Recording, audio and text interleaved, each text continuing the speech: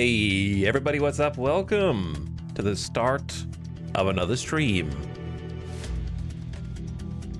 We're live.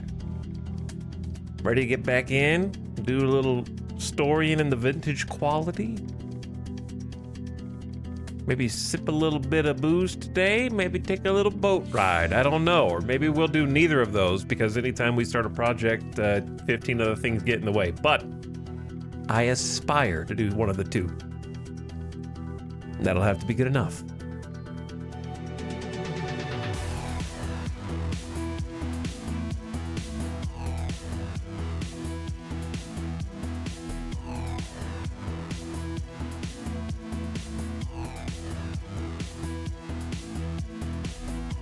Got a little sip of coffee. Hope you gamers are doing good. And ready to hop back in. We got work to do. There's a lot of work to do anytime you play Vintage Story. I dread one day starting a new campaign and having to do it all from scratch. That's one thing that motivates me, that keeps me going, because I think of like, oh, am I gonna want to play Vintage Story in like another year? Maybe, but I'm gonna look at it and go like, do I want to build a farm from scratch? Do I want to build a house from scratch? Do I want to do everything from scratch again? Maybe. I think the thing that makes that interesting is having like a different map seed. That's the main appeal. Get into Rome, maybe a different map gen mod or something like that. Check that out and just run around and see if you get anything cool. Like I saw someone in chat yesterday bragging about their spawn. They were like, I found a cave and it has every single resource in it right from the get-go.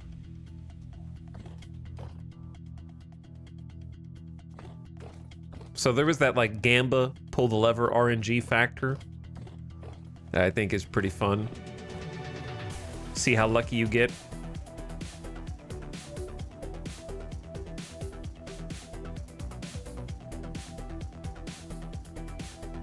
Hello, Torres. What's up? Hello, all the other people, arrivers. Thanks for clicking. We're already in less than 10 minutes into the stream. I don't really remember what, it's 5:12 a.m., so it's like morning. Sun should be coming up soon. Snowy outside. Ooh, looks kind of cozy, you know? It's a good, like, screensaver wallpaper, maybe, if you get the wind chimes in for a little bit of motion, and then just kind of, like, time-lapse it right here for the sun to come up and light up the sky in the background. I'm just going to leave this here for a 24-hour time-lapse. You guys just enjoy the wind chime and the changing weather and the flowing clouds and the snowstorms coming in and stuff. And, you know, it's pretty cozy. It's going to be a new stream strat that I try.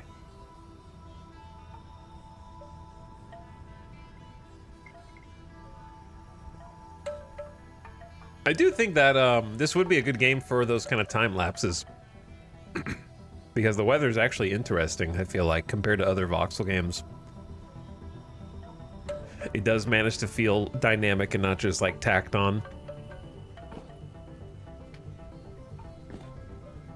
We made an oven yesterday and we baked bread. That was one of our, well, we already had the oven, but you know, that's neither here nor there. We placed the oven, learned how to use it, and made some bread. So maybe in the near future we can try making a pie. I'm new here. At what stage are you at in Vintage Story? I am at the feeling out the game and not wanting any backseating help, advice, tips, tricks, or anything unless I say, hey chat, okay, go ahead and tell me what's the answer to this question. That's pretty much the stage I'm at. Progression-wise, I just got bronze pick, and I've just been chilling in the copper age. I like building for aesthetics. But today we might build a sailboat, which would be fun. What are we doing on food? 5 servings of food? We can cook some tonight. It's not really a rush.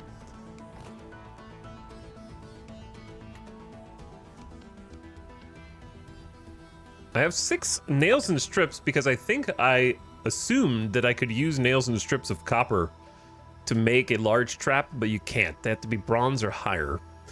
But now I can just use the nails and strips to make other stuff. I was thinking about making a bug net, just for fun.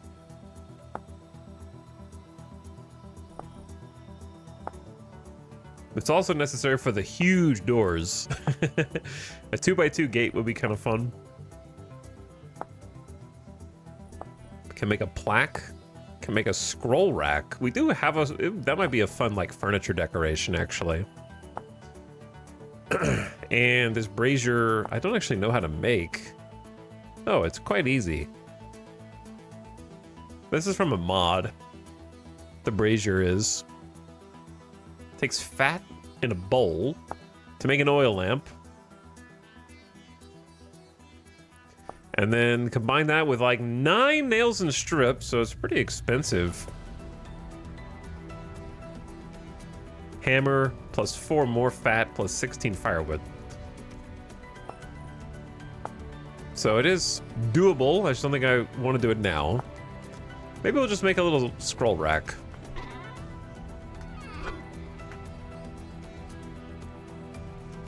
But I have to decide what type of wood to make it out of. I've been doing a lot with walnut. So maybe just walnut for now.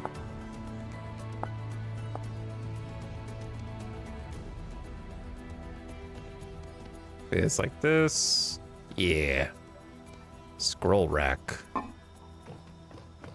I need to redo this room. This is really like the last section of the house that's not done. And then I want to change these walnut logs. Also, well, that's pretty cool. Pretty sure we have at least one scroll. I do. There it goes. Though my secret is I don't really care to find more scrolls. It's not really my top priority. I don't really concern myself with story or campaign in this. I just wanna explore around. All right, let's go out and do something. What were we doing?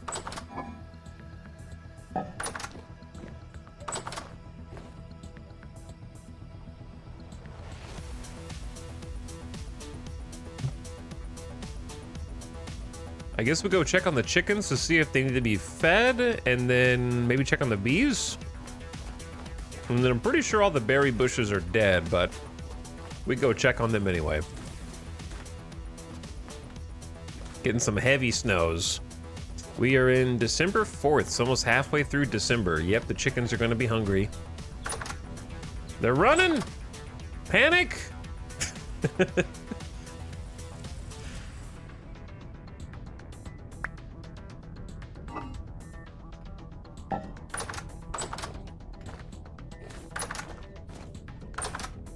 I need to come up with a way to like make a little light post.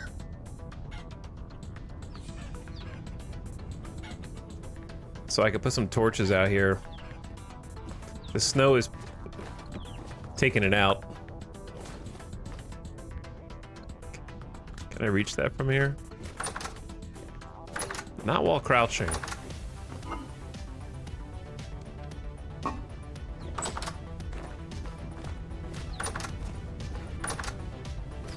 How many chickens are there now? I see babies. 1, 2, 3. Yeah, it's still 4 regular-sized chickens and a few babies.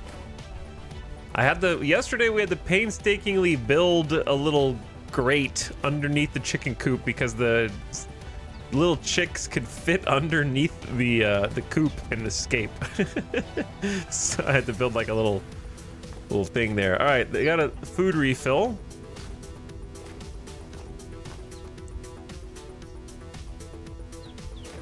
And then torch-wise,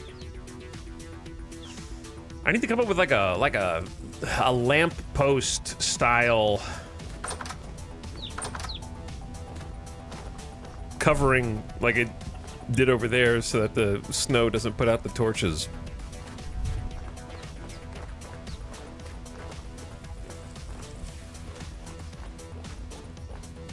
Some intense bee checking music. All right, empty, empty, empty, harvestable, empty, and empty. All right, so the bees aren't really spreading much now.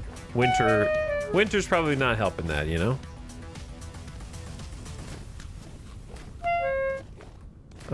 That's the sound of being hungry. I brought some breakfast. So I dug out this trench with the goal of putting like a path down here, and then other tasks came up. One day we'll redo the whole farm. Honestly, it won't be that hard to do. I just need to replace all the dirt with actual blocks. Probably a lot of cobblestone at this point. It'd be cool to be able to go get some different types of cobblestone besides just granite. Though a boat could help with that.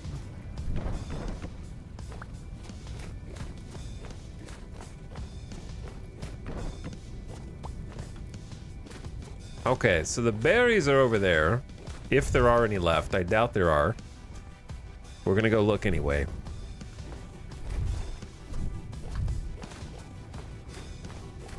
The pond is freezing over.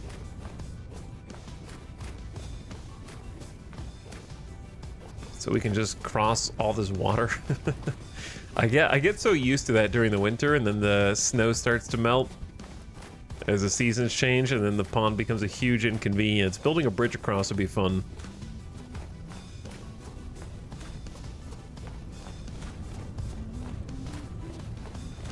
All right, this is where the berries were. And I assume they're all dead now, because it's full-on winter. Yep, I should have come out to pick these before it got so cold. We picked, I would say, 50% of them, but I should have come out and got the rest. Okay, just wanted to confirm. So, with that in mind, what do? I don't know if I had anything on my list. We chopped walnut and we dug sand, so we already did that. Built the chicken coop, done.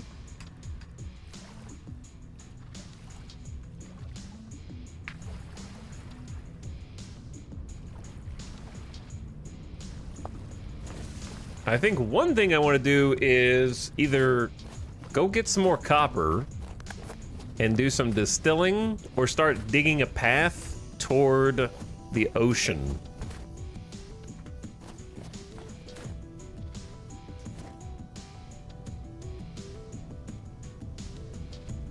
So we are here. The ocean is here. So, like, I want to create a path that goes kind of from the farm area out to this coast. And then have, like, a little dock on this coast right there. It'd be even crazier. Imagine having multiple people and you dig a canal. That'd be pretty sick. That'd be a big scale project. That being said, there wouldn't really be a way to dig a canal unless you were playing with the game settings that allow buckets to create source blocks of water, which I am not. So I don't think we could even create a canal. I would have to turn that back on.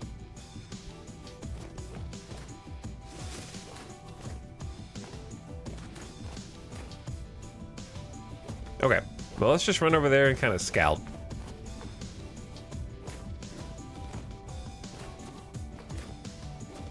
Toward the ocean.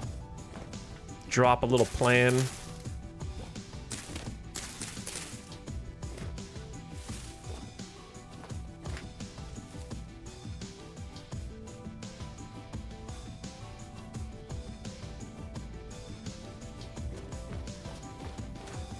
Yeah, I'd love to have a path that goes right past that waterfall, which I want to use anyways. For the farm. So this is going to be just a little information and recon. So there is the channel that leads to the ocean.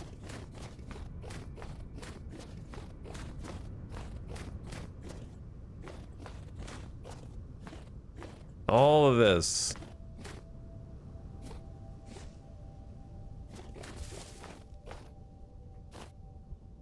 So I want to build the dock somewhere out here. Definitely not that way, because there's not really any flat land. This is going to take some terraforming.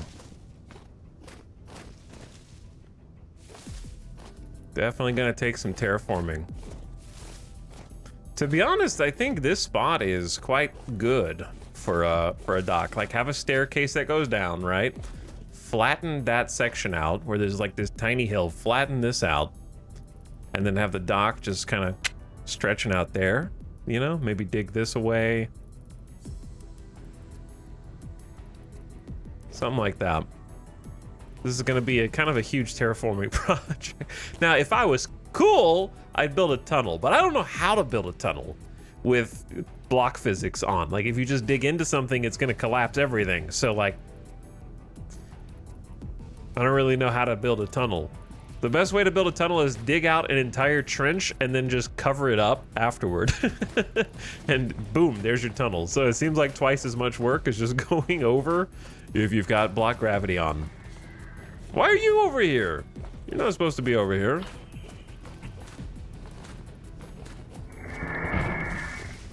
What was that?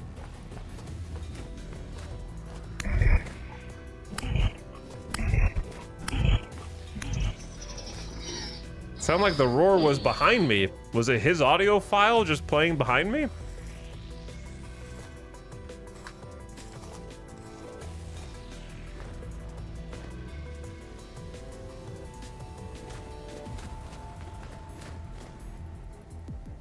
So anyway, that's kind of the goal for the boat. So if we want to do some booze, we need to go get copper, which to be fair, we kind of need to go get anyways. The copper is the more direct and easier project. The boat, I could just skip to the part where I build the boat, but I really want to build a path, even though it'd be a huge pain. And boy, now that I'm looking at it, it would be a huge pain.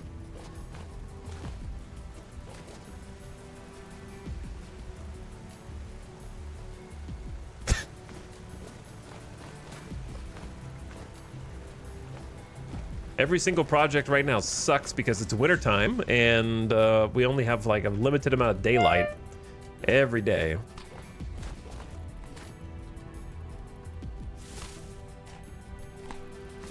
The planet is rotating.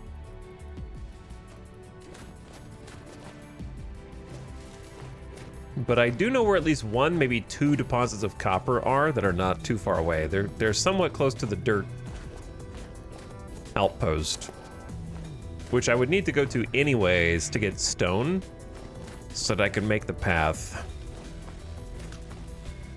So why don't we just spend some time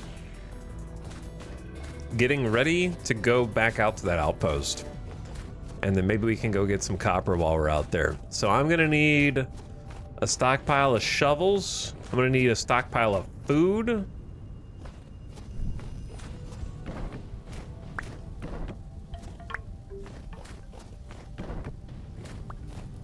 Probably some, I guess I don't know if I have a small reed chest over at the outpost. I could just bring one so that I have room for storage.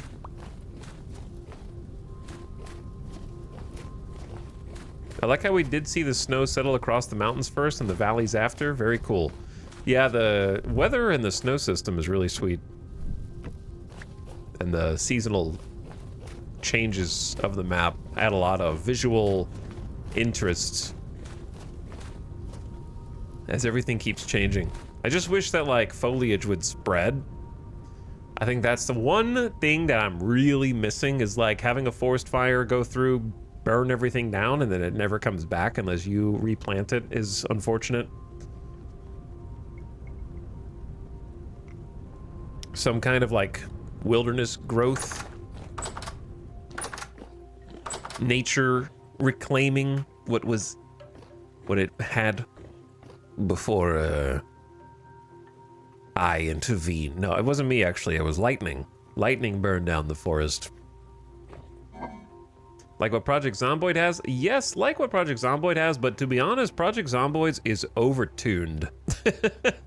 It's too much. Like, you just go through a few days I remember when we last played Project Zomboid and Build 42 Beta or whatever. We were in a log cabin in the middle of the woods, and there was a dirt road leading up to the cabin. And then the dirt road, we would go out and like chop down saplings and clear the entire road. Sleep 1 to 2 days and there'd be more saplings there. Okay, go back out and chop all the saplings down. Next day, more saplings on the road. And it's just like, okay, I get it. Like the overgrowth in Zomboid is just like insanely fast, it feels like.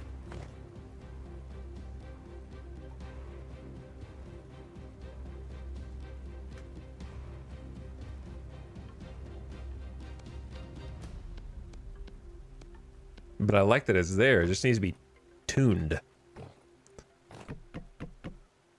Okay, we are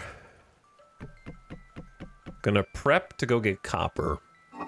So let's start by making some meals.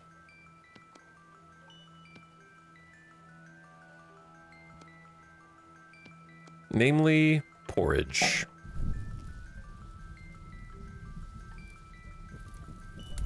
Okay, we're gonna need a number of meals. We're gonna need at least one reed chest just for storage while we're there. I don't think we need over a stack of sticks. That seems like a lot of sticks. But I also don't have anywhere else to put them. How about in here? I don't need nails and strips right now. We need a chest out here for the smith, for sure.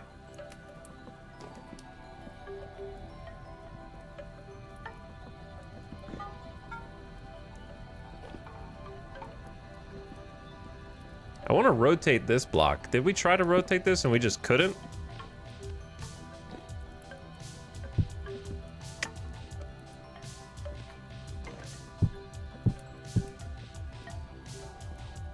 Yeah, I don't think you can rotate this.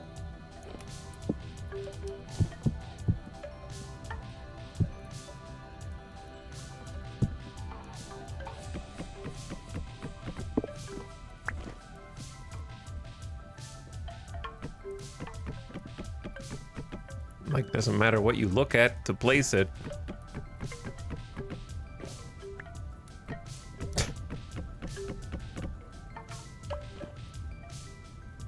Cannot place this, requires a solid side face to attach. Oh, so it just can't attach to the stone fence? It has to attach to a solid block? Well, that doesn't make any sense! It's just a freestanding...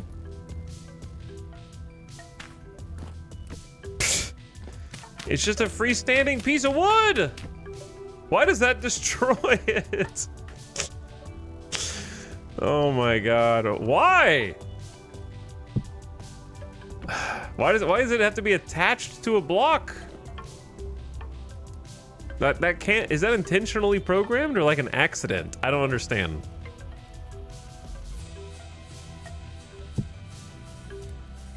It's just there to piss you off. There's no function with that. Okay, anyway, whatever.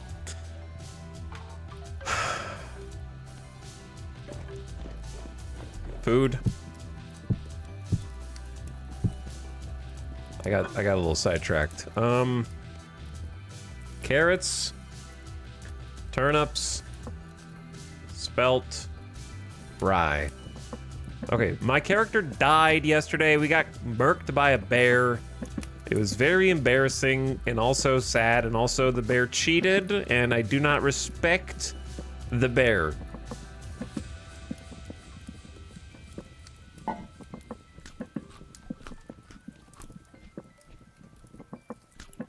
So, I think I still have technically one respawn left.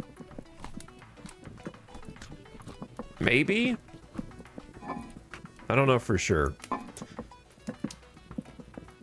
Maybe I should just go ahead and like use another one to reset.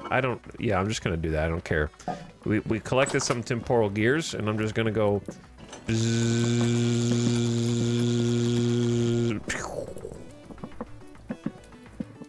And now my spawn is set to there. I'm not taking any chances. I've got so many of the temporal gears anyways, I'm not going to save them for the post-credit scene.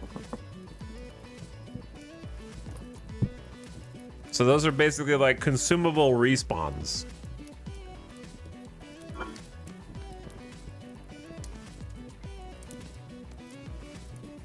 Actually, take the carrots out.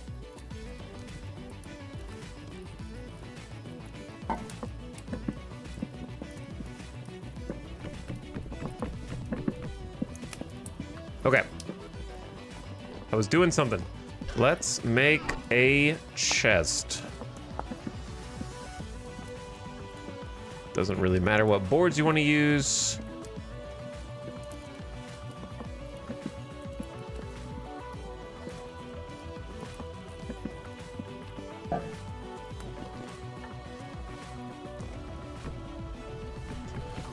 Okay, I'm gonna put this next to the forge and hopefully it doesn't catch fire.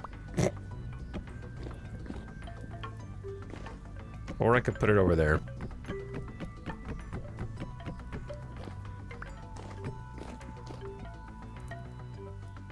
I like that it kind of connects it up. So the reason for that is now I can put ingots in there, as well as just things I craft like nails and strips, and they have a place to go, instead of just sitting out on the floor. I'm gonna eat some parsnips so my poor character can remember what they're called.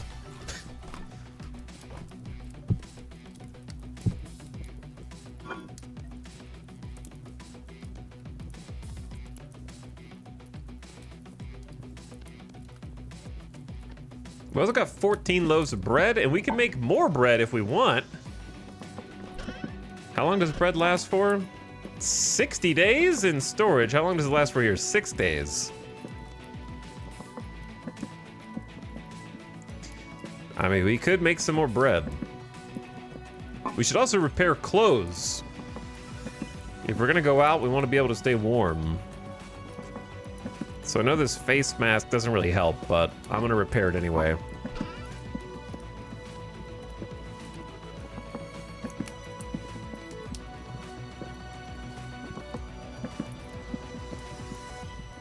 I'd rather have it than not have it.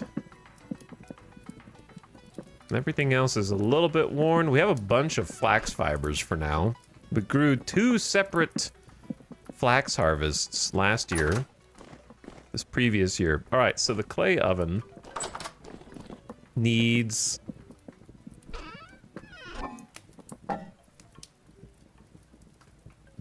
resources. I guess spelt grain. Take like half of it, throw it in. Multitasking is not my strong suit, but I'm trying. Keep the ball rolling. Okay, cooking more meals. So, if we do this, we can use the quern to grind the spelt, in this case, into flour.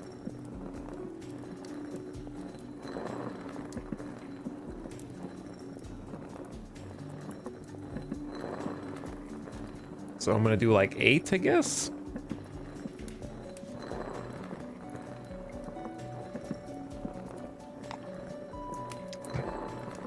And take advantage of our new oven, which I should have already lit.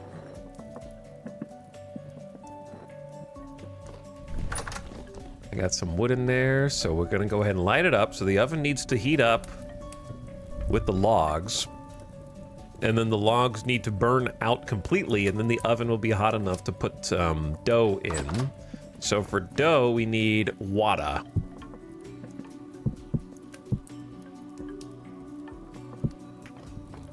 So we have a way to get water already. Because yesterday, if you missed the stream yesterday, we basically finished mostly the basement, and so now we have the tannery in here with a water source that comes from the lake. So we basically built a pipe. It's not really a pipe, but it's a stone and aqueduct pipe going from the lake, delivering water to our new tannery beneath the house. So I can use this to fill things with water without having to leave. Which is pretty cool.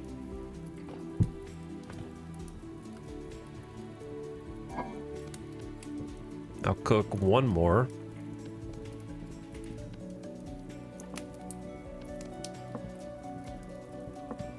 Could have made some scrambled eggs, I guess. All right, the bread's ready. So let's get flour plus dough. And then throw the dough in. 272C right now, so it's gonna go ahead and start cooking up. Well, we really are multitasking. I need more water.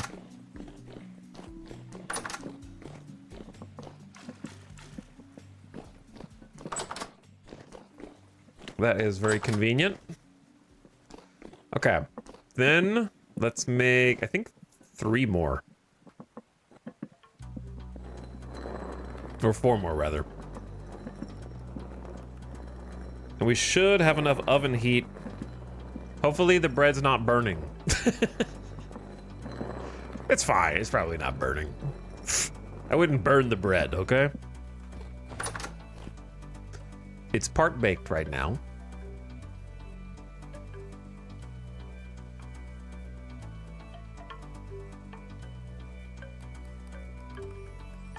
Hopefully there's no monsters outside. It says calm rift activity. Ooh, there it goes. Cooked.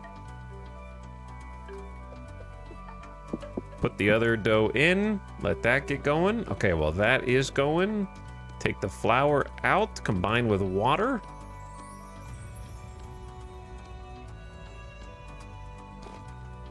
Pour some dough. It's funny to me that to make a pie, you need a table and you need to roll out the dough. But for bread, you're just like, yeah, water and flour. Just throw it in there. It's easy. You don't need to shape that. Just pat it together in a ball and just yeet it into the oven.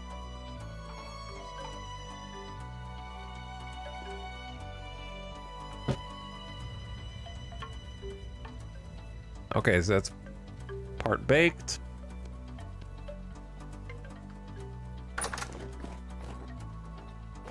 And I'm gonna put the currently cooked bread in there for later. So you gotta watch this a little bit more closely than your regular food because it can burn. Actually, did we finish cooking this? Okay, we did. Oh, speaking of, it's ready. There we go.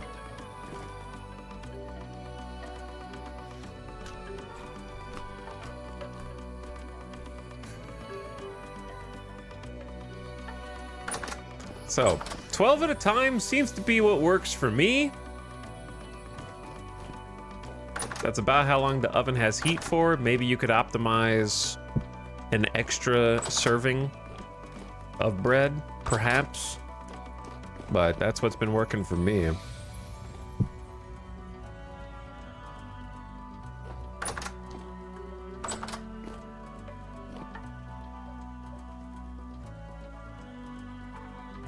We need to make more horsetail poultices. I forgot that we like kind of consumed a bunch when we went into that underground cave and almost died.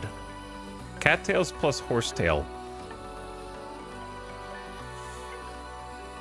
Should be able to make that.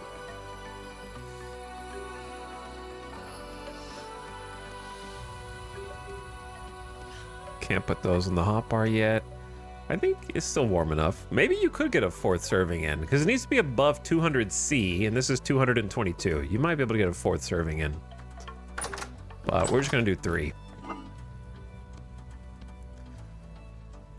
Yeah, you definitely can get 4. Okay. Well, that's all we've got right now. So...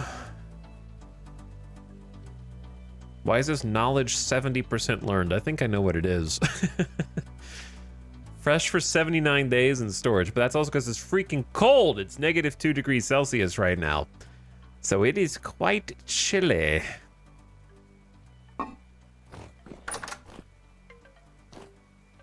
Love the new oven, though. This bread is pretty resource efficient. It really makes that that grain go a lot further.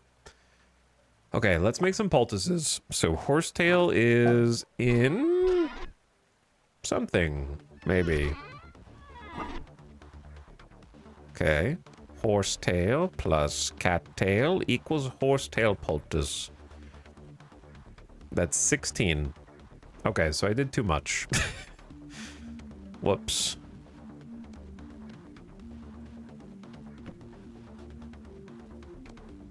These need to get thrown out. All right, so we got 16 heals. We got food. We need shovels.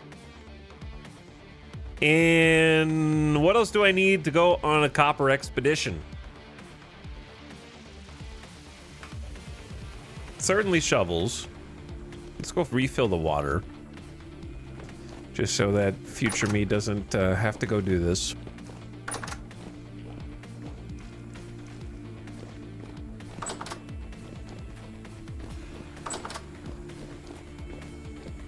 I need to move these shelves somewhere else. But for now, they go there.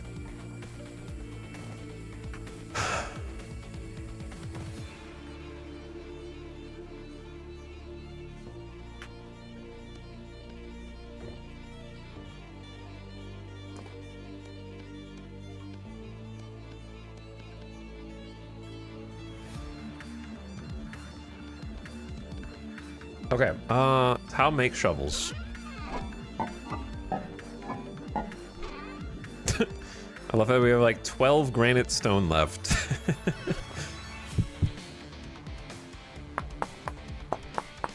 Making some arrowheads would also be good. We have like very few, I think.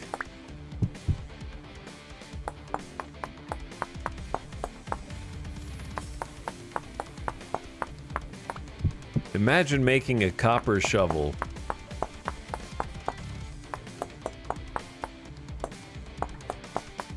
How many copper shovels do you think you'd have to burn through to get to the copper that you're trying to dig up?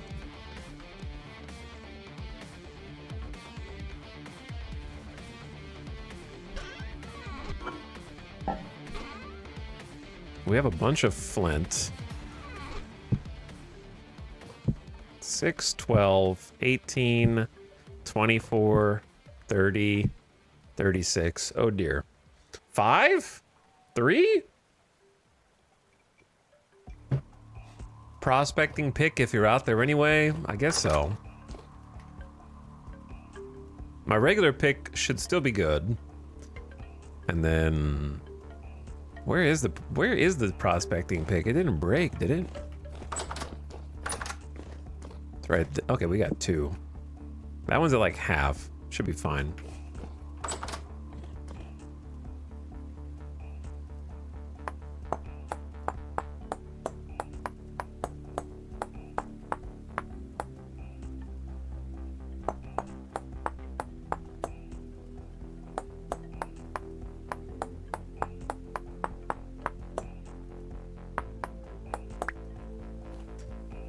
Okay. Tedious, but necessary. I don't know why I do it in like a different pattern each time. I do like a pattern, I'm like, oh, that was a good pattern, and then I immediately forget how to do it.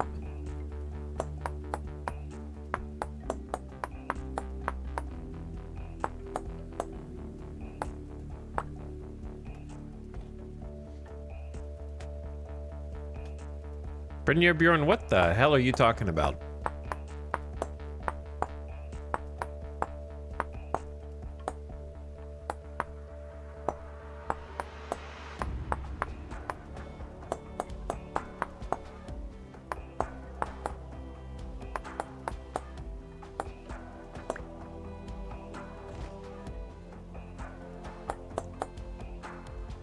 I'm playing Elder Scrolls Oblivion. You just wanted everyone to know you're like, I'm doing things, so I will now quote thing for everyone to let them know I'm currently partaking in it. Just had to share with the class.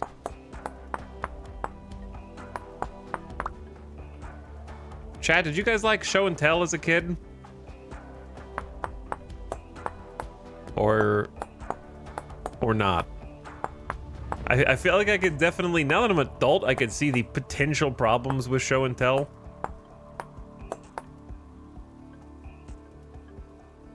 No, no one cares. The rich kids ruined it. I guess that's the potential problem I was thinking of. See, I think show and tell is great if it's structured in such a way as to focus on, like,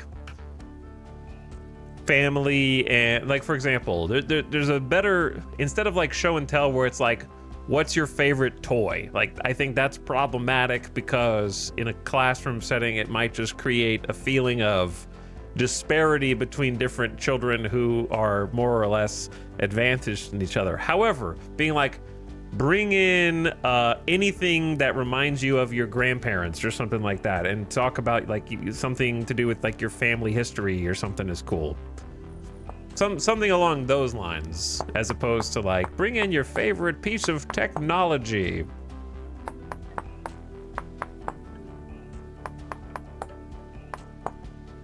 Or it doesn't have to be grandparents, but just like a family member or something like that. I don't know.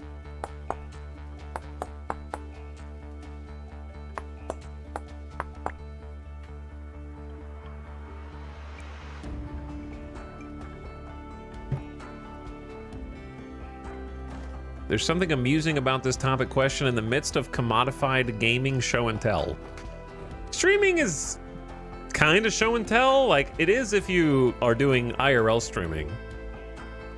If you're just playing a game, anybody could get this game. And you don't even have to buy it. You know, anybody could get this game. But I guess it's show and tell adjacent. Hey, look at this! Chat, hey, look at this! It's crazy. Tab in, look at this! I'm opening so many little containers! I'm starving to death, look!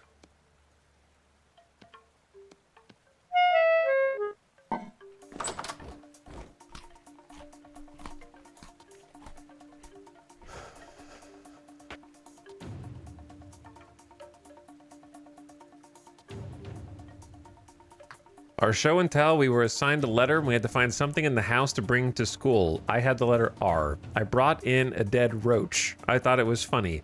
The teacher in the class did not. Okay. Yeah, I mean, maybe they should have been more specific in their instructions, I guess.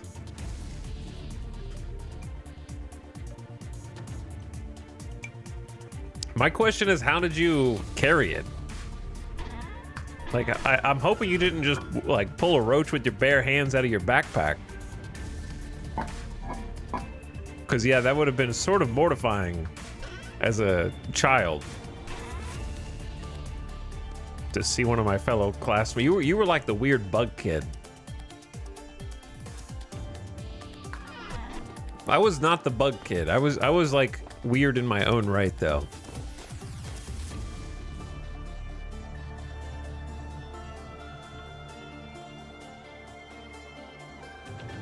Okay, so we got the prospecting pick, we got the regular pick. We need to bring Crocs. I don't think I need to bring bone arrows. Just taking up extra inventory.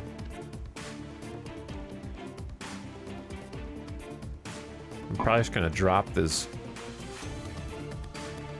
dead axe.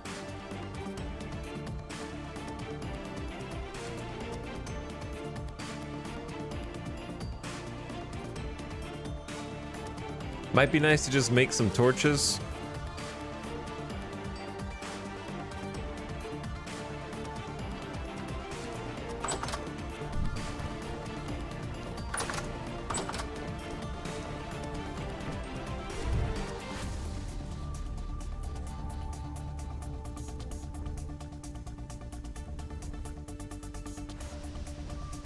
It was in a plastic bag. My mom killed it. I joked that I should bring it in for show and tell. She also thought it was funny.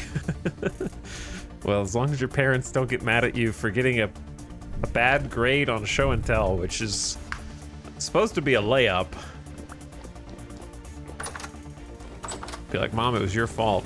You're ruining my grades, Mom.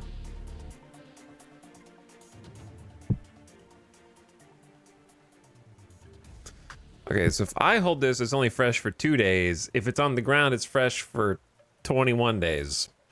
My body warmth is spoiling the food.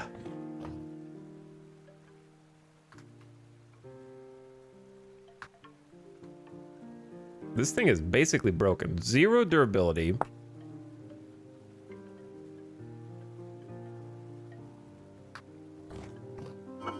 What music is this?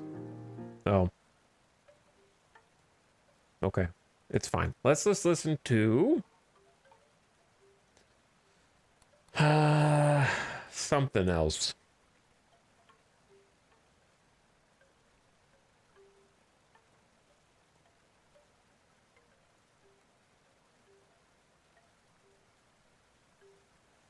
Something else.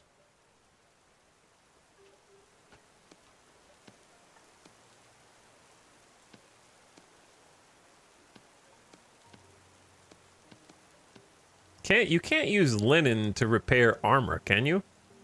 No. So, okay, that's fine. I'll just leave that there. I didn't think so. But my armor is busted, man. Like, all at the same time, actually.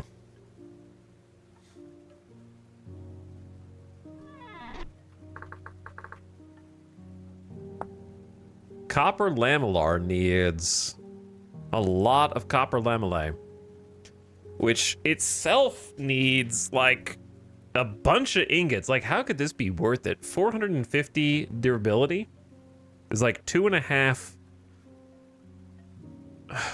It's like 2.5 wood in terms of durability for 10% extra protection.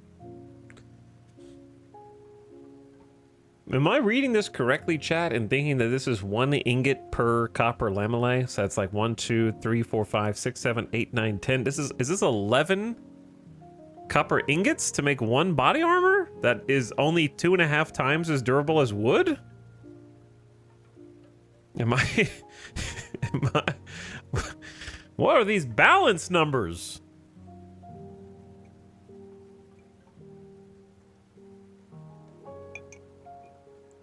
I think you get more lamellae per ingot. I don't know. It just says copper lamellae. 1 created by 20 copper bits. That's what it says. Smelts into a full ingot.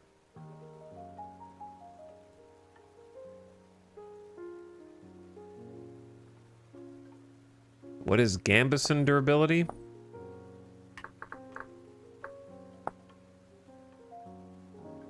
900. So high. So like I may as well make that instead. This can be any stitches, right? It doesn't have to be diamond stitches like this is saying, right? And then Gambeson body armor is... Okay, so hang on.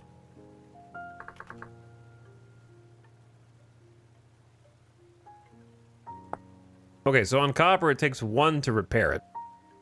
So once you've made it, then you don't have to keep investing. Okay, so you can repair these. Sorry. All right. So that means wood can be repaired with firewood. So I could just repair this with firewood if I wanted. Yeah, I didn't notice the tab on the right. I'm glad that I noticed that before making a whole new one. But the looks like the armor is...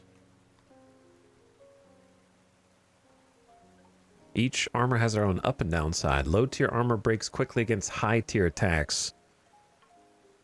Shields, improvised armor, we had that before. Lamellar armor.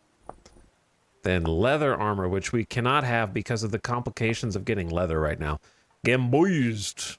Created by layering lots of linen. Takes an immense amount of linen to create, but offers great protection without losing flexibility.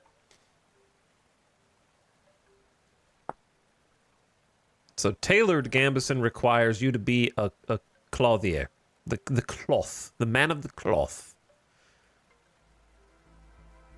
So don't get the tailored ones, but you can do, anybody can do regular gambeson. So it has worse healing effectiveness, but lower hunger rate penalties and lower walk speed penalties. Lower ranged weapon penalties and lower accuracy penalties. So it's just like got better penalties, 5% better protection, better flat damage reduction, and way better base durability.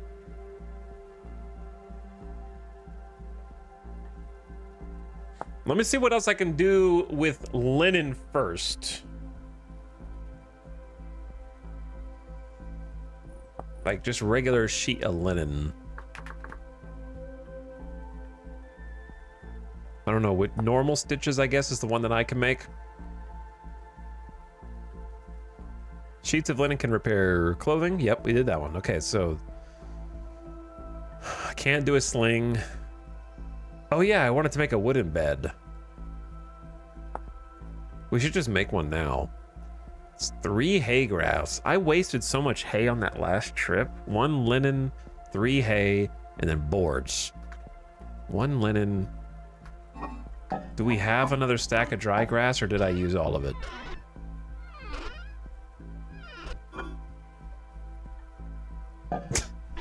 I don't know. Oh, I do have another stack. Yeah. All right. Okay, so it's 3 blocks.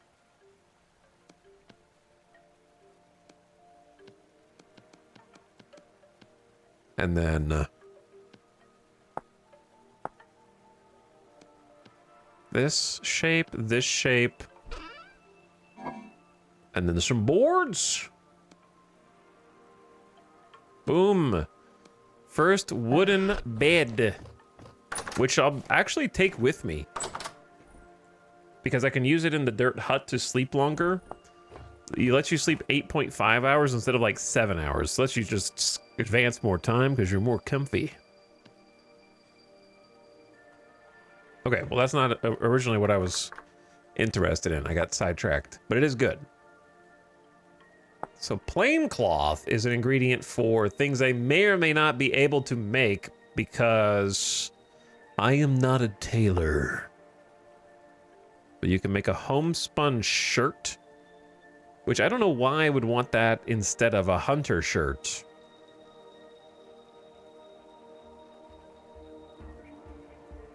Unclear. They have the same warmth characteristics. A nomad mantle, which requires a trait. Fur-lined also requires a trait. Homespun pants, ditto, same question. Saddle, bug net, chair, glider needs a recipe, and mordanted cloth. Cloth that has been treated to hold dye. Okay, so really like nothing here. Sewing kit requires a trait we don't have. Trait we don't have. Linen sacks we do have. A sail for windmill rotors. Okay. A mining bag, which we don't have because we need bronze, basically. I think. Bronze or better. We need bronze or better. Would be the best way to say that. Honey sulfur poultice needs powdered sulfur. Okay, so none of this. Basically, like I may as well use the linen for gambeson body armor. Flax twine can be used in other things, such as a bucket, the plumbing square. So we need to save some, right? We need to save some. We already made a longbow. We can almost make a recurve bow. I just need to be able to make leather. Leather opens up a lot of doors.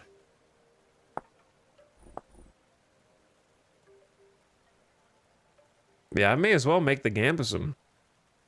Like with all this flax that I got, because I don't think I can do anything. Chat, is there anything else I can do with this flax?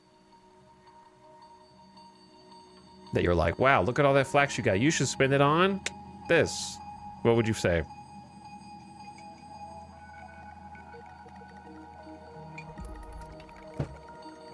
Ninazy the Second, thank you for 14 months of sub. Appreciate the tier 1. Welcome back for one more. Also, War of the Worlds. Thank you for gifting a sub to Draconic Day. Much appreciated. Thank you for the gifted, and welcome back, Ninazy. Sales is like the only thing? Okay. So let me look at the Gambeson again. So it's like 1, 2, 3, 4, 3, 5, 2, 4, 6. It's like 11. 11 linen. Which would take... Hold on, it'd be easier to do this.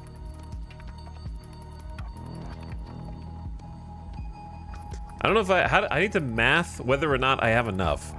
So it would be 11 linen times 4 twine each. That's 44 times 4. Wait, is it 4 or 8 flax to make a single? It's 4, so it'll be times 4 again. So I need at least I think it's 176 flax fibers if I mathed right. So we should still have like 3 or 4 stacks left over unless I mathed wrong.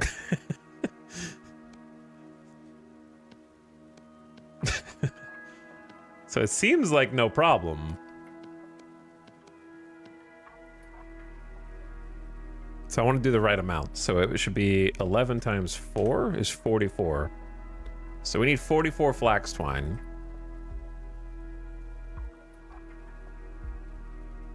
There's 32.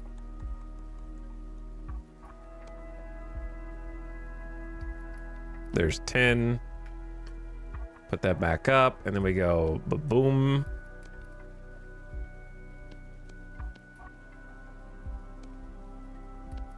Math is hard. Why do I have 2 extra flax twine? Sorry, math is hard. It's fine. Close enough. Close enough. There we go. So then it's like 2's in the middle, and then 1, 2, 3, 4, 5.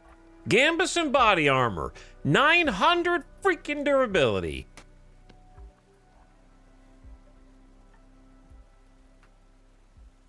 Oh yeah, that's true. Well, Lamellar is protection tier 0, and this is protection tier 2. Okay, so that is a big upgrade then. I see. Plus the higher flat protection, the better debuffs as well.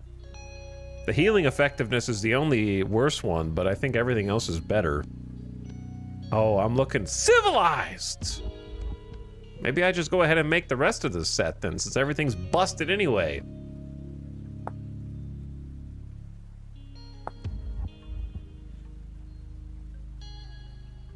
The flat damage reduction is really good. It is good, especially when we only... 0.2 doesn't sound like much, but I only have 15 HP right now. So saving 0.2 is a lot. 0.7 versus 0.5. So the Gambeson helmet is 3. So that should be 12. Plus 2 extra.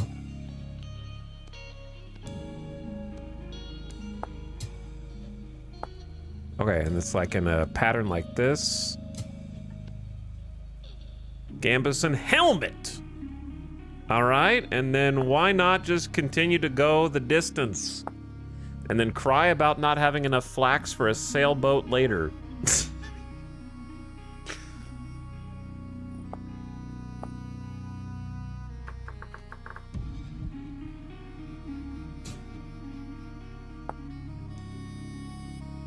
Leg armor has got to be 5. Yeah, this is a problem for later for sure. 1, 2, 3, 4, 5 linen stitches plus 2 flax twine. Okay, there's 4, 8, 12, 16, 20. So I need 20 more. 22 total.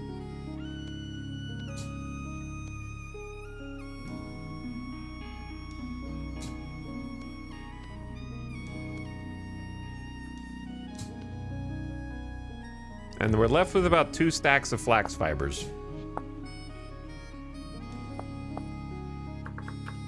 So how come the sail only says windmill rotors?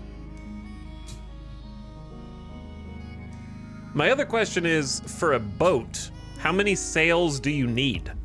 Because building a sailboat is extremely vague on that front. In fact, the entire sailboat construction page does not even mention a sail.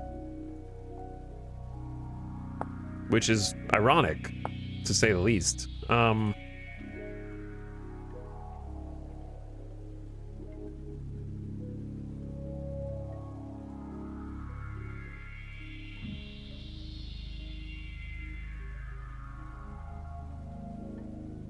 It's happy to mention whether you can place a mount, such as an elk, which I'll never have, or attaching a lantern, or rat lines, or an anchor to get around. It's happy to talk about additional seats that can be added, but it doesn't mention a sail! Sailboat page is the worst in the handbook, in my opinion.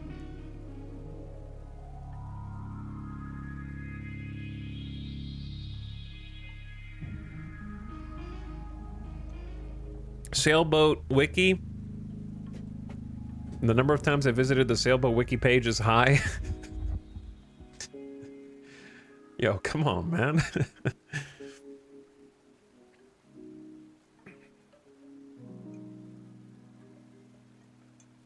All right, anyway, I'm not worried about that right now. I am not worried about that right now.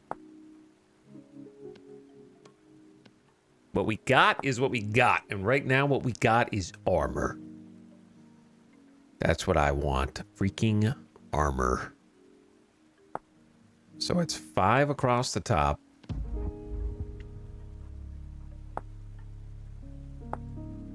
And then these 2 on the bottom.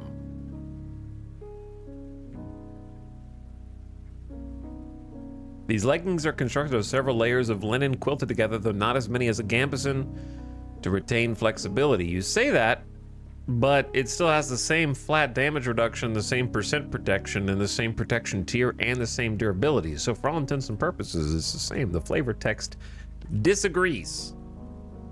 So instead of 200 durability and tier 0, we are moving up in the world.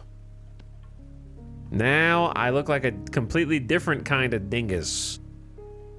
I look like I am ready for a practice fight at my new martial arts class, and they just gave me a little brown belt and sent me out there with head padding in order so that I wouldn't get a concussion in my first bout with my other classmates on the mat, you know? I look like just a little student on their first day, like, okay, please go easy on me, don't hurt me.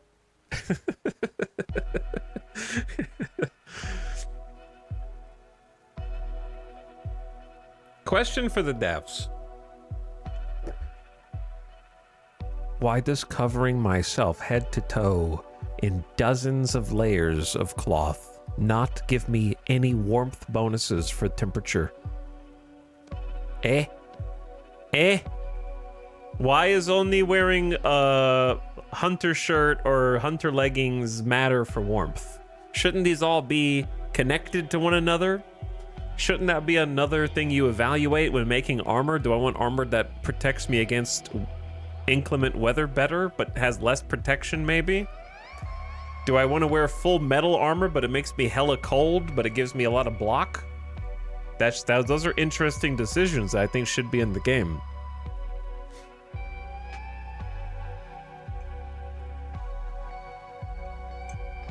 Right now, it seems lame that it's only your underclothes that give you warmth.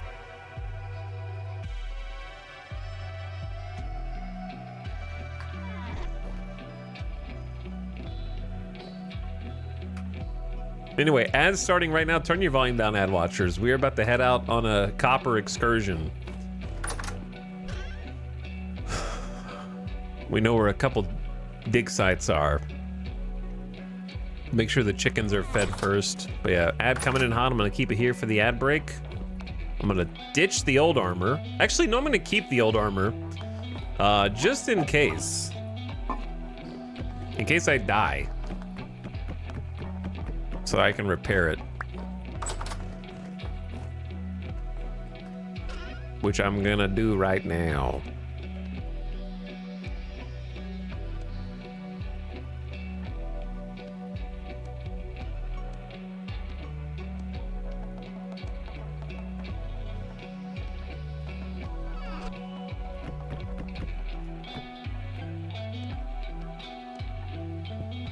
Oh, you have to spend a lot.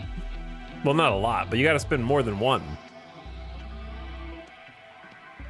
Okay. I'm just gonna put this in here.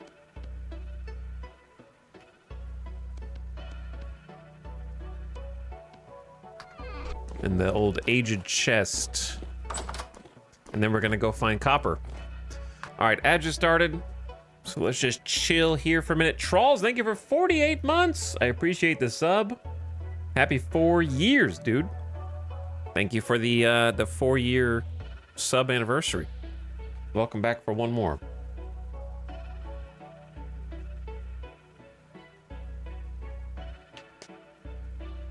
Is this a Minecraft mod or a separate game? It was a Minecraft mod back in the mid-2010s, but it's been a separate game since like 2017. Welcome out of cryosleep to a new frontier. Do you think, chat, in like 8 years, if I play Hytale, do you think people will come in and ask if that's a Minecraft mod?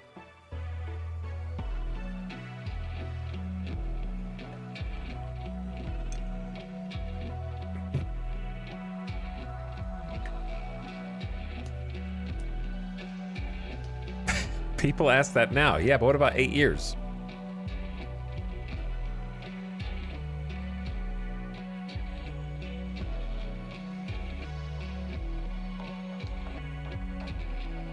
But anyway, this is a whole different game. It's more hardcore than Minecraft by a lot. Sometimes too far in some directions, in my opinion. Thank you, Autonomy, for a year and a half of sub. Appreciate you dropping the prime during the ad. And by Ishtar, thank you for 17 months. Thanks for the subs, dudes. Appreciate you jumping back in for another month.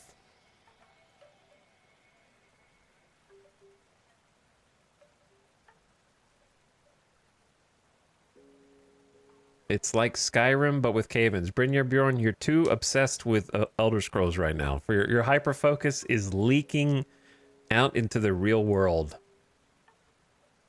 It's got multiple avenues of leakage right now, okay? So let's dial it down with one notch.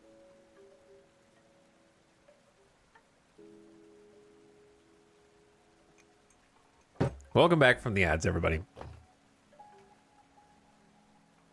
We're back. All right, remember to bring food. That would be embarrassing if we didn't bring food.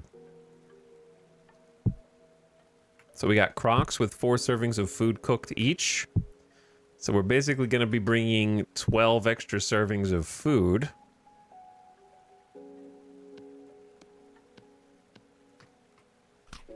And then I can go ahead and eat.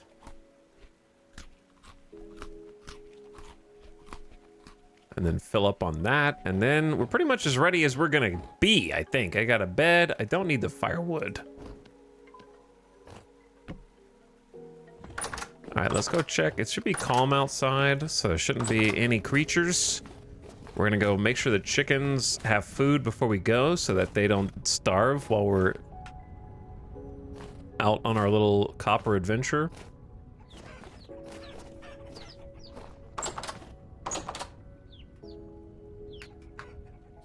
So I was just gonna put a new trough down there. I might actually just move this over one, just kind of separate these a little bit. Put a second one there. Man, they're eating fast. They already ate. I mean, I guess flax doesn't really go that far for them, but they are eating through all my flax.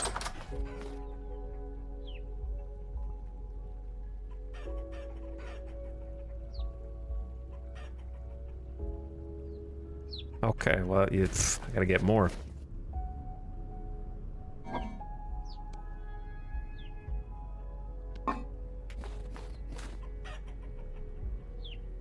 There you go, boys. 1, 2, 3, 4. Yeah, I think it's still the same number of chickens and babies, I think. All right, there's some food for you. Don't go hungry.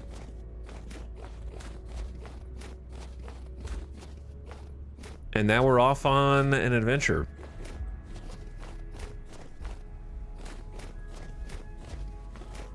But maybe I do a quick torch replacement so these torches don't burn out.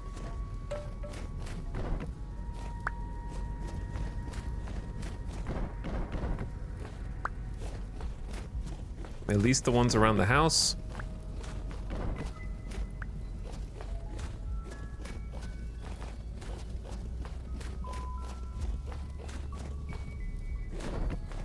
Okay, here we go. So we got a little dirt outpost, and I think just beyond that is 1 or 2. There's definitely 2 sources of copper. One of them we marked, the other one we didn't. So I don't know if I'll be able to see the second one because of the snow might be covering up where it was.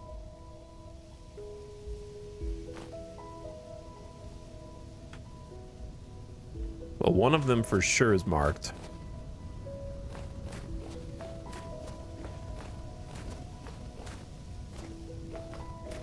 I feel like it's just been non-stop snow blowing in. Extremely strong wind.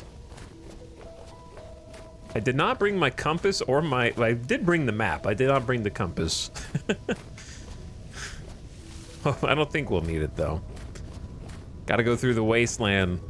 There was a forest here, but a random lightning strike started a forest fire and burned the whole thing down. So now it just looks like this.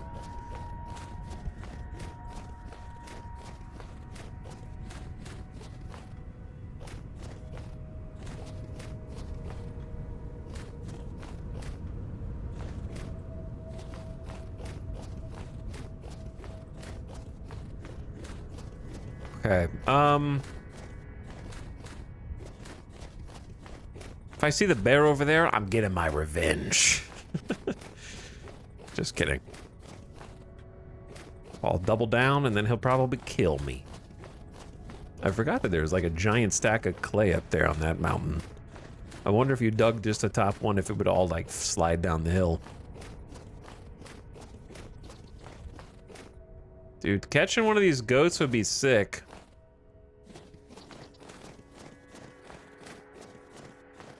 Bunch of clay over here too.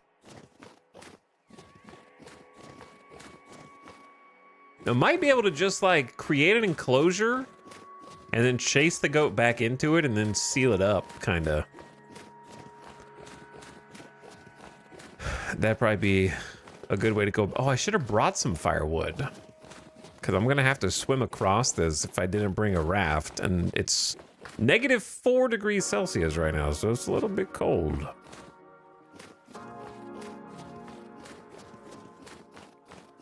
A little freezy. Gonna turn me into an icicle.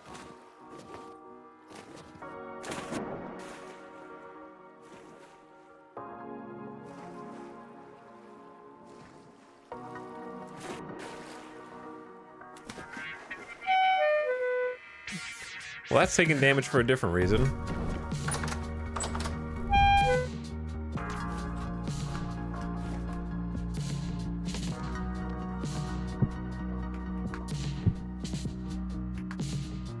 Okay, so there's some extra food.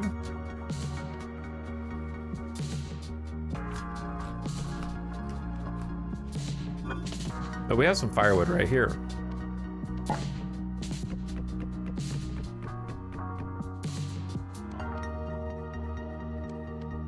And then we got the extra bed.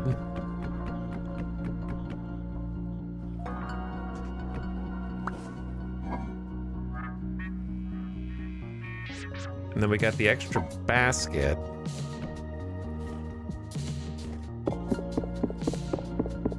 I wish I could turn this into an actual not dirt hut. But it'll work. All right. We still got a full day ahead of us. So crank the soundtrack and let's go find the copper.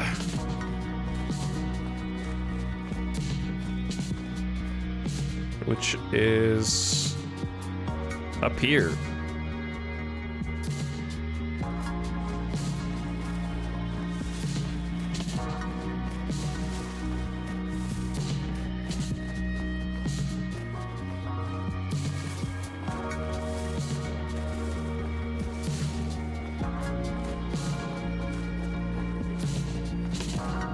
So if I marked it on my map correctly, there's actually copper past the luxury trader right here. There's the luxury trader. So maybe over here?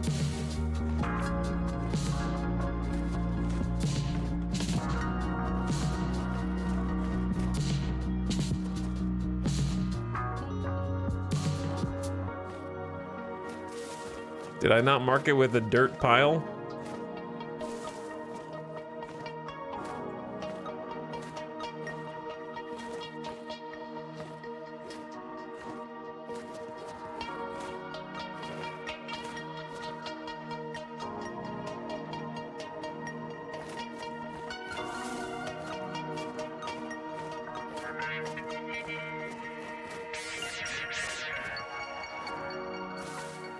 Okay, here's the little ravine.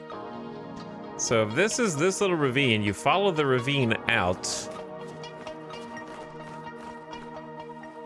this direction, and then when it runs out, just beyond it is copper, supposedly. Oh, maybe it's that.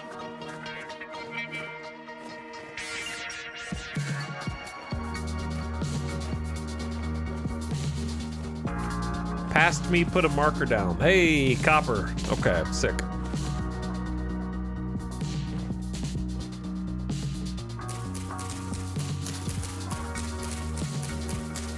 Now the fun begins.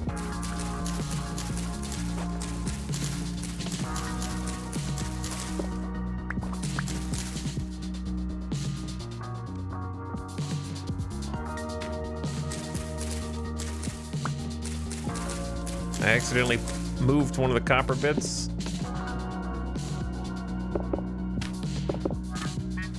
I like the mark where I picked up the copper bits. So surface copper means that there's a deposit below. So that's why it's important. So now we gotta excavate this area.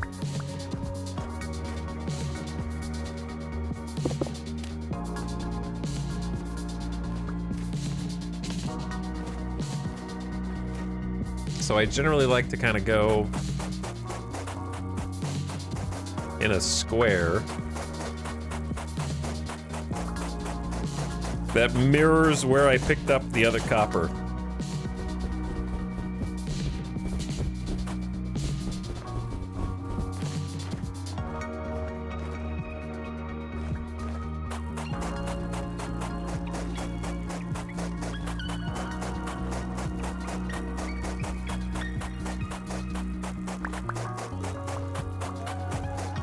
Whew.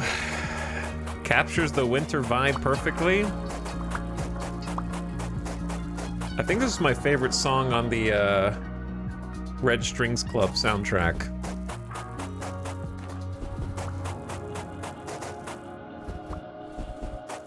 If only shoveling snow was that fast IRL. Well, the thing about it is, for some reason in this game, shoveling snow takes almost more durability than shoveling blocks. Whoa! This is surface copper. I didn't expect it to be that close. I thought we were gonna have to dig much deeper down.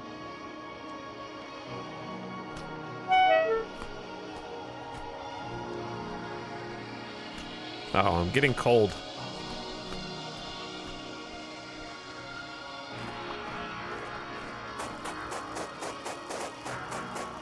Might have to build a campfire out here. Because of the... I assume the water brought my body temp down.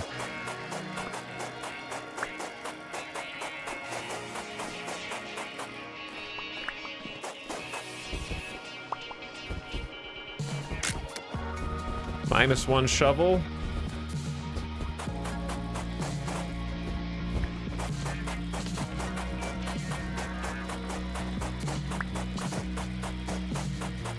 Well, this is going to be one of the easier copper deposits that we get.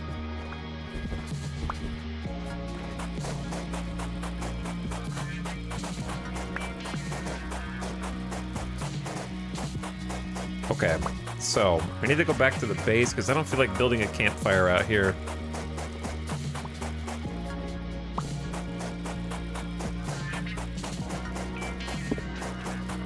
Look at the juice.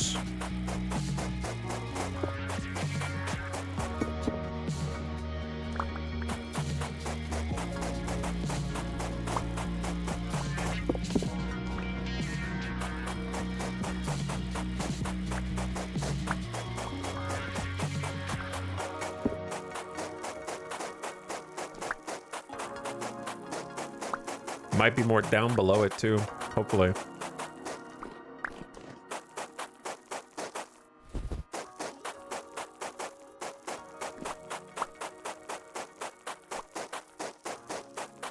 Okay, I mean, that's... We'll go one more this way.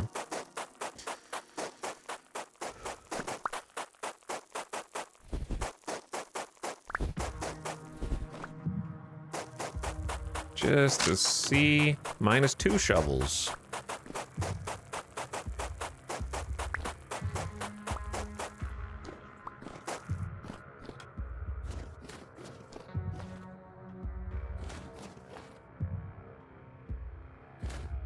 And it's already 1 p.m., which basically means our day is over. Somehow. Somehow that's how it always goes. Winter expeditions are cursed. Even if we could make a sailboat, it would be a bad idea to make a sailboat. Because you go out and you won't be able to see anything. Your days are so short. And if you start freezing on a boat, you have to land somewhere and start a campfire.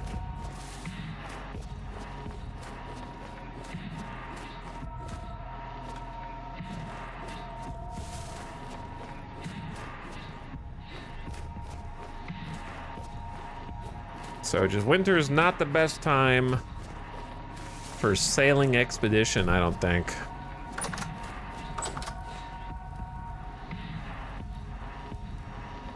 Because if I go sailing, I want to stay on the boat most of the time.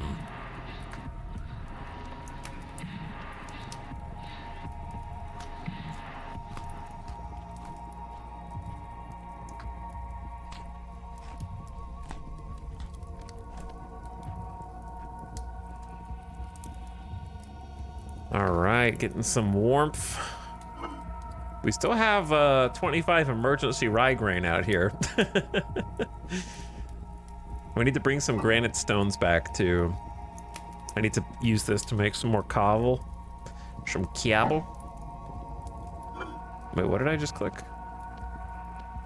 Oh, you can use hotkeys to loot stuff out of containers. I didn't realize that, and it'll exchange it. All right, we're back to 37.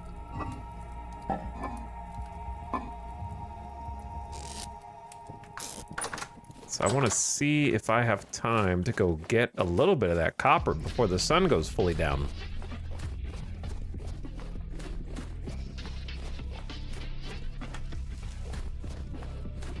See, it's a little silly to me that I just crafted... I replaced wood, like, lamellar with full set of cloth gambeson, and I'm still just as cold. Like, that doesn't make any sense to me.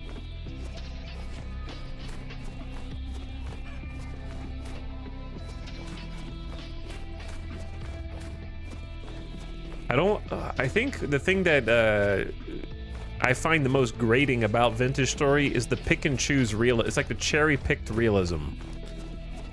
Realism here to be annoying, but no realism here when it would be convenient.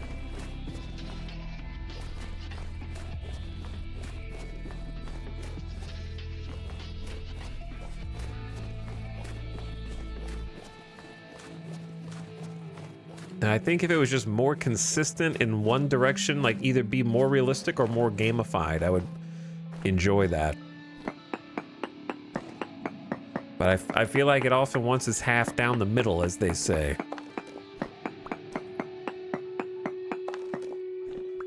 Kind of another way to say have your cake and eat it too, but it means a little bit of a different thing. I think it's a slightly different idiom. This inflammatory speech will not be tolerated.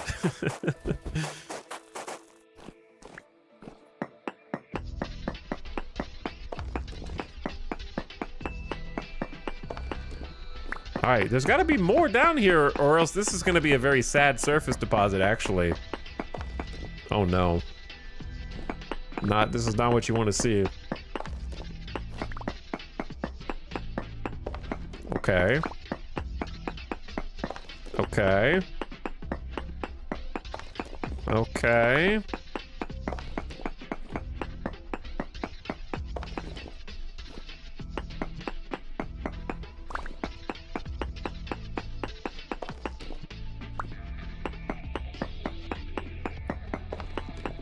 All right, there's at least a few more. There we go.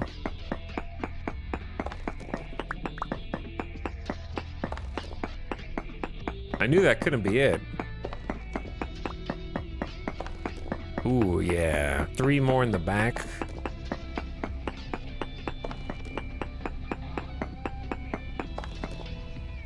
That honestly might be it.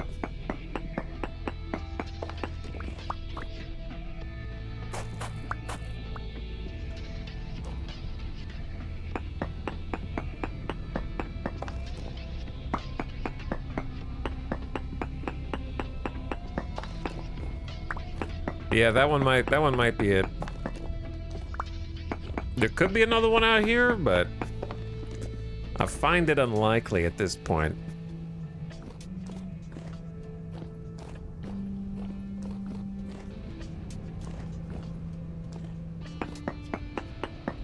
I'll do like these 2 blocks just to see. Yeah, I think that's it. All right, let's do a little prospecting right here just for fun. What quality was it? Poor. Oh, it was poor chunks on top of everything else? Oh, well. So it's even less. That's too bad.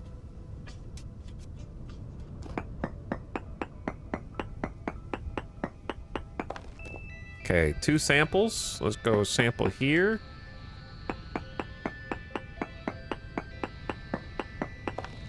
And then the final sample over here, maybe? I don't know if that's 3 blocks away. Damn, that wasn't 3 blocks. Maybe this one. That's not it? Okay, maybe this one.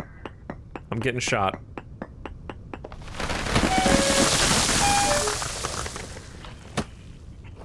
All right, I'm going. I'm getting out of here. Ow!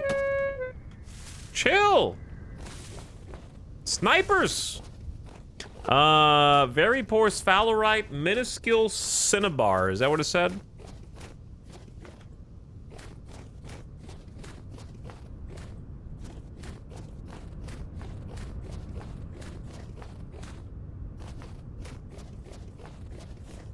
It's supposed to be calm rift activity. Where'd those guys even come from? Where the hell did those guys even come from? Can you make a cake in this? You can make pie. I don't see an entry for cake. Probably a mod that lets you make cake. There's an oven already in the game. I feel like a cake would not be hard to mod in.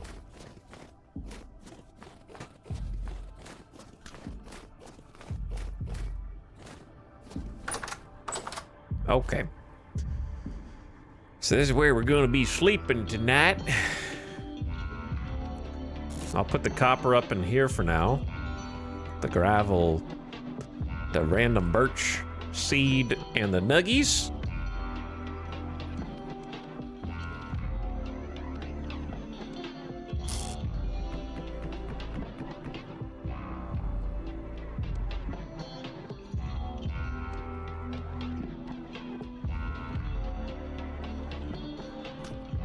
Honestly, I think we're just gonna go to sleep.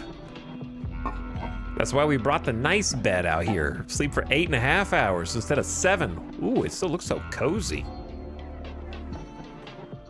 Because we're going to bed at 5:10 p.m.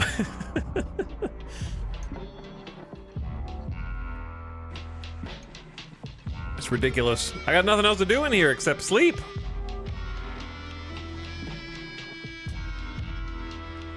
I'm awake at 2 a.m. Okay, so we went to bed at 5, woke up at 2.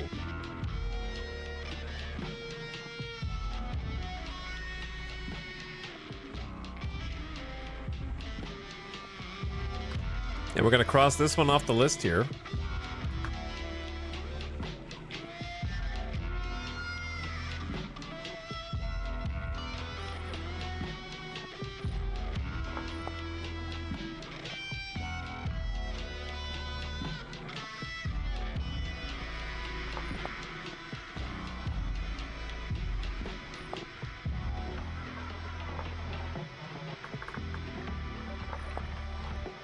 Put like an X next to it. That way I know that I mined it. And there's another one we know of here. And then we saw another one that was unmarked in between here and where the bear murdered me. So there's 3 in this area.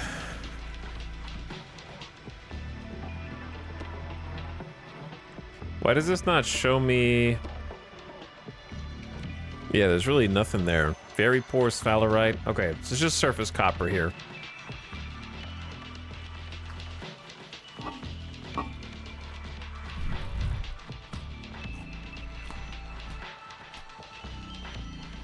Okay, let's restock on food.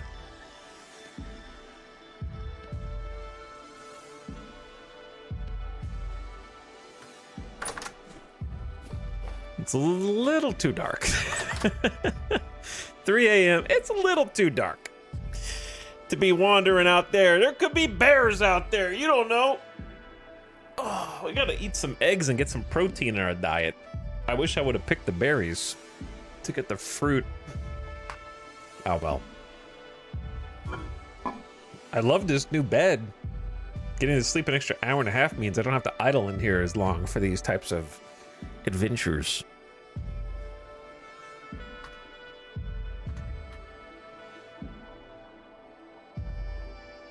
So the reason I'm grinding all this copper is actually not for progression, it's so I can make booze.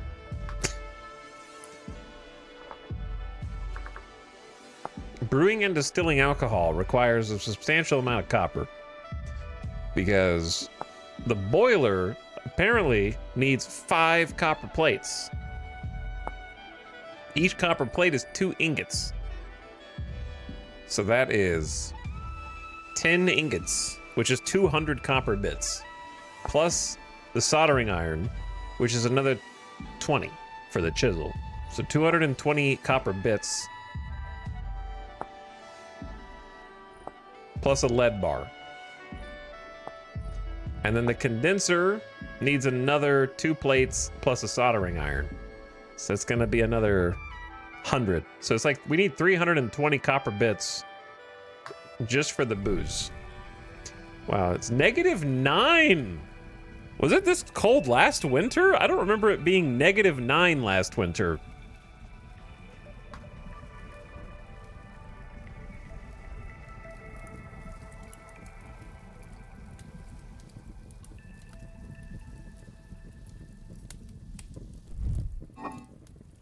And we got enough wood for more firewood. So that's not really a problem.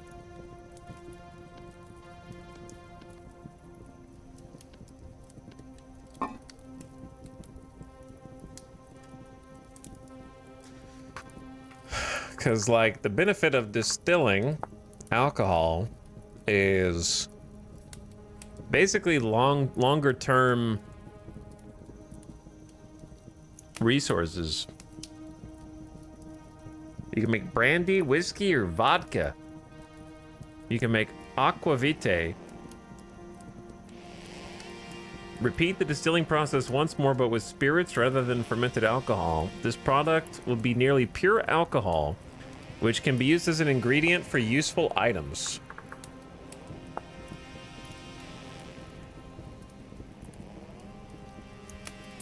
Why doesn't it have any ingredients?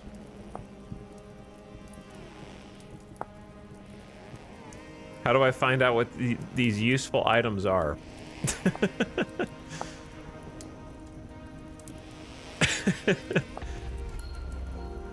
Is it in the survival handbook?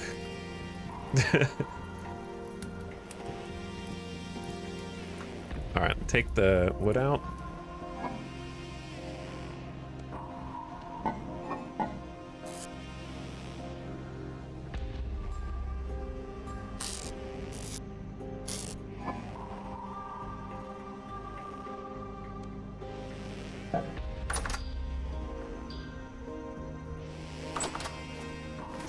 It's still gonna be dark, but it's calm outside, so there shouldn't be any enemies. We just ping pong from here to the trader, who should have a light.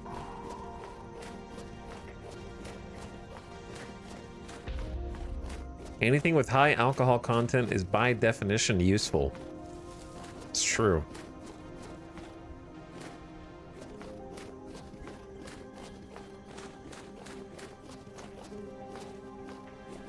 I do appreciate that the nights are actually dark in the game. I think there's a lot of games that are like, oh, it's nighttime, but you can always see just as well as daytime, so there's like no functional difference in having day or night. So there actually is more incentive to sleep.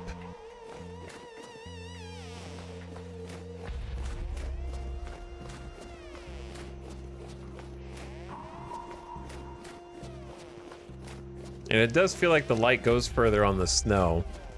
That could be my imagination.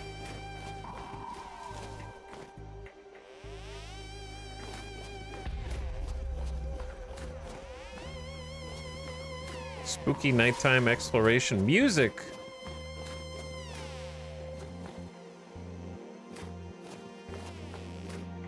I think I actually see a silhouette of what I'm looking for.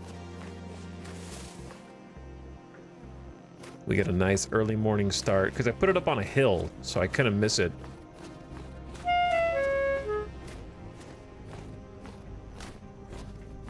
Brought some breakfast.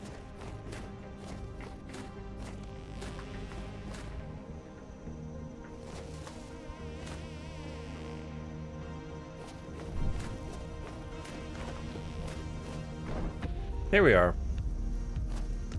And there's a copper bit right there.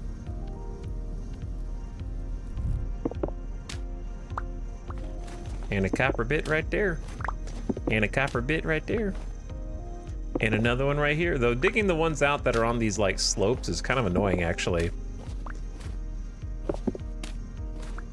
Because then the placement, like the spawn of the copper underneath these spots is gonna be on like a diagonal slope gradient also, which just I find much more challenging to excavate due to the nature of the hill.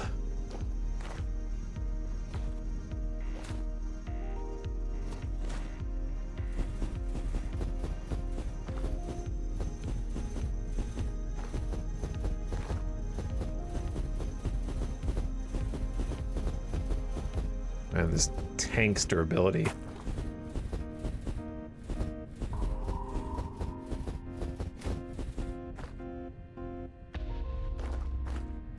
Okay, I guess I'll start from the high side.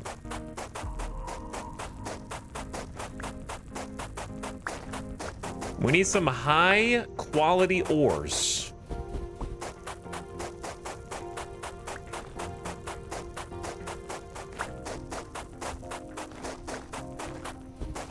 Or bust.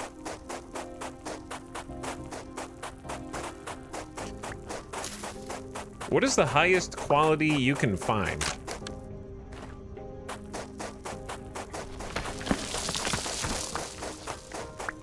Is it just high, or does it go like a step higher than that?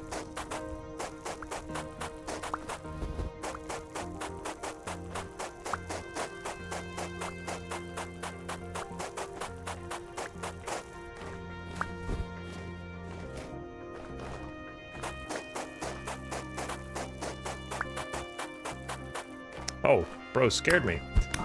Get out of here! Jumping over the hill. By the way, it is cold here, man. We did not have this problem last winter.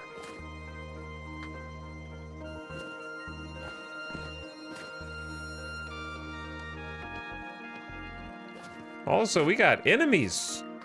We went from calm to high. Spider Bros out and about.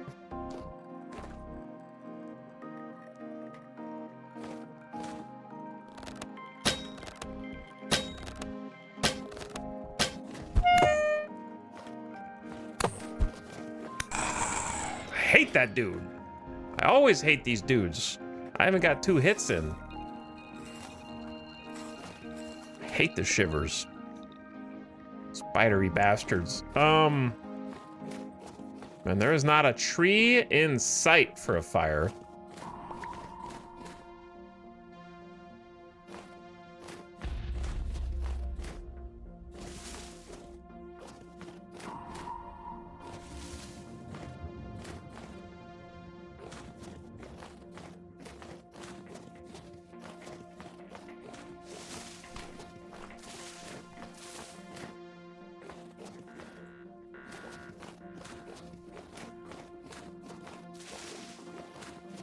Go for one of these.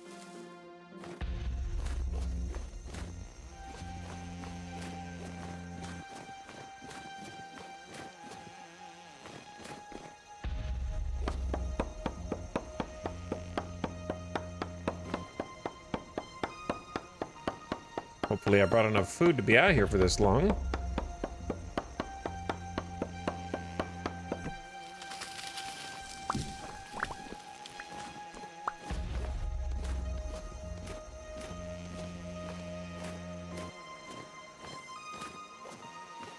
Okay. Got a little firewood. Now we can just stay warm on site. This game loses a full letter grade if campfires don't melt snow in a radius around the campfire.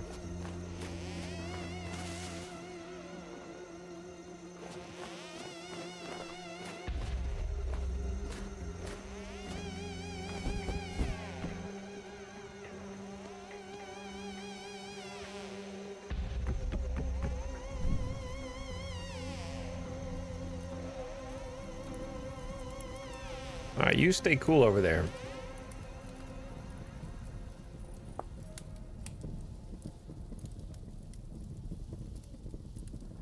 I'm watching you, Rift.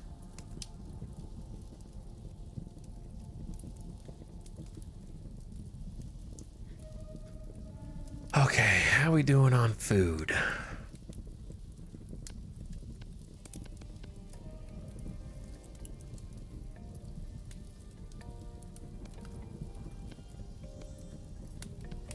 These 4 meals.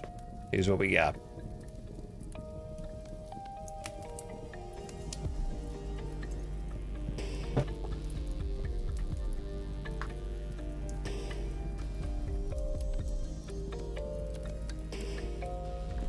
Okay, back to work. The Gambison thing is actually really annoying me now.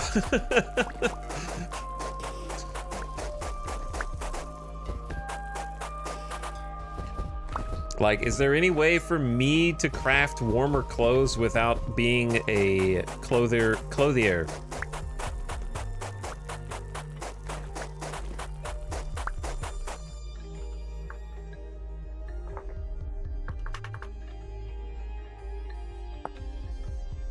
Or like buying from a trader, which I think is, I don't know. I think the traders are lame, personally.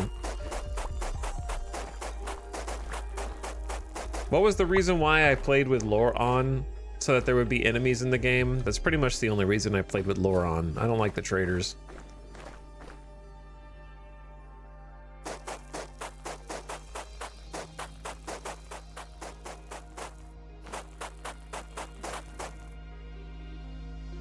3 pelt pieces. I mean, I already have pelt pieces, but a cloth shirt doesn't do anything for me. It's like 2 degrees Celsius max warmth. Which is the same as what I already have.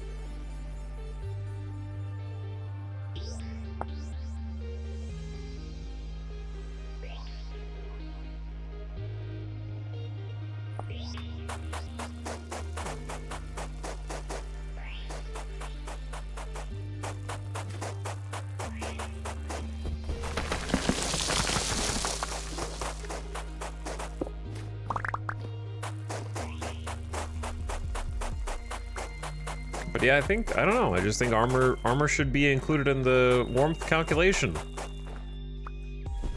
To me, it seems obvious.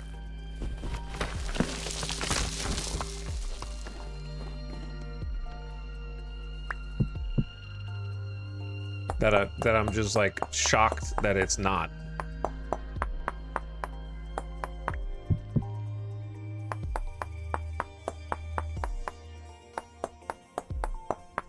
It feels like that they were worried that if they did, the clothing trait class would be more useless. So it's like an artificial limitation to try to make people want to pick the clothing job.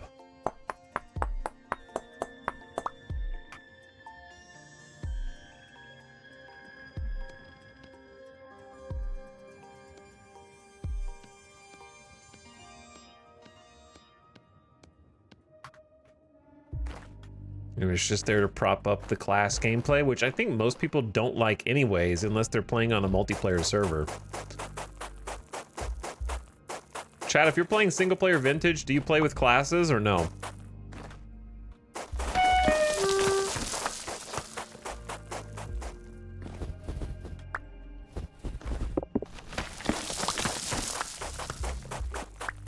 Class is off, disable it, off, no. Disabled them, turn it off, no class, single player.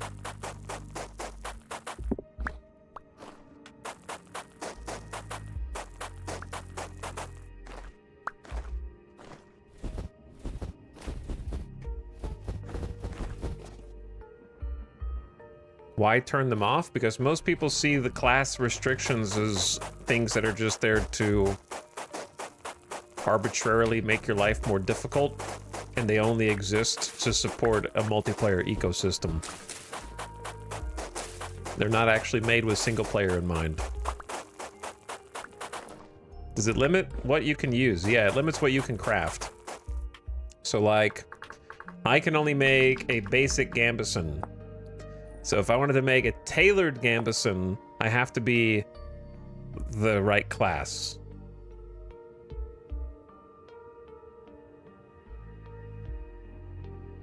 So tailored gambeson is actually a better flat damage reduction, better percent reduction, and better, more favorable bonuses. It doesn't have any walk speed debuff, and it has a lower healing effectiveness debuff.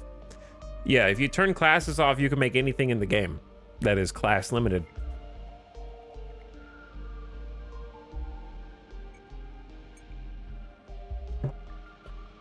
So like, for example, if you're not a hunter, you cannot make a, anything.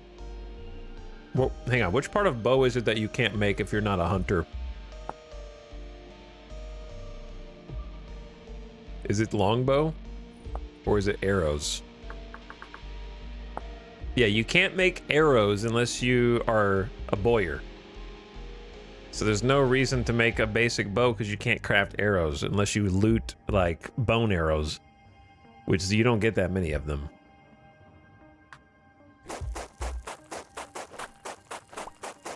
So it heavily restricts what you're allowed to craft.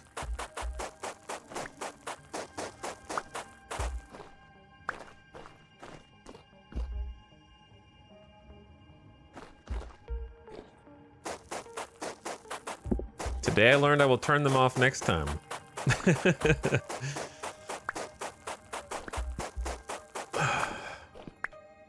I left them on because I don't mind some extra difficulty, but I think the issue is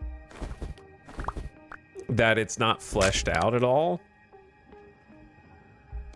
Like, being a class and being able to craft something doesn't make me feel better than not being able to craft all the things from the other classes. Does that make sense? Like, it doesn't feel special enough to justify its existence. In single player, it just seems like here, just don't play this section of the game. Yeah, it just seems like you're being blocked off. I don't feel like I'm being rewarded for choosing Hunter. I just feel like whatever I didn't pick, I'm being punished for not choosing.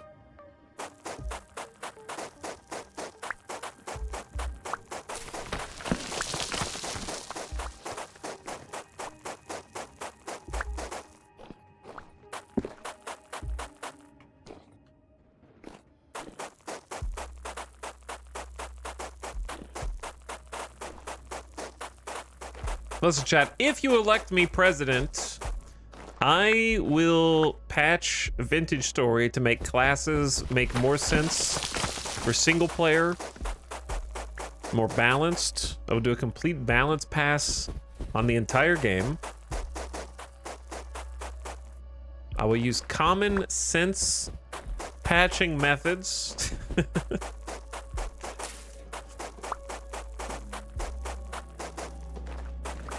I will do a full, my first executive order as president will be to do a full update pass. The next patch will be dedicated to making temporal storms more interesting, varied, and balanced, and gameplay rich.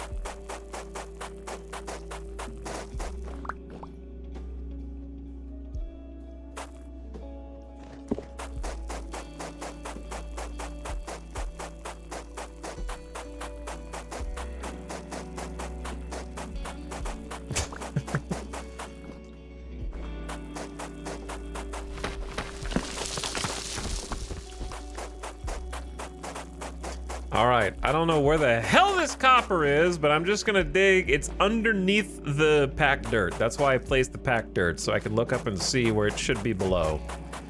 I'm just gotta get through all this stupid gravel first.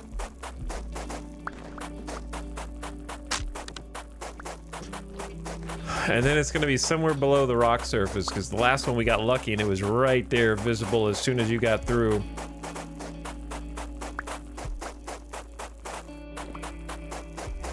I have no idea how this is not collapsing.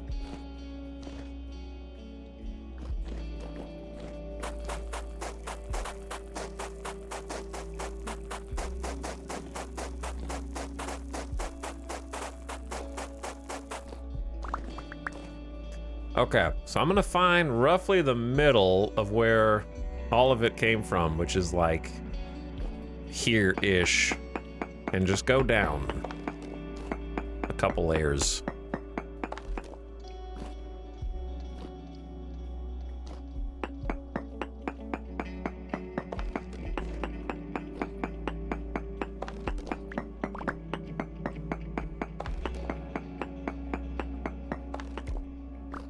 And then, I don't know, hopefully find it.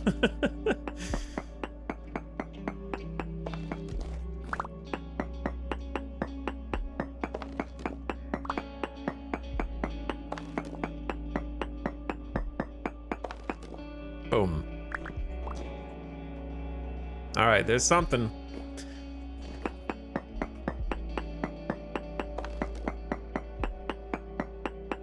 Where's the rest of it?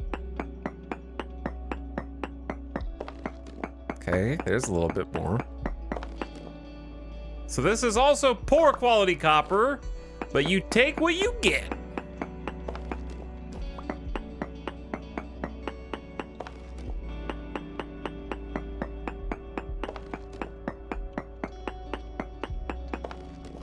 Can't be too picky. The hard part, to be honest, is just gonna be finding all of it. Seems like it's under here. Okay, no, it's definitely under there.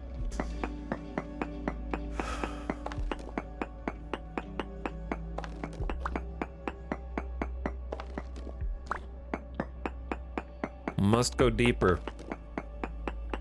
And hopefully not collapse this whole spot.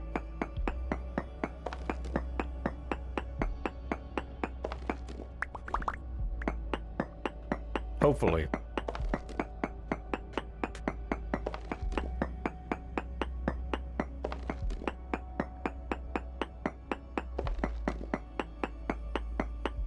The diagonals are the hardest ones in my opinion, because this is how like they spawn on the hill slope, going like up to down. And so sometimes you get some false dead ends that look like there's no more.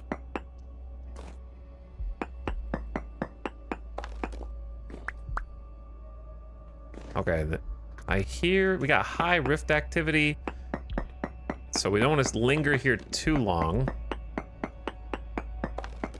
Oh man, this goes back this way.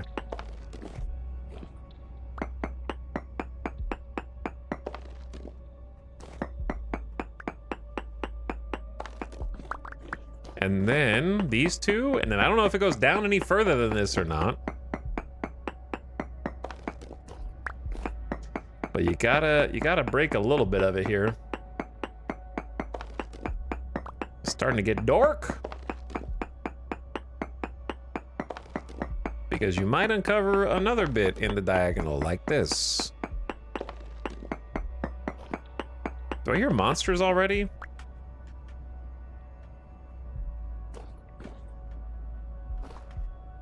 It's like 2 o'clock in the afternoon. There really shouldn't be any monsters at this point, unless it's like a rogue drifter come through. All right, do we think there's more, or do we think that's it?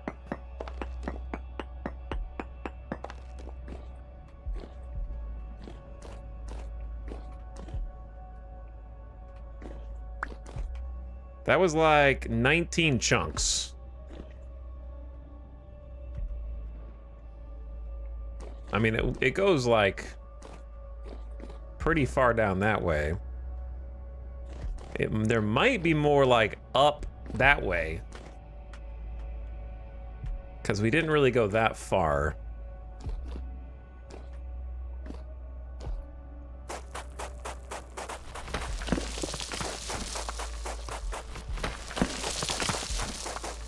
In the upward direction.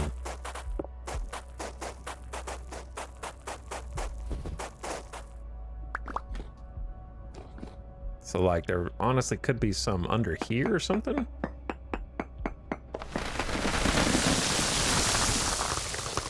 Well, I'm glad I wasn't down there when all the cracked granite decided to collapse into the cave tunnel. I didn't even know there was cracked granite up here. Whoops.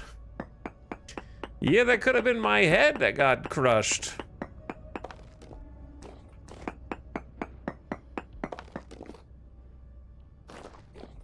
Chad, I'm gonna say that this is possibly it.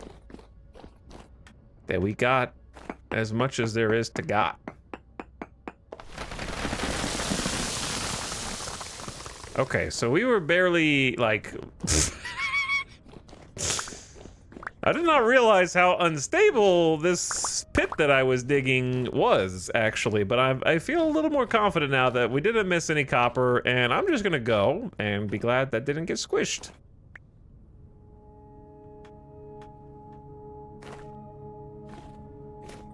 I'm gonna say that's it.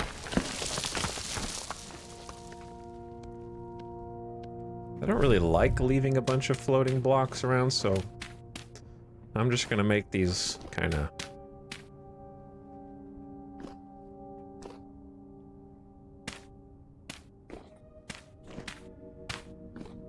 a little less floaty.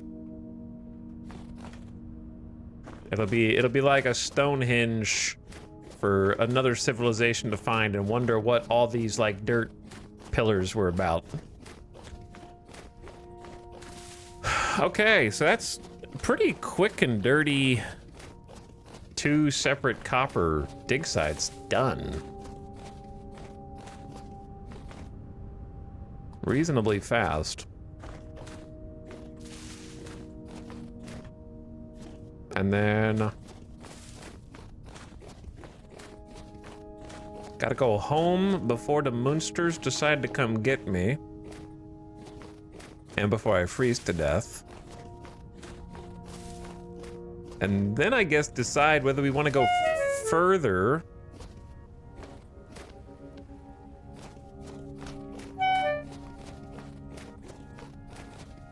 For like a third copper deposit, maybe? It'll be a little further out. That's the only downside. Man, there is a significant number of rifts out here. I'm going home. Don't eat me.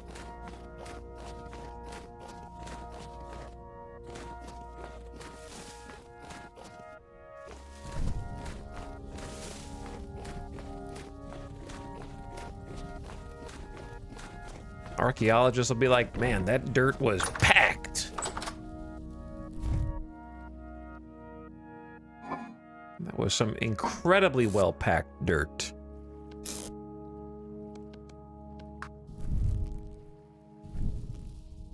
Get the fire on so we don't freeze. Oh, okay, it's 2 degrees Celsius. I don't know why we're so cold. I guess I need to repair my clothes a little more. Because the hunter leggings and the hunter shirt are a little worn. So maybe it's just all that being worn at the same time.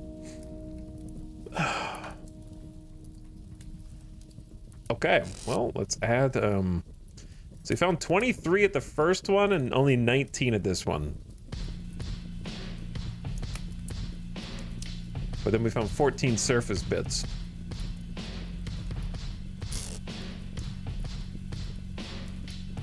So, it's something. It's not crazy. We need more.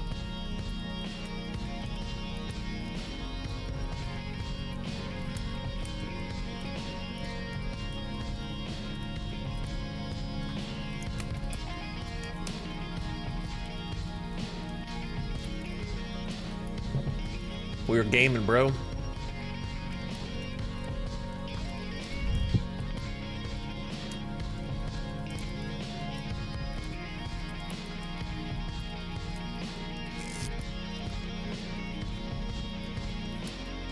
Put some gravel in the chest. Put some stones in the chest.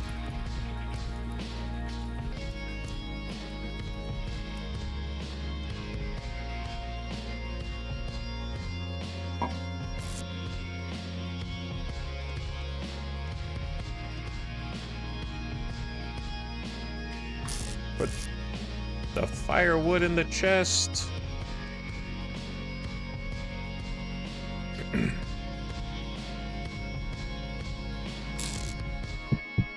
Make another shovel.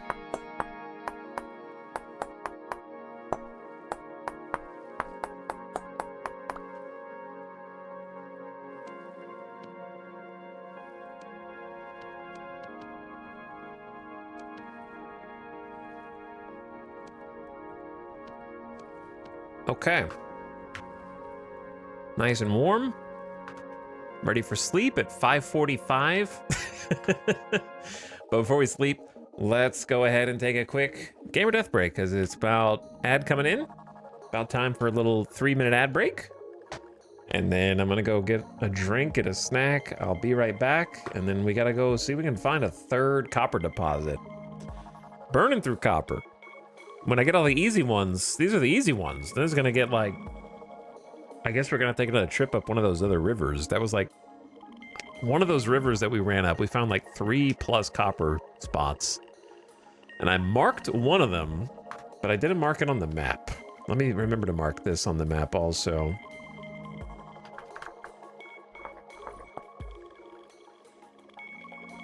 Having a map is nice. All right, ad coming in now. Be right back. Thanks for watching.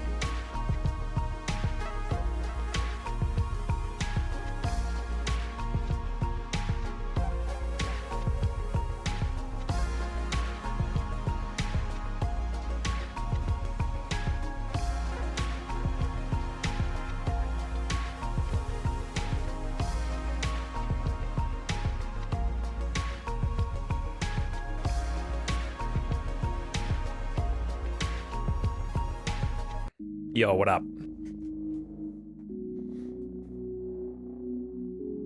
All right.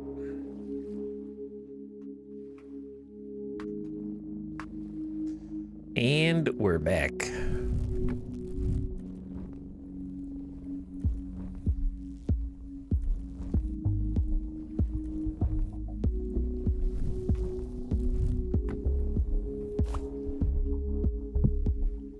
Time to sleep. Only 6 p.m. Now to bed. Try not to freeze to death.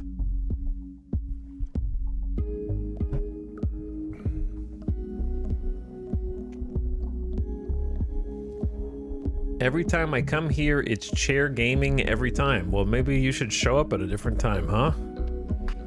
Instead of going to the stream.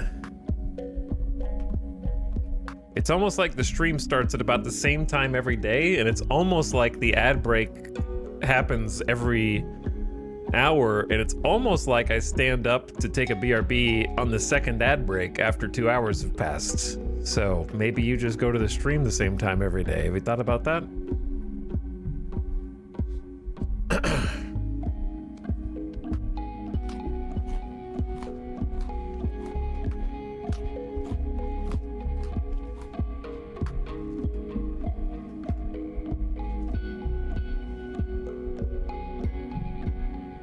We got 4 servings of food left. So we got 8 total. It's all connected.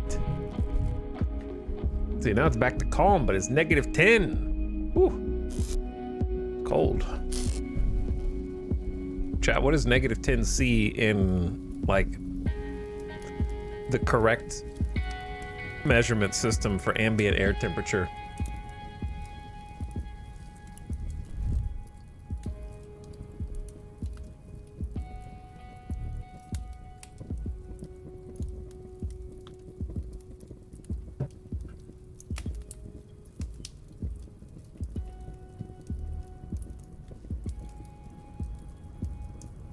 Why am I measuring the temperature of firewood in a unit of measurement that only exists to measure the temperature of water? Like, firewood's not made out of water. If it's got water in it, it can't burn. So why am I using that to measure it?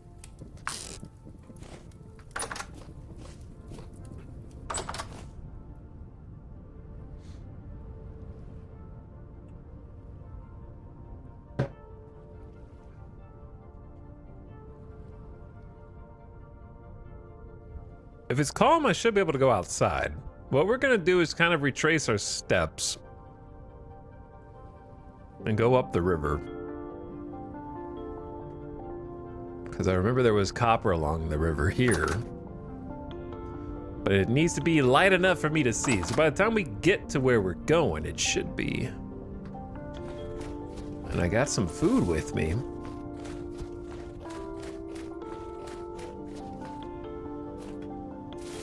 The river's to my right. What music is this? It's a different soundtrack. You know what time it is. Time for this.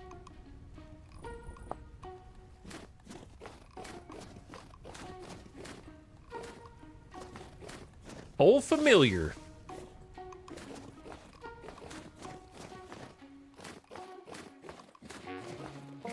So best case scenario, we find that 3rd copper patch today, get everything out of it, and then go home with all of our riches, and then we get drunk on our new booze machine. And then we never leave the house again, and we only leave in order to grow crops and pick berries to make more booze in an endless cycle.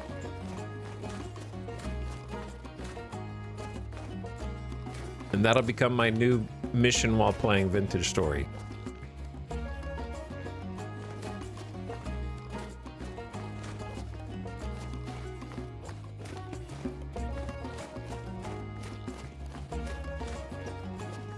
Okay, so the river should split here. It goes right that way and left that way. If you can't see, you just gotta take my word for it.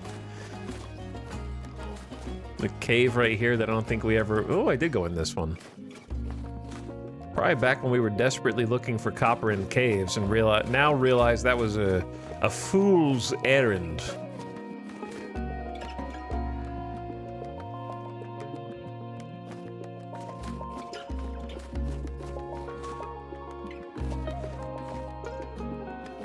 Does the river freeze up as well? Sure, it's water, isn't it?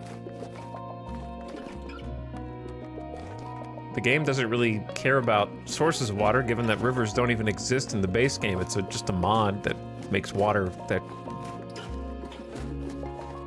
gets created at MapGen. However, things only freeze if you observe them. If you go to a new area of the map that wasn't loaded in before, it won't be frozen.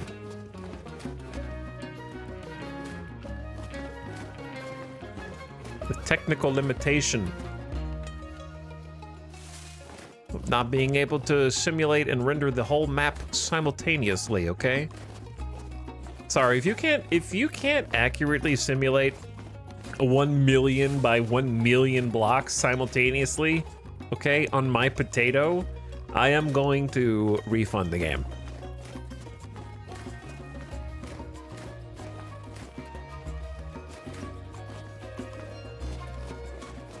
Some people might say that it's easier to find copper in the winter on account of the fact that the snow covers up non-ore blocks. So if there is surface copper, it'll be visible and it won't be covered up by snow. So I would say it might actually be easier to find surface copper now. I should have brought firewood with me so I could make a campfire when I inevitably get cold.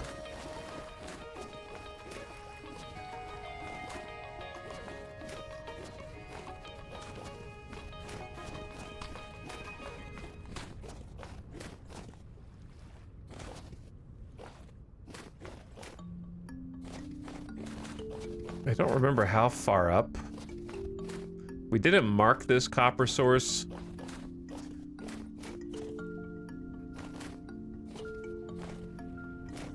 So I could have already passed it, or I might need to go further.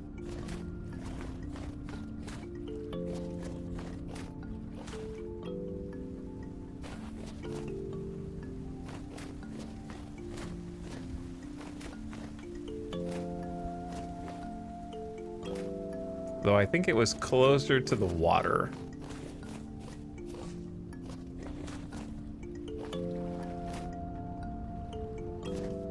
Since that would have been where I was running, closer to the water.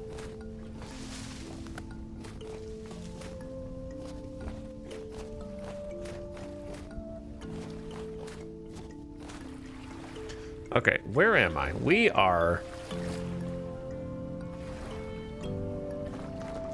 at the at this Y intersection right here.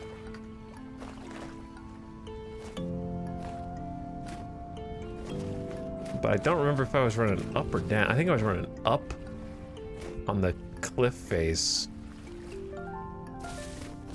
Why didn't I use some packed dirt to mark the copper?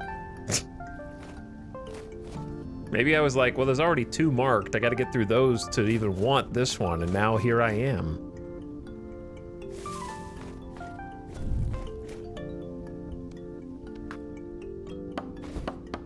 Imagine I get mauled by the same bear again in the same place. That'd be crazy. It could happen, though. I'm kind of just going back to the scene of the crime.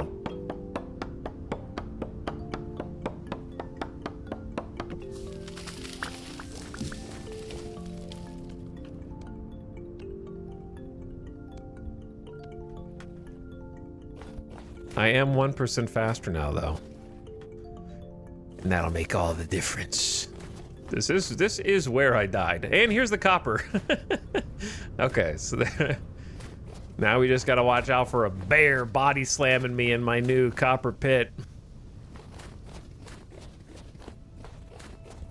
I didn't realize it was literally right on top of where I died.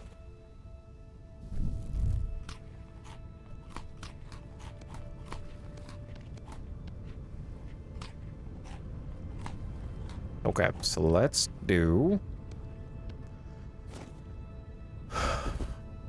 little campfire sesh for warmth. Right here.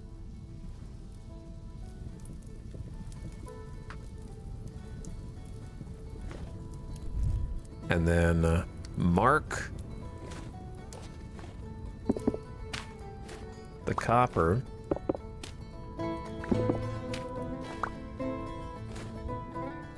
Only 3 nuggets. Not a lot of nugs.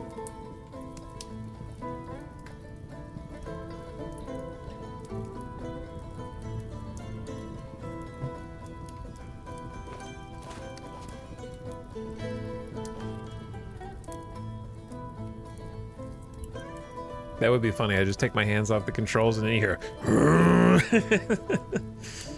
I got new armor, bear. It's tier 2 armor. Maybe I'll be able to survive 3 hits from you now. I don't want to get too cocky, but it could happen. All right, body temp looks good. Now let's get to digging. It's kind of a sandy pit.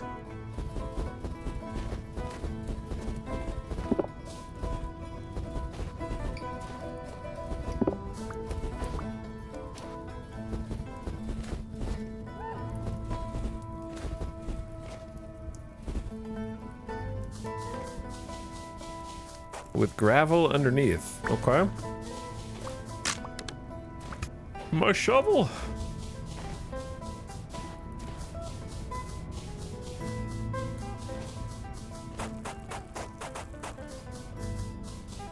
Let's go, come on, high quality. We want that good stuff.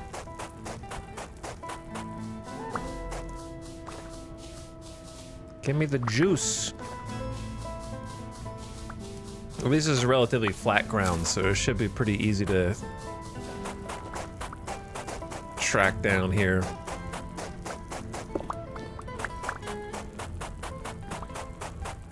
Hopefully.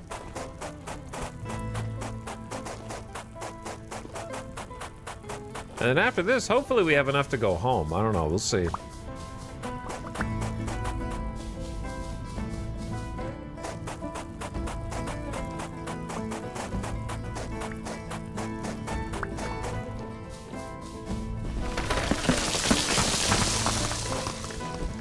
It's fine.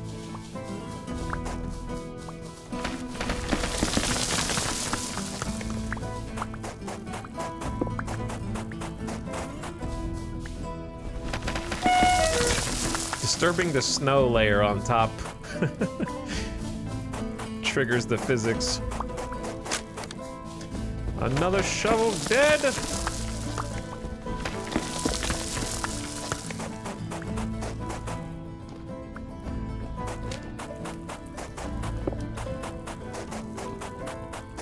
Where is it? Where is the copper, man?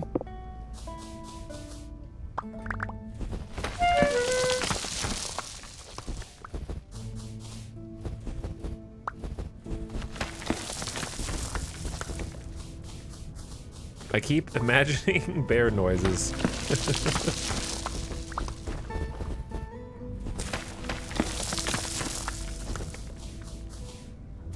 Trying to keep this from, like, doing a big collapse on us. Sand is not bad to be gathering up anyway.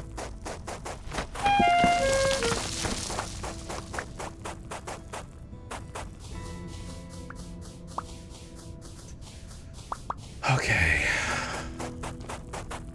I'd say peel this back, that layer, and then we start digging down. I want to make sure this doesn't all collapse, but let's just go for the centerpiece here.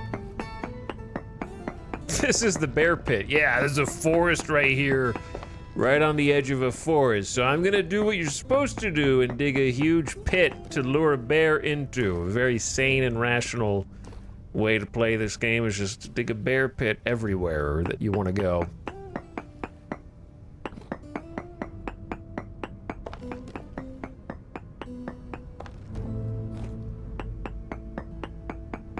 and just simply lure the bear into it. I love that the bear pit cope strategy involves you kiting the bear, but the problem is that the bear's faster than you. So how are you supposed to kite it if it just catches up to you and kills you?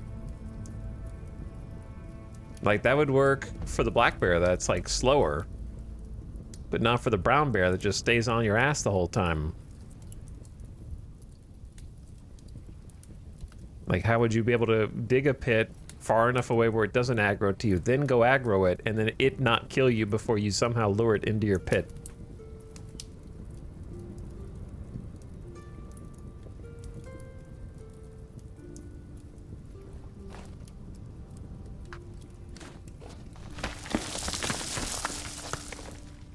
Where is the copper here, actually?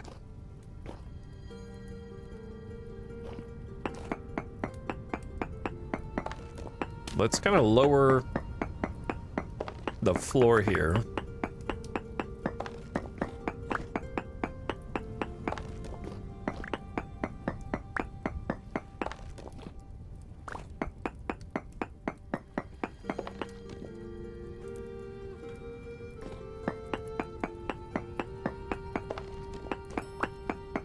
And then it's gotta be down here somewhere.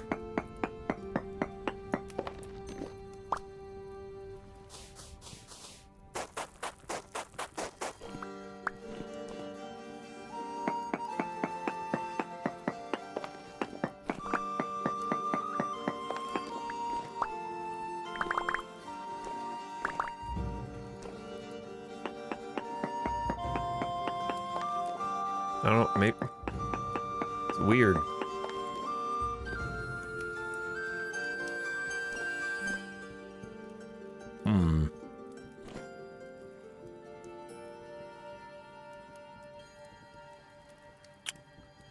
What is the play? I'm just gonna do like a little tunnel right here, maybe?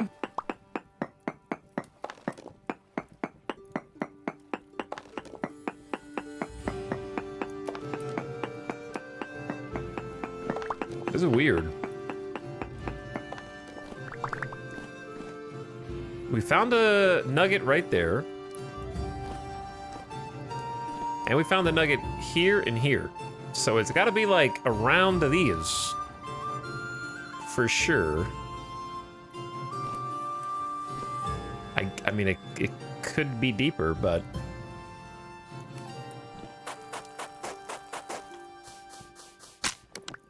And now I'm out of shovels.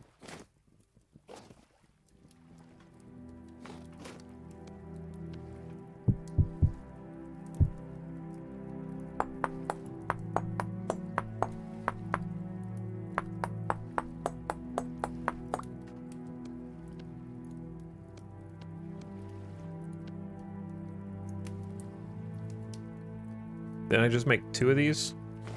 Oh no, I didn't make the second one. I got a little ahead of myself. I was looking for it in my inventory, but it didn't exist yet.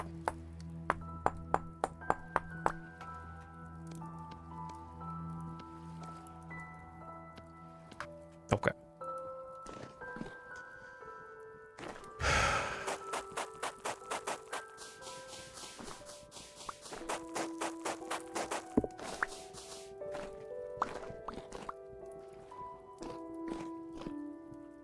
Trying to create like a stair-stepped path down so I don't get stuck in here.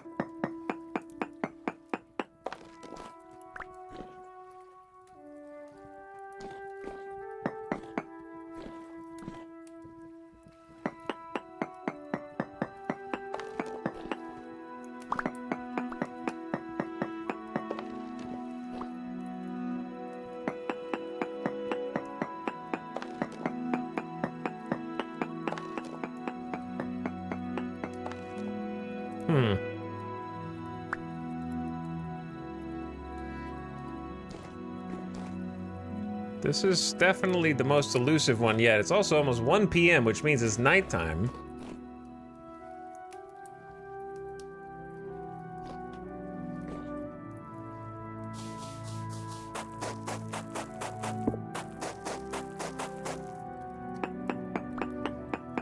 I am not being very efficient with this particular search. I kind of just took it for granted a little bit. Took it for granted? Maybe?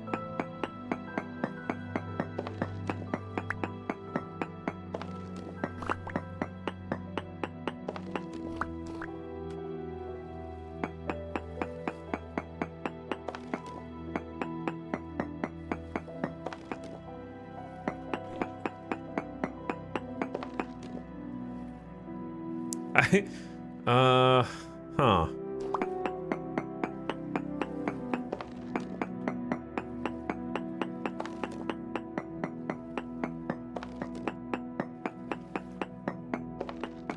Well.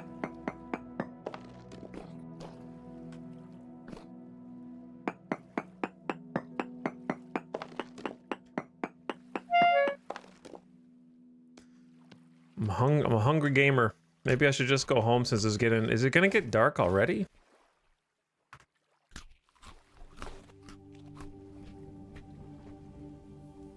It's like 1:30, dude. I mean, this is a pit. This is a pit. Most assuredly, it is a pit.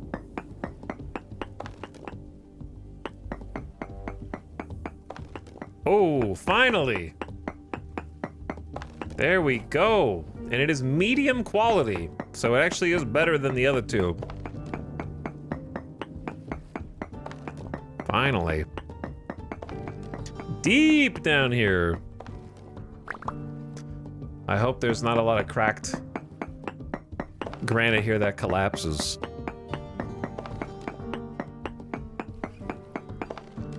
My pickaxe is also low durability right now.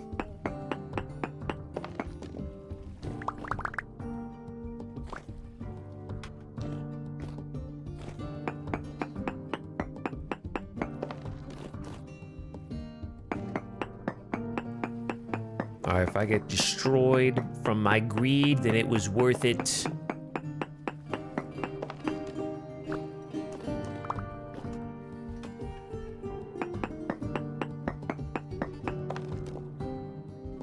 This is 33% already. Maybe we do a little bit of this.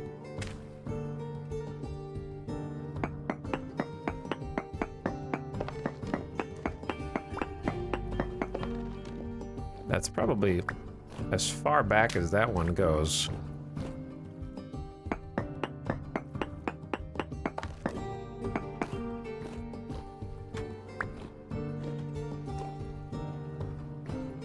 And then we got this over here.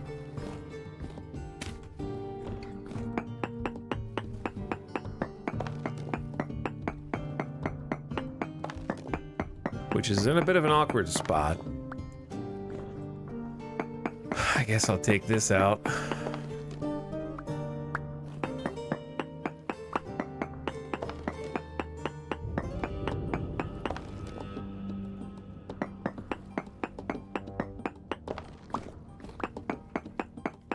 I'm going deep.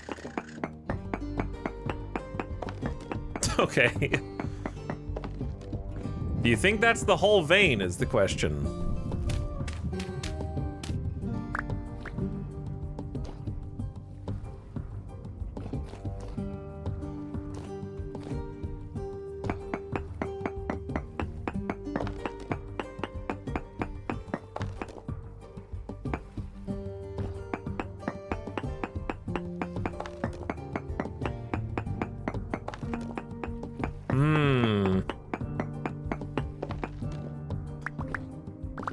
There was at least one more.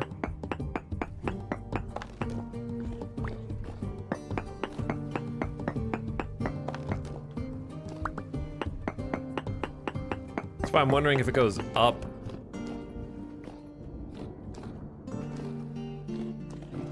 Any further this way.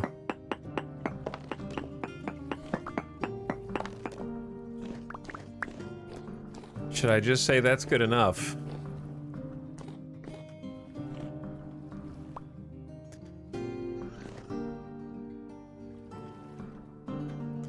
Like, that was 23 chunks. That's more than we got on either of the other two. So it's pretty consistent with what we were getting on the other two veins.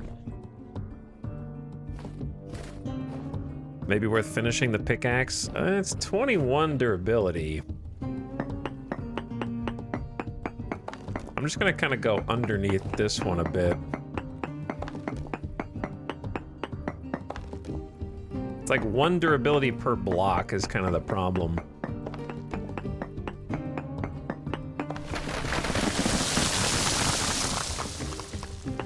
Well, I think that's good. I really would be surprised if there was more here.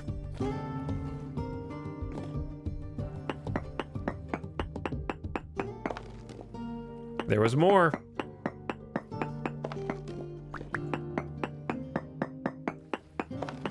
Oh my god, there was more.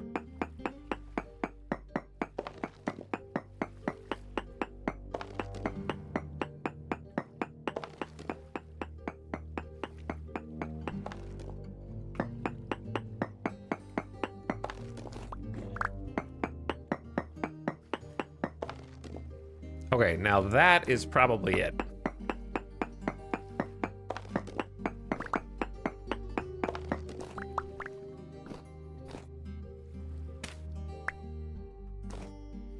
That's probably it.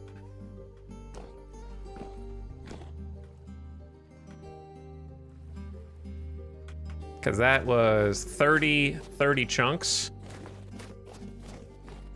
And now I'm just kind of out here. Luckily, it's calm rift activity right now, so we should have a pretty chill walk back to the outpost, and then from there, go home with all of our findings. Pretty juiced node compared to the other ones.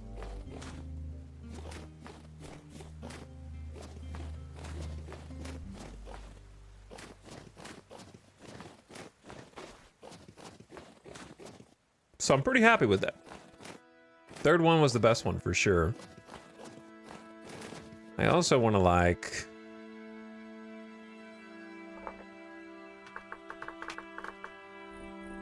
put an X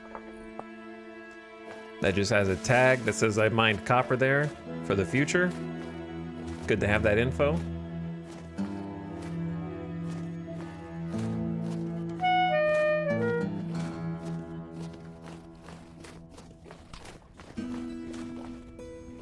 And we should have 3 servings of food left. Did the snow just rise higher? I think we just saw the snow go higher in real time.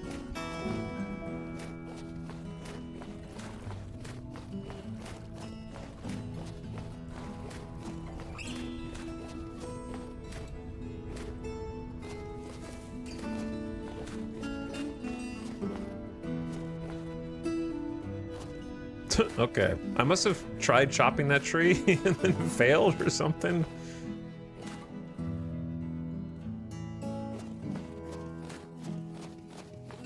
Imagine collapsing this.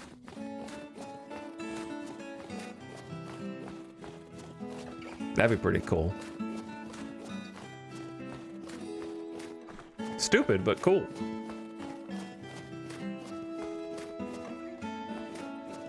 Well, my pickaxe survives with 2 durability.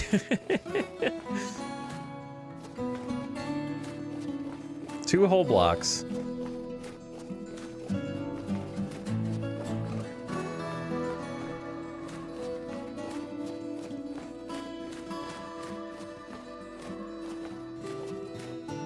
Did we go in here? I doubt it.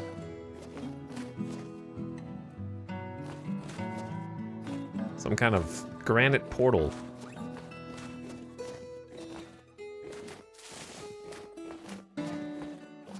To the netherworld.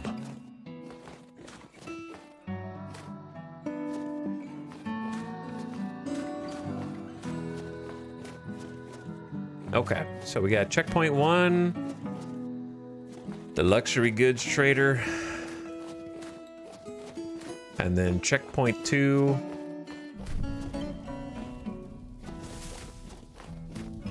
Our little dirt outpost.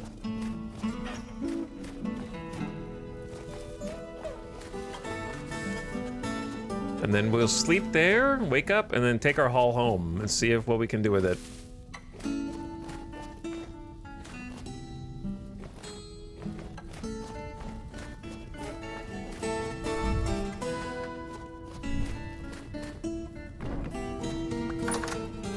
All right, we're back.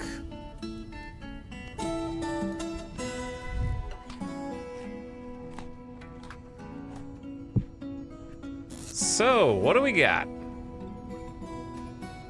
29 nuggies. A bunch of chunks. Light the fire to warm up a little bit.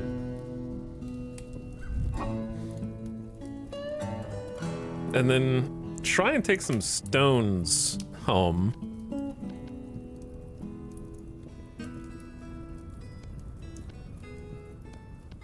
Maybe just leave some packed dirt here. Take some stone piles. 1 extra sand.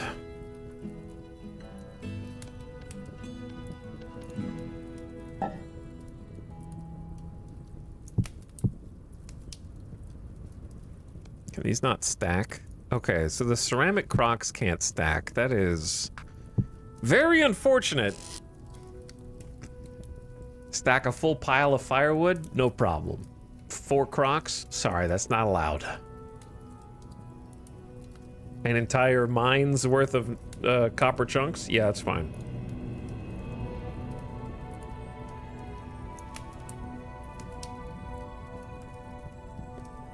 Can you repair it? Nope.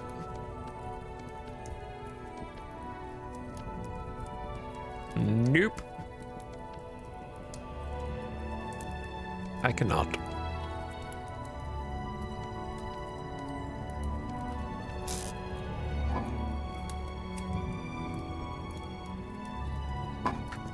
All right, let's go sleep.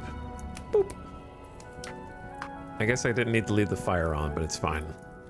We'll be warmer this way. We are Gambison Gaming. I am ready to fight. I'm not ready to fight the bear again, but in spirit I am. All right, it's 4 a.m. Medium rift activity. Bed let us sleep for a good while. We'll take that back with us, even though we could just make another one, I guess.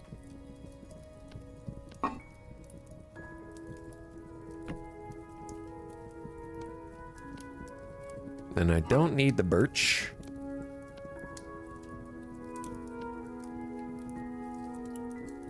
And I probably don't need the gravel, but maybe I'll take one gravel stack.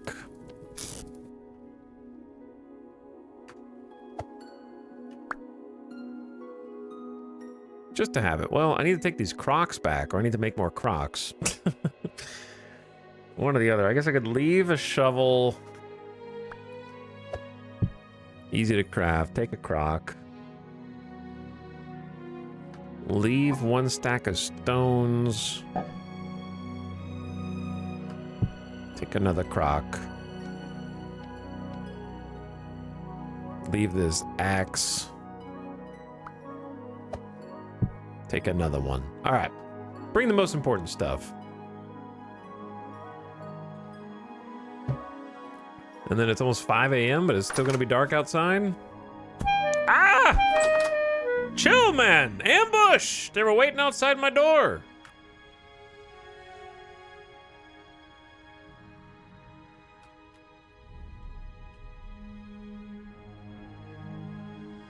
Not cool, dude. Get out of here. Both of you.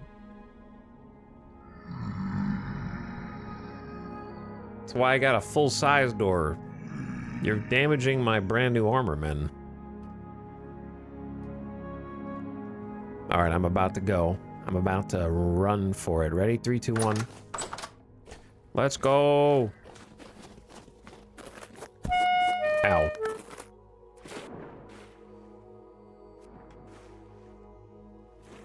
and I'm out.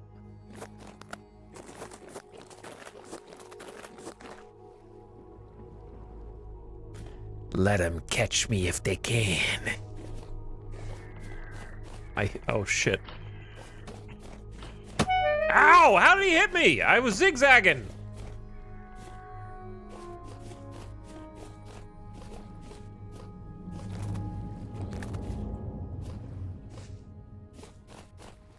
Immediately punished.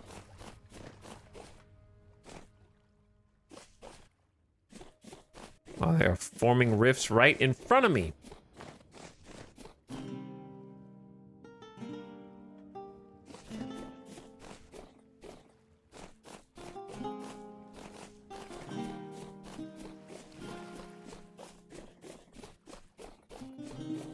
What is the name of this playlist? It's called My Personal Private Playlist of mostly Dwarf Fortress, but also other video games that are similar.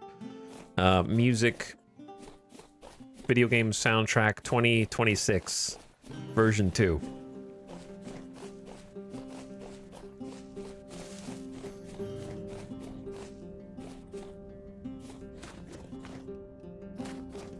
Look at that bighorn ram. Scary, man. He'd kill me. He would kick my ass.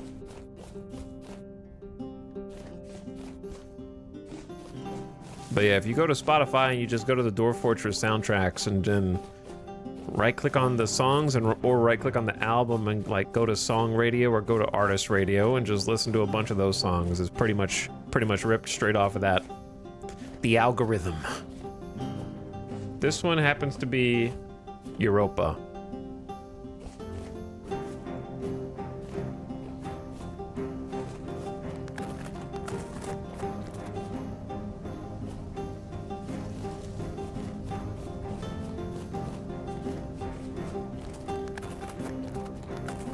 There's some other stuff on there besides the ones that come up on that algorithm, but that's a good place to start because both of the Dwarf Fortress soundtracks are phenomenal.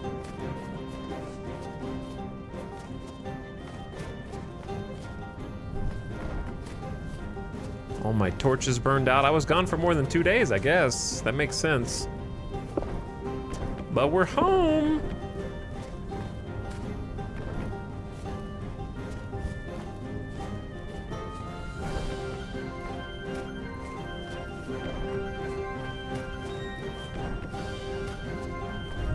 Feels good to be back. A successful excursion. To be sure.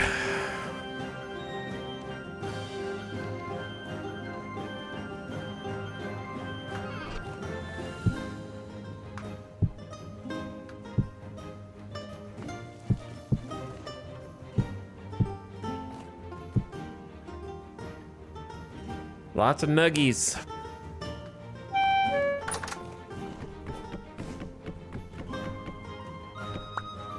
There we go. I hear you. I know you're hungry. Hold on. Give me a minute.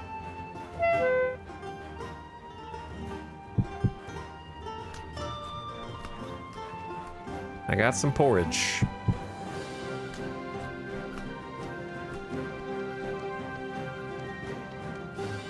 All right. Then some soil or gravel.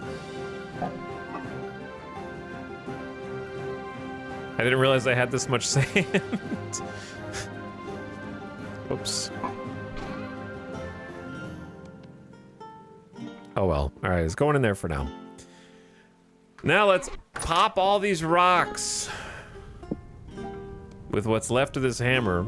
So let's do the poor chunks first. So 42 poor chunks are gonna be about 3 apiece. Bonk.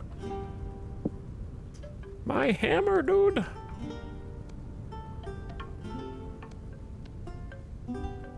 So the poor chunks turn into 128 plus the almost 30 we already had. So basically like 1 full stack, and then the mediums are 4 each, so they're just 33% better. So the 30 medium chunks are gonna be a nice, hearty 120 extra chunks. Grand total for this trip, 3 separate surface copper nodes. That's kind of a lot of work, to be honest. It took, what, 3 hours to get all 3 of those? So like an hour per node almost, including setup time. So... 270, 280? We needed like 320, so this actually almost got us as much as we needed. And I already have some here, so we will have as much as we need in order to do this. So now the smithing journey begins to distill alcohol. Basically, we just need a ton of copper plates.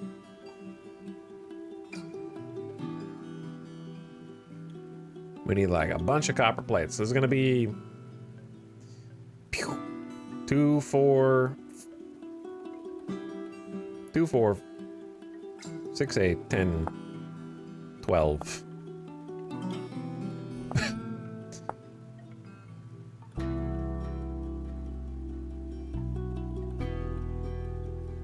At like around 17 ingots.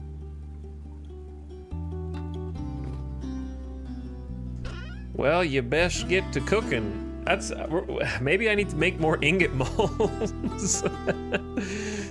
Maybe I only have 2 ingot molds.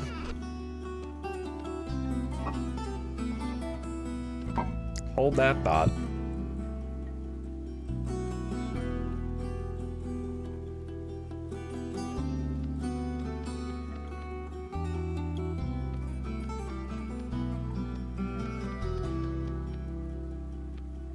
I will fashion some out of clay right now.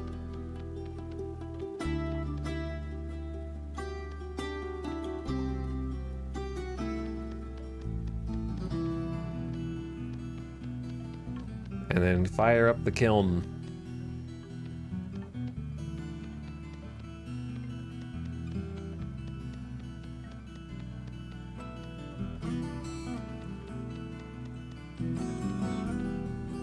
There you go. It's as easy as that.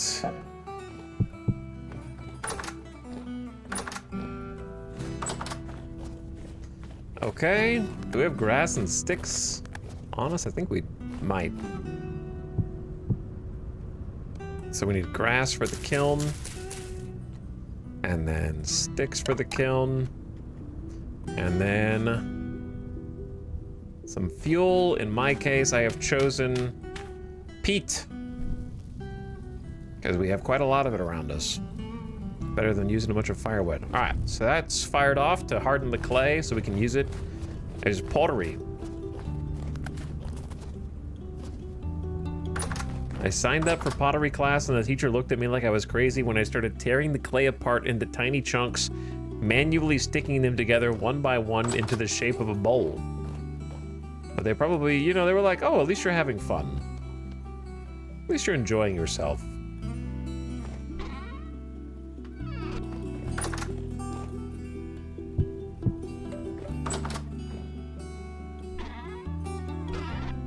All right, we're gonna grab the crucible. Throw the crucible in. And then...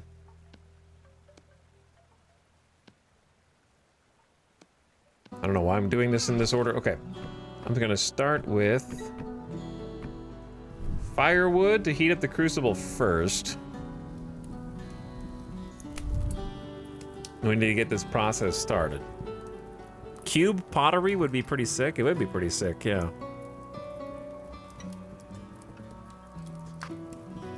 Ooh, all right, let's stash the copper in here.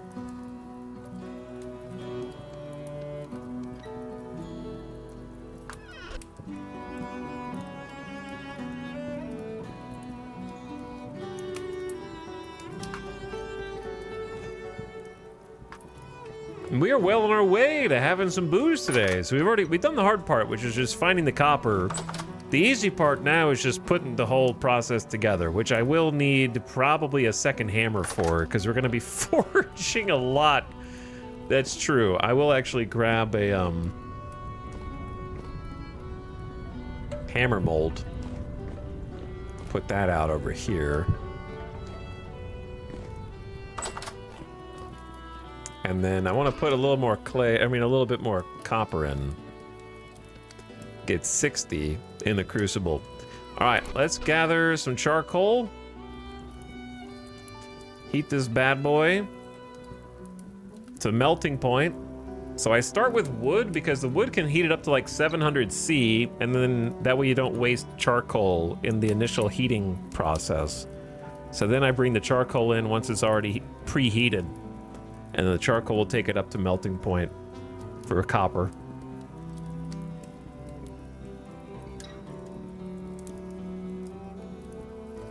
Which seemed like a good strat that I kind of stumbled upon.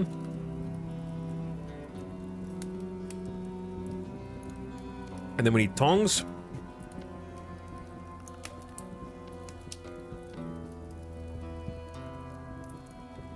Okay, well that's going actually, we can. I need to make another axe.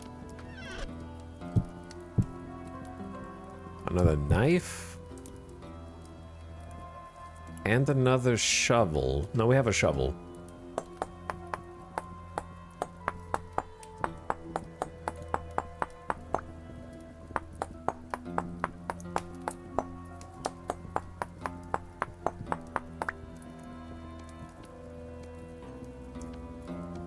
Okay, there's a knife. Throw that away. And then the axe. Beautiful. Okay, are you guys ready? Not yet. Still cooking.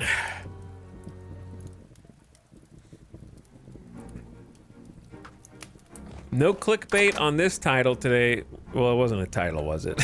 It was a going live message. I said we were going to work on sailboat stuff or on booze. But turns out we can do both, I think, because we're kind of going along at a steady clip. We can, I mean, I'm not going to be able to start the boat, but I might be able to get the path to where I want the dock to be. The boat is not going to be possible because I just used all the cloth for gambeson. We can still make the boat, we just wouldn't have enough for the sails. All right, copper is molten and ready to be poured. There's 1 ingot. 2 ingot. Hammer mold. We're just gonna leave these out here to cool. And then take the charcoal away.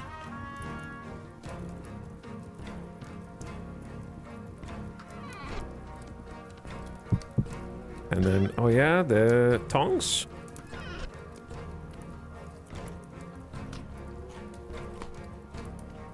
And then while the fire is on, maybe do a little cooking. You know, just a little casual cooking at 1300 degrees Celsius. That's pretty normal. Right? That's a good temperature to make porridge.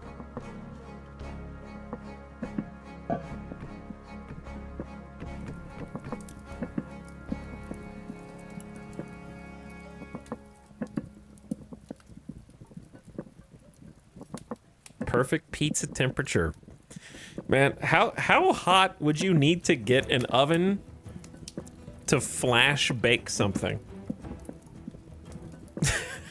Even if it just comes out as a charred mess. What would the temp be to like be wearing protective gear and just put something in, close it, it's done, open it, and it's like either burned or cooked.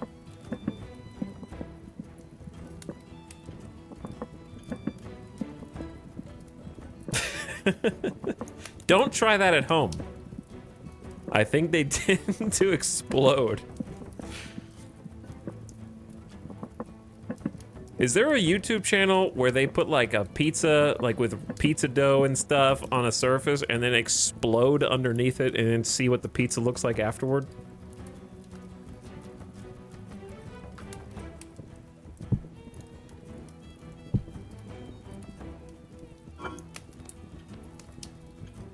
Okay, actually we can make scrambled eggs. With parsnips and turnips.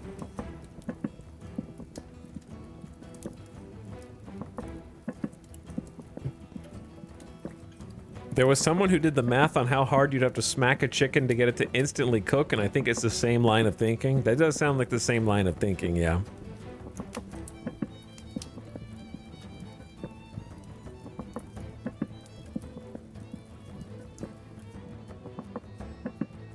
I remember reading about that at some point.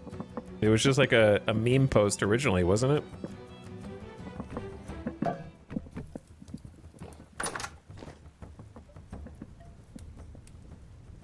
Okay, so the texture's messed up there, but the ingots are in.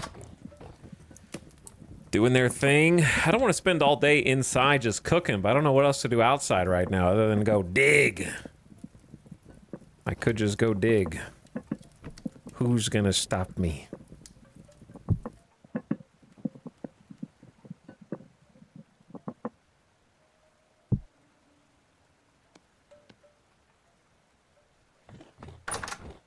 I don't even know what I'm digging. I just know I need to.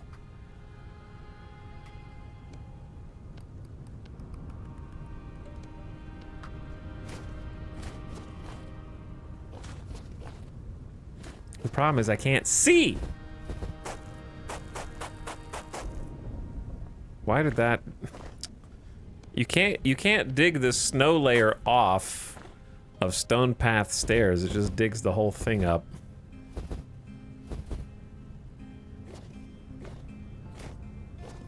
Ding ding ding ding ding ding ding ding ding.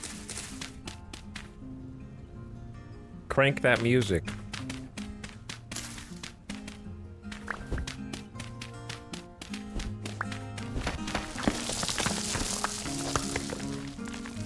Buy chat a little bit more time with an ad snooze. Okay, so for the path, this is hard to see, but this is lake. This is frozen lake. So I need a path that goes up this slope.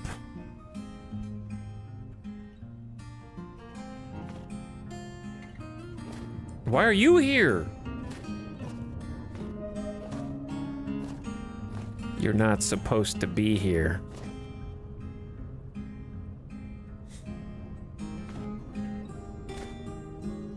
And then maybe from here we do a diagonal.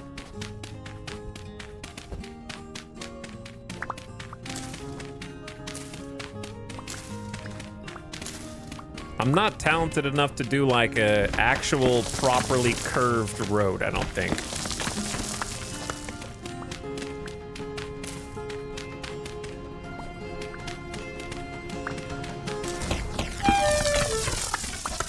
That was a crunchy sound effect.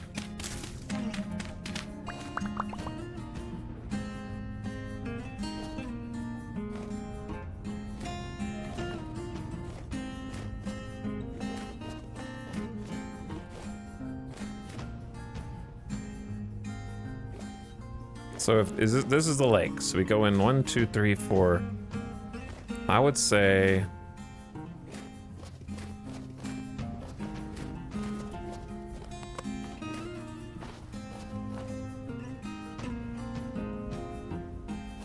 from this block.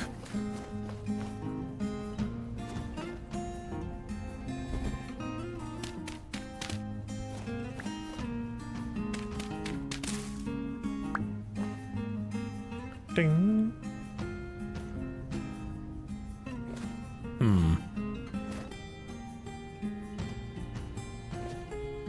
Yeah, I might just have to build up the path a little. This'll work. This'll work.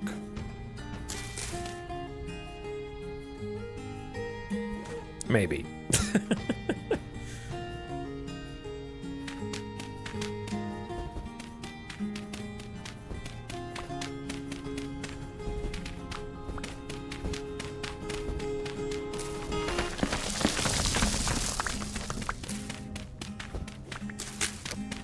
My shovels!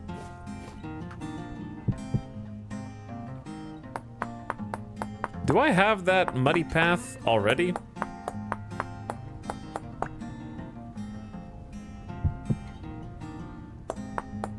Maybe inside the house that I can just lay down out here?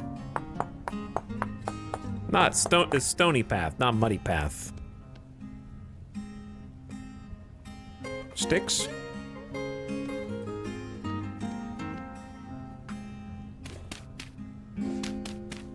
Okay, then this is gonna need to be like stairs.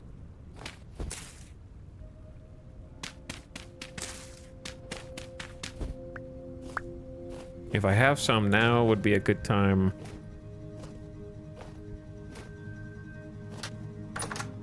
go get it out. I have a couple of stone path stairs.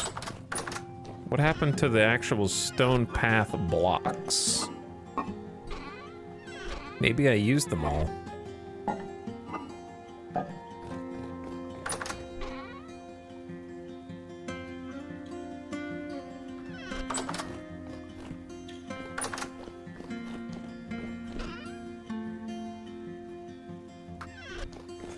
Maybe I used them all. All right, how do you make it? Stone path. It's literally just 4 blocks plus soil. So there's the soil, there's the blocks, and there's 15. It's gonna need a lot of blocks. A full stack of granite is just 16 of these. So it goes real fast.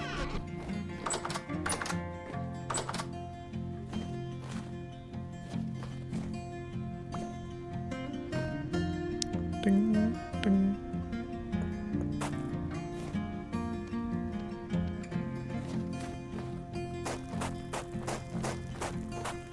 So I want to start with a 1 wide, and then it'll upgrade to a 2 wide.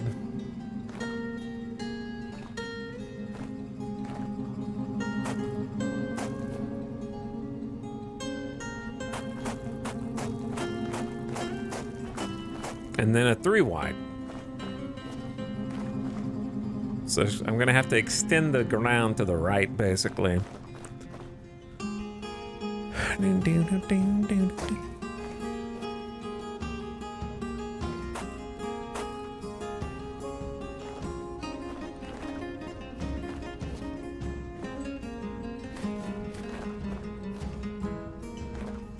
Okay, and then up a little higher.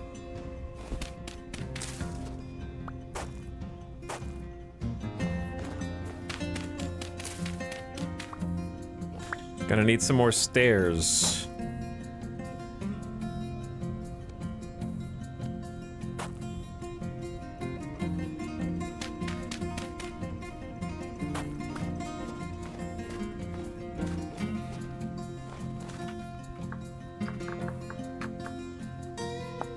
Which is a weird, honestly, that's kind of a weird craft.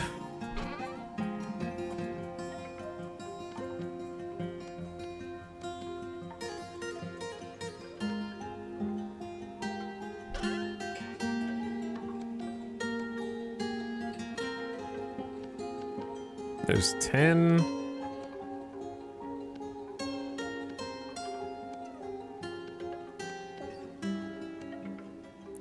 That is a weird craft. The problem is the snow's just gonna cover these up again, and then I'm gonna lose my progress.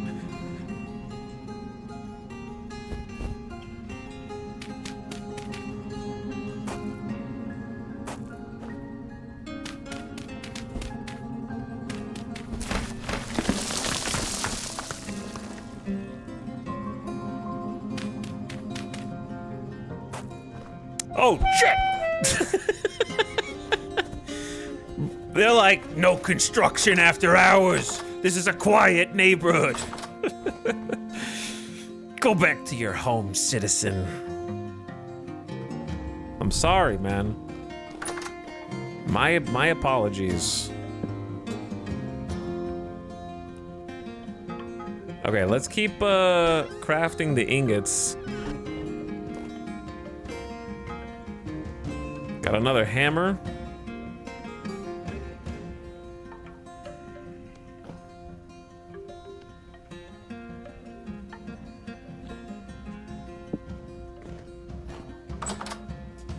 Hammer up for the future. We got some food.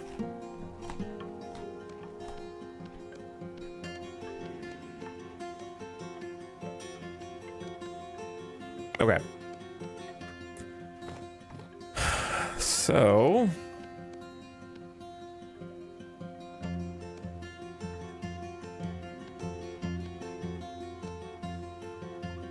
two more ingots.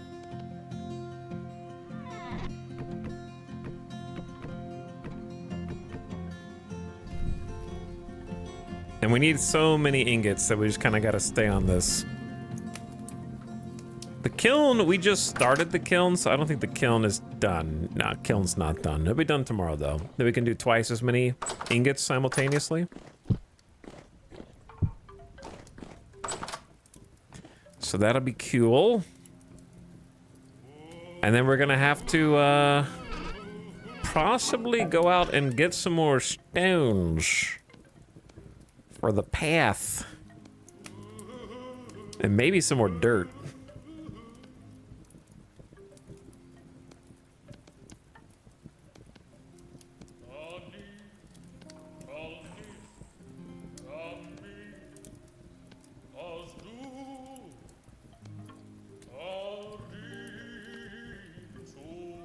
Because it goes surprisingly fast.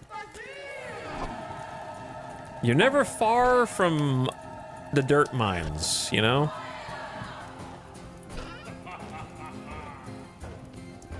They always come back around.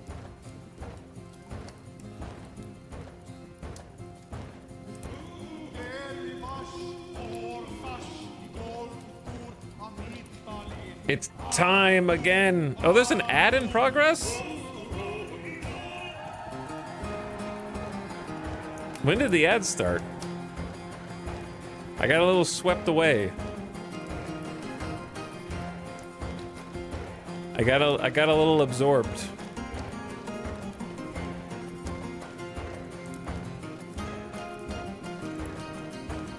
Whoops.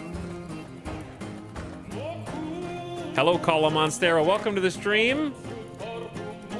What's up?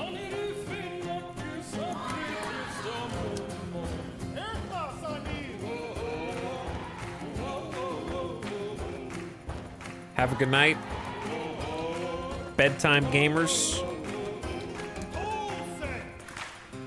What earbuds do you use? They're out of manufacture now, so I'm gonna use them until they break, and then I'm gonna cry.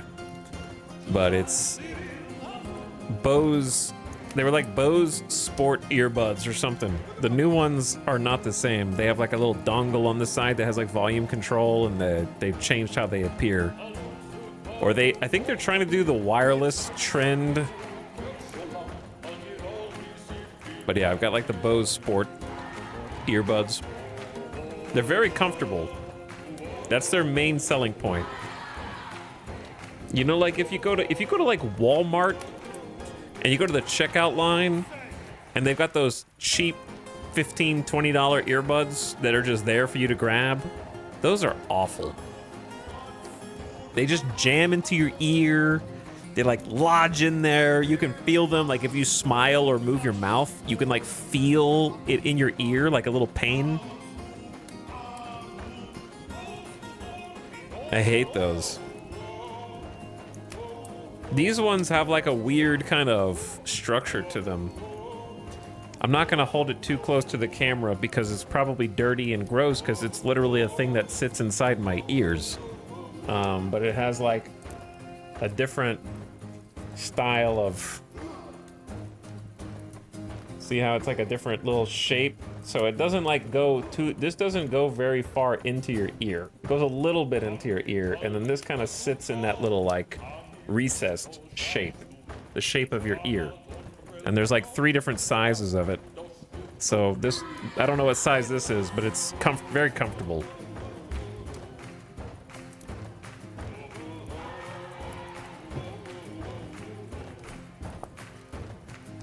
And they don't make them anymore. They make like worse alternative super sporty versions.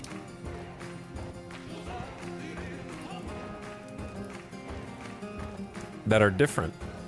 Or they're trying to do the wireless. Let me see what they got nowadays. Yeah, they're trying to do this stupid AirPods gimmick.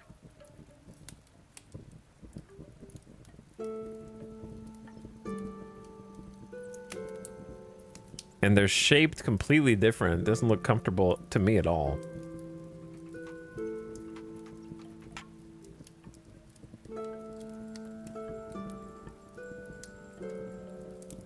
I don't even think Bose sells wired earbuds anymore.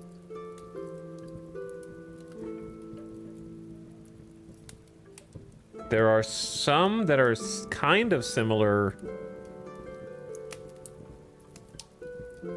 but they have like a extra attachment on the outside, and they have that like annoying volume dongle that like weighs too heavy on the side.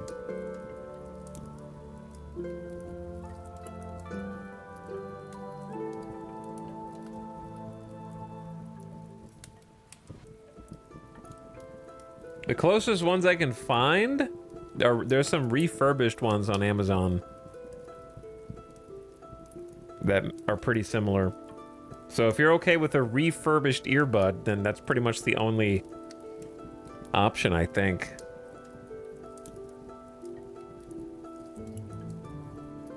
Otherwise, they're gone off the face of the earth. They just keep making earbuds worse and worse, and I can't understand why. It's because if you, like, make them look techy and wireless and, like, oh, it has noise canceling and also it's wireless and they're freaking huge, we can sell them for... They figured out they can sell them for $300. So if you can sell a shitty one that looks overproduced for $300, that's worth 3 to 6 more convenient, better priced, more comfortable ones. I don't know. So they just sell the super primo ones in order to make more money. Oh. Hello, Bulkier Bacon. Thank you for 23 months of sub. I appreciate the prime. Thank you for almost 2 years of sub. How's it going?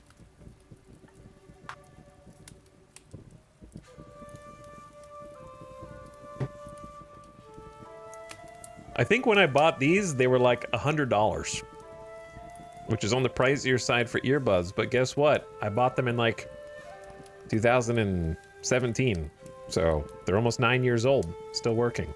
I've only had to replace this particular earbud once since 2012, 2013. I think I've had like the same pair before and one of the ears went out on it or something like that. But it was just so comfortable that I got it again, and this one's lasted like 8 or 9 years. Knock on wood. Okay, chat's gonna get me to convince fate to make these break tomorrow.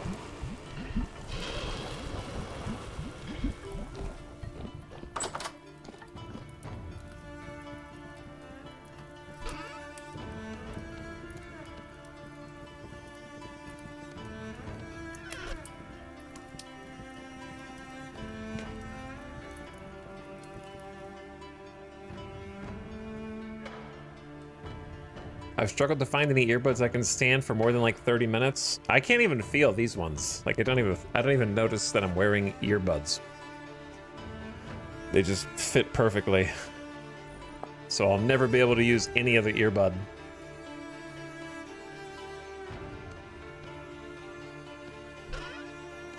Over the ear headphones give me a headache. Like the headsets like squish my brain and give me a headache.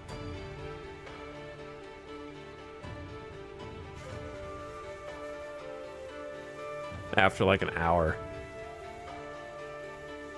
What brand are those? We've been talking about this whole time, Rambo. It's out of print. They don't make them anymore. Bose earbuds.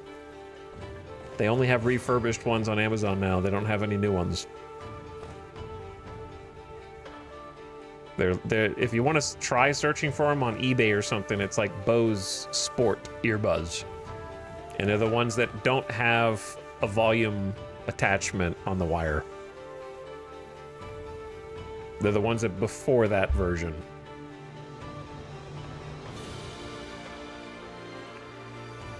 Yeah, they came, like Biscuit says, they came with 3 separate size rubber, silicone, or whatever attachments. So they had like a large, medium, and small attachment. So you just kind of like tried out all 3 and see which one fits your ear best. So never needed a change because it was just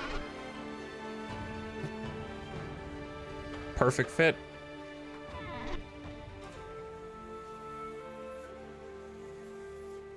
Your brain will eventually become permanently squished to fit the headset. It's true. That is true.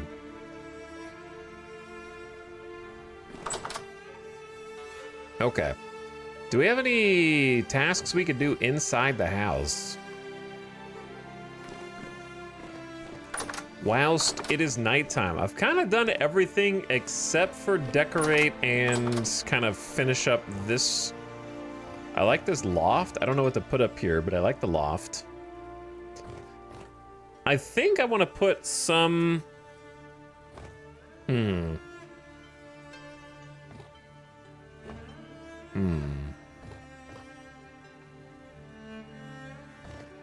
was gonna say, like, maybe some barrels, but the barrels won't really fit under there. Because there's different things that we want to do with barrels. Barrels everywhere. Large barrel. Unusable clutter. It's too bad.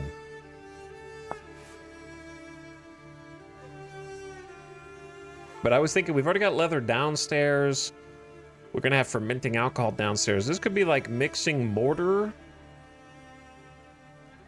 Up here, maybe? My friend's been trying to sell me on switching to IEMs. I don't even know what that is. I don't know what that brand is, but I've never used a wireless earbud that I liked. For me.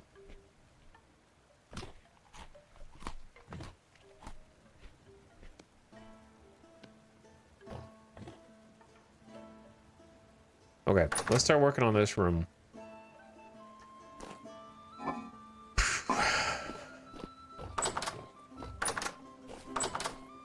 I think I want to, like... The shelf thing was a neat idea that I don't think works in practice.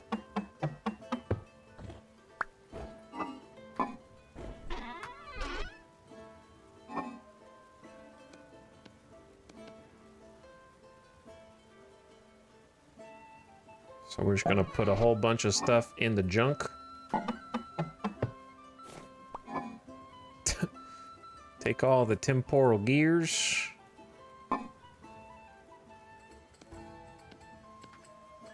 Move that over there for the time being.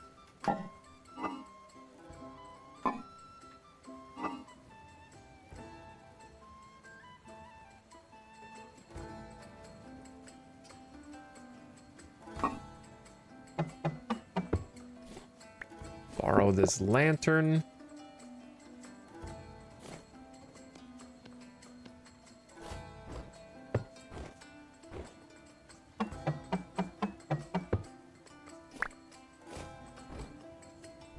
Nothing in the box.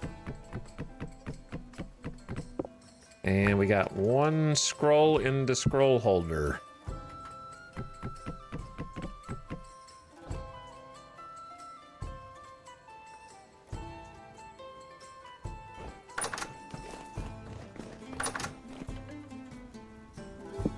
Okay, time to... This pickaxe is gonna last for 2 blocks. 1.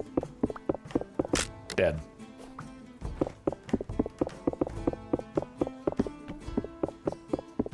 Was it worth it? Nah. I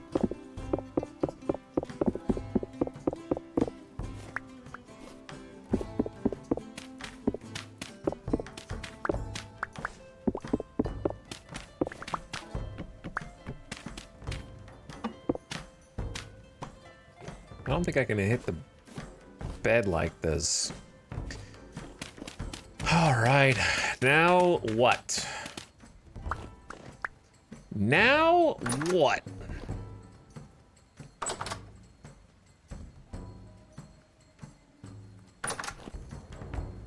Well, I guess I need wattle and daub, don't I? Because that's the only way we have to really separate these rooms as such. Okay, we do have the wattle fence here.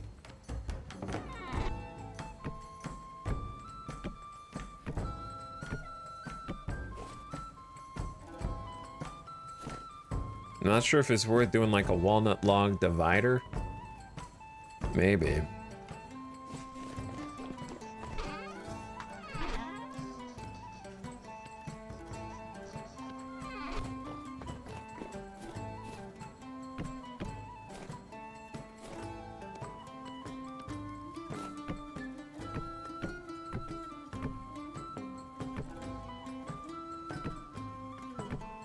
And then it needs to go up.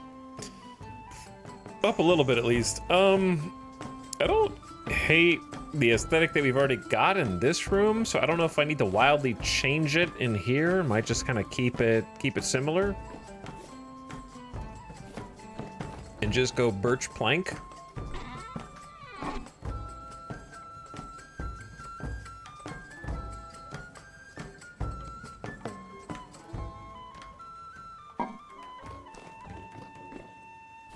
Maybe just birch plank for like the whole floor.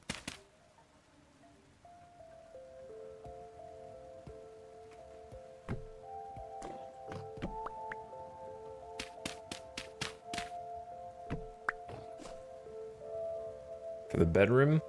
Okay, and then for wattle and daub, we need to make daub. Which is, oh no, we need dirt. Everything comes back to dirt.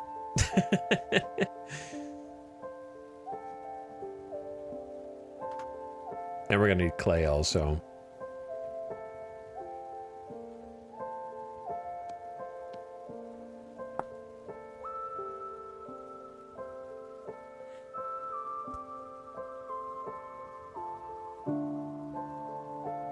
Is there any way to like hang a lantern from somewhere? Or does it have to sit on a surface of some kind? I could get a little table built.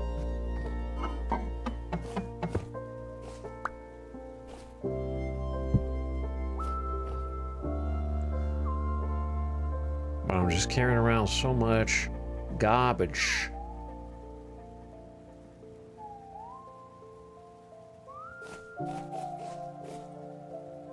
What happens if you delete this? What's under this?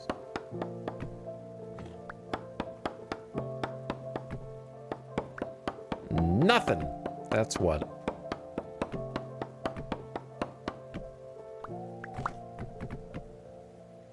Okay, so if we get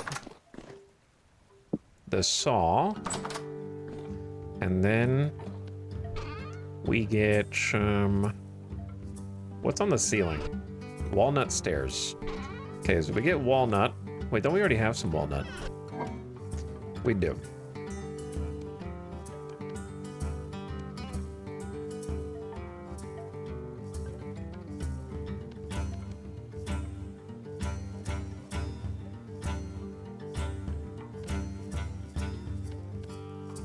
I'm gonna put that in there and forget about it in a second. Okay, we need some more planks.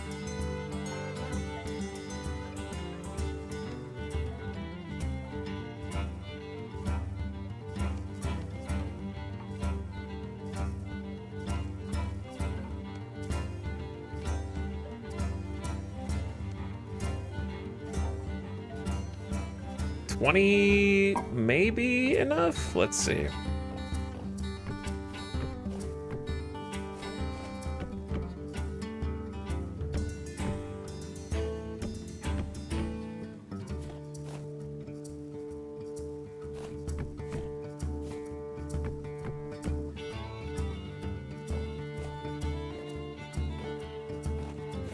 I don't love that little walnut log poking out, but I think it has to for the outside to work.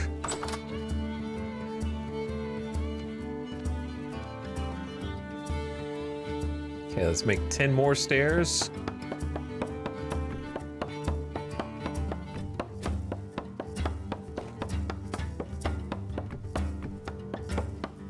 This is our nighttime project. Instead of sleeping, we do this. There we go. Okay, so that will function for the roof. You won't be able to see those blocks because it's going to be like a solid. Instead of wattle and daub, I could do like a plaster, but it might look weird because plaster will be like white and then yellow walls, so it's going to look a little disjointed, but it could look cool. I don't know. I just like plaster.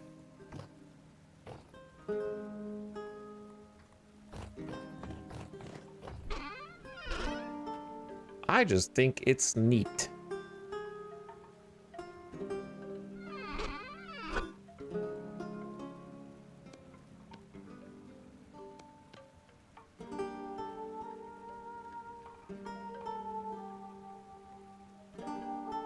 Okay. What am I doing? We are getting planks of the pine variety. I mean birch. Wow, we only have 12 birch total. We did use a lot of birch, I guess.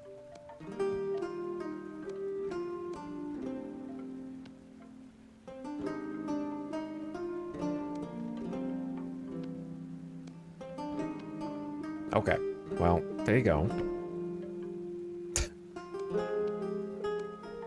And then turn those into blocks.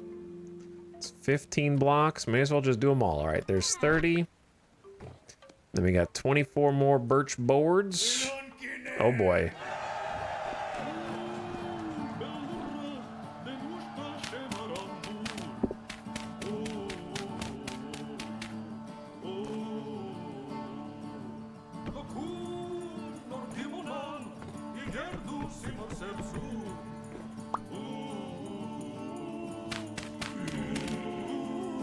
Does he not sound like he's in the house?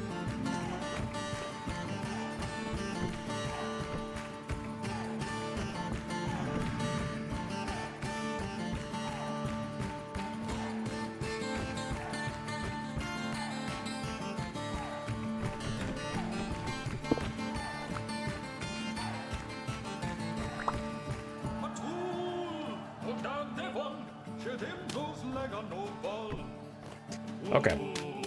Anyway. We need to get under this block.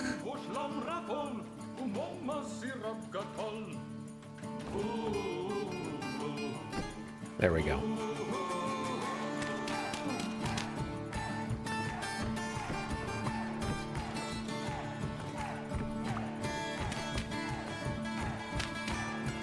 That one's gonna make the storage vessel collapse.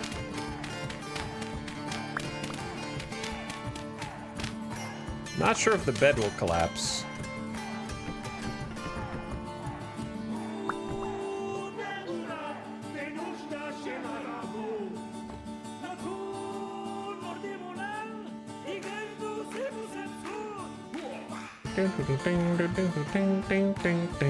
Okay, that part of the song is very addicting somehow.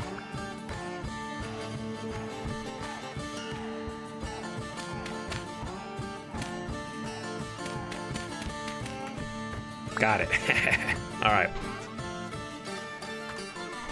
So that's all the floor that's going to be visible in here.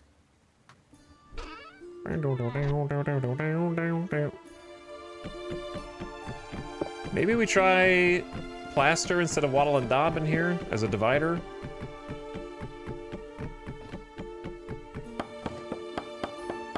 I have no space for any of this garbage.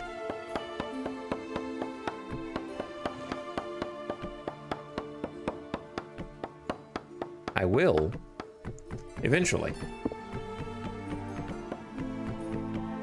I could also just turn this into one room, but I don't know. I like having the two smaller rooms. One of them could be this little, like, kind of tool closet. And we could put something else in there if it makes sense to.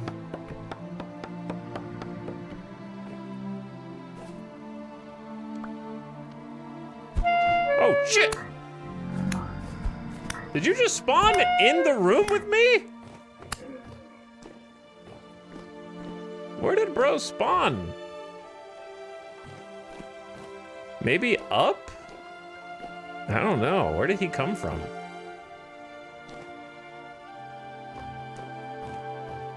Like, I'm trying to get my torch back down is the thing I'm trying to do right now.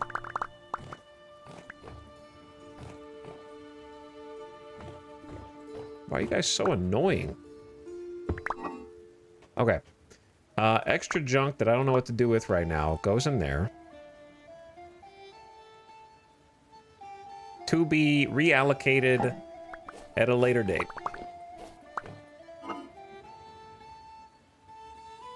AKA, not my problem right now.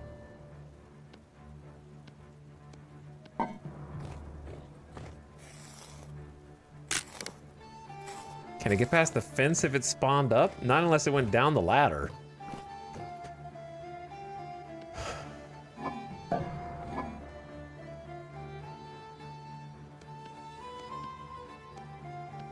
Okay, that cleans up the inventory a bit. Now we do have some plaster somewhere.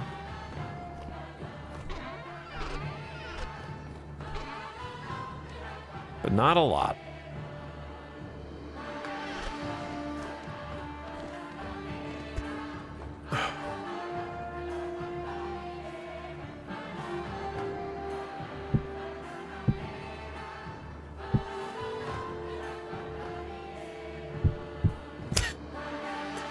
Not a lot might be an understatement.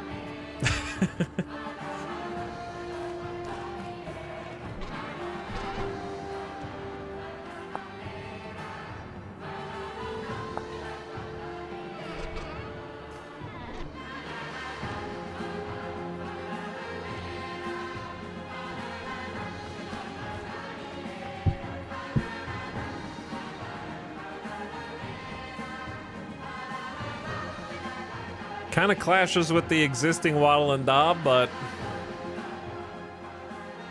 do I care?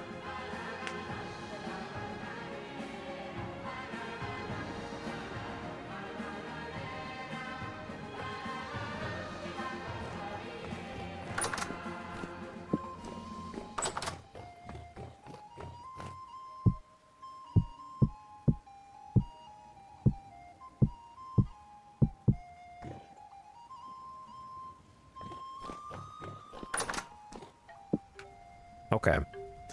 Is the kiln done? Maybe. Are these ingots done? Yes. Okay, 2 more ingots. We gotta make so many copper ingots so we can make booze. Get the crucible back in. Maybe, honestly, I can run out there and get them real quick.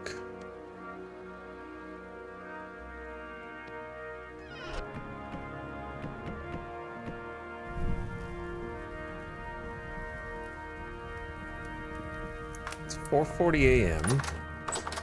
Medium rift activity might be a little dangerous. I'm gonna brave it. Looks chill. Kiln is done. We got 2 more ingot molds. That just got fired up.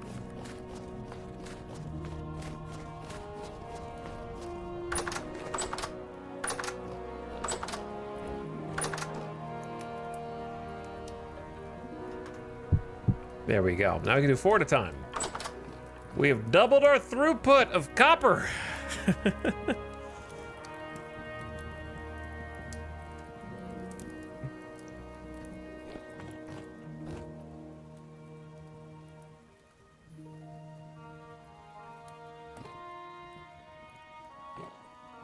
Chad, have you ever heard of an accent wall before? I didn't think so, Archmill. You probably live in a dirt 3x3, okay? You never heard of an accent wall. But you would have if you had any design sensibilities.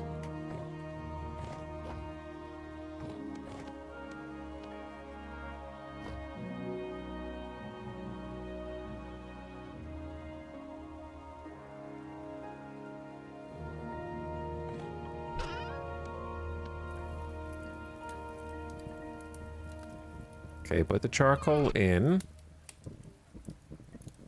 I think we got some scrambled eggs. We need to eat more scrambled eggs because we need protein.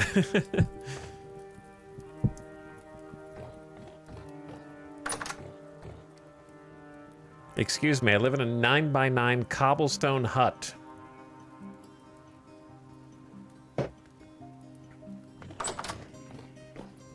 Excuse me, I live in a 15x15 flat cobblestone piece that hovers in the sky 50 blocks above the surface.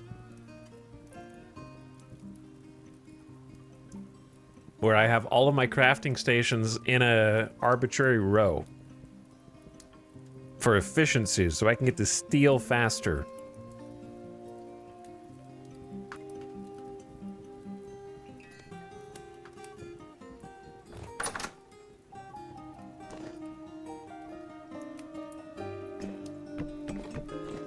That looks dumb.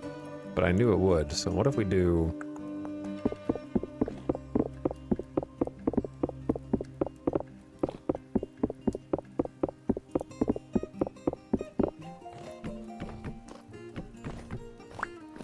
a little bit of that.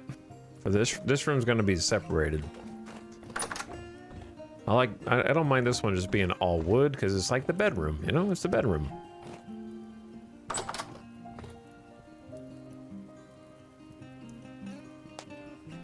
I joined my friend's Satisfactory game and saw he just built everything on a floating flat plane covering half the map, so I logged off. That's the correct response.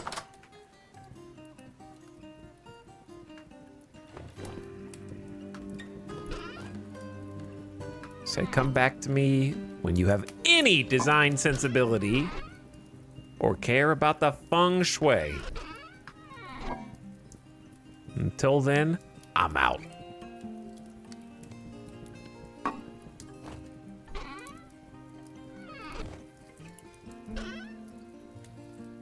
All right, copper. Let's make some ingots.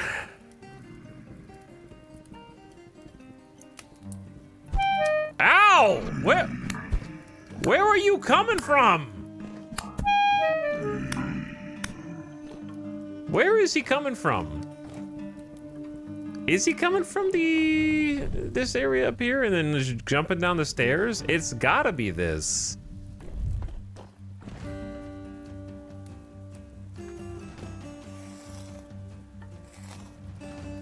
Do we have any more candles to put up there?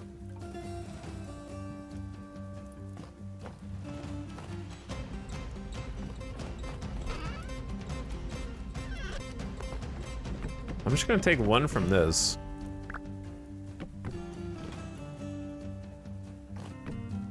Put up there. It's gotta be that. All right, this is done. Take the molten copper. Ooh, sun's coming up. And we got 1, 2, 3, and 4. 4 copper ingots. Very nice.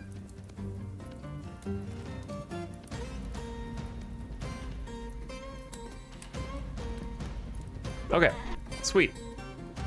So while that is all going down,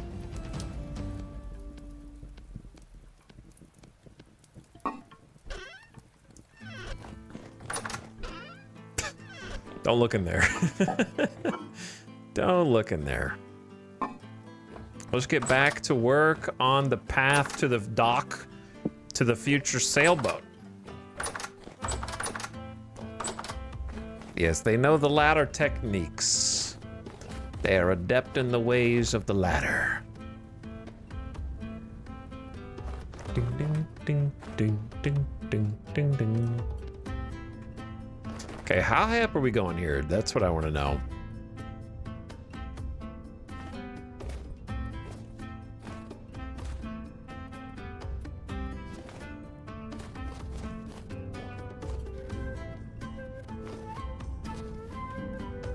Okay, we're definitely not going this high. And I need dirt anyway.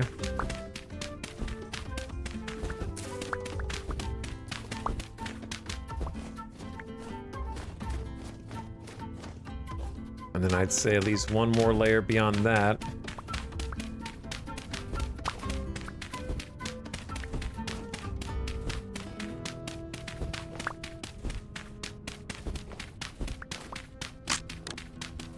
-1 shovel.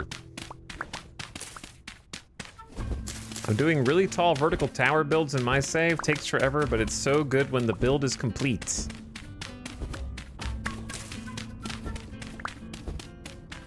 I would like to build a lighthouse. That's probably the closest to a tower that I would build. Lighthouse would be sick, but I don't know how. That would take like 3 streams by itself.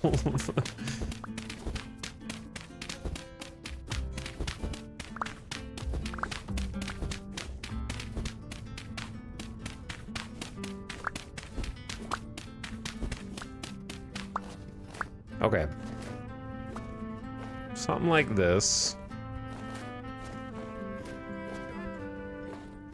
So if this goes straight up, kind of just need to pull this back again.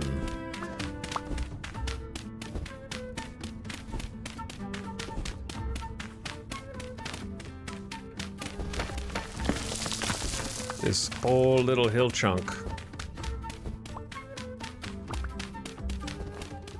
It's time for earth movers, terraformers.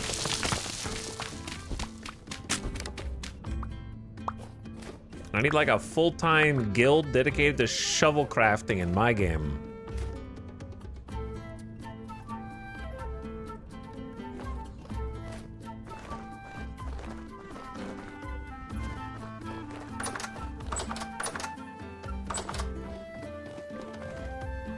Where did I put the... Did I use all... They didn't use all the stones, did I? Maybe I did. What? Did I? I need to be able to craft tools. There's no way I used every single piece of stone. All I have is 12 swavite stone and then flint. And I could use flint, I guess.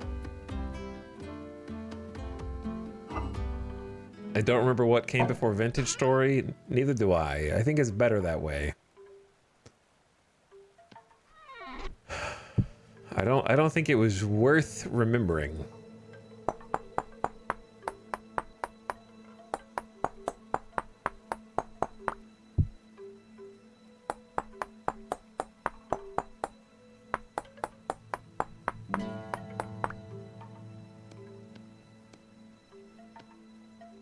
One and a two. Okay, back to work. See, I don't like the stairs being so kind of stutter-stepped in here. I want it to be a little bit more balanced. We can work on the balance after the fact, I think. I just need to figure out what height to get to.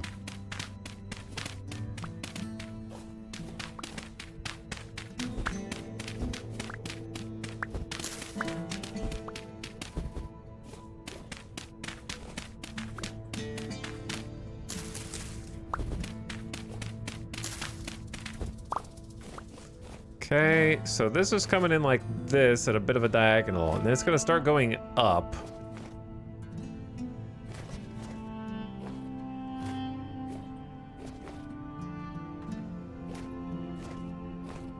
I think I'm gonna roll this and then have this be the level that the two paths meet.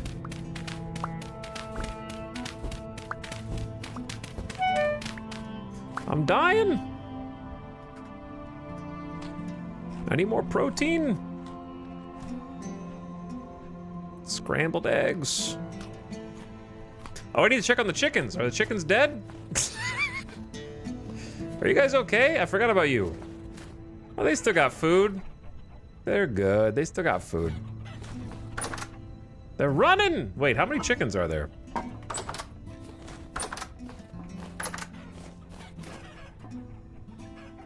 There's more chickens. They grew up? I can't tell who's who here.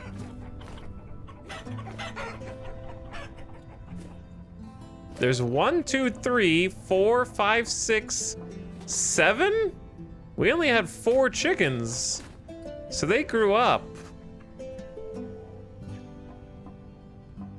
However, they grew up randomly because when they were chicks, they had like black feathers, and now they're like red. They're mostly red, actually. Chat, what is, okay, chicken question. What is a pullet? Does that mean teenage chick?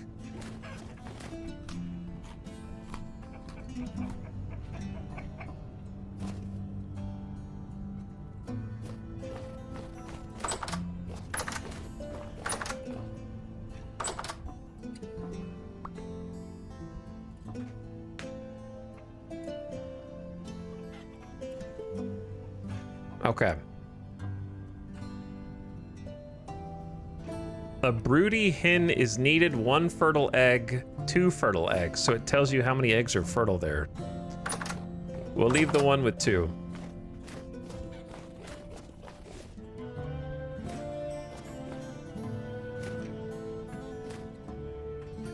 Interesting.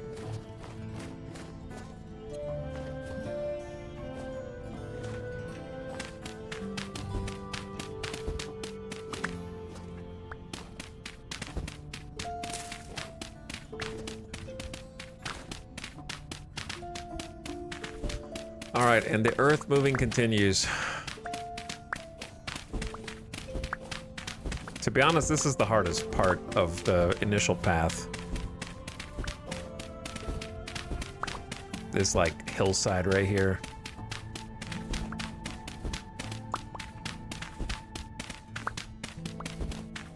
But I think it'll be worth it.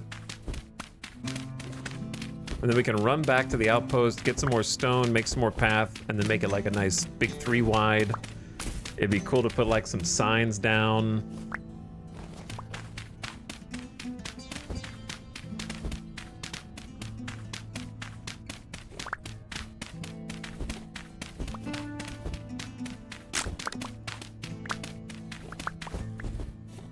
Okay, so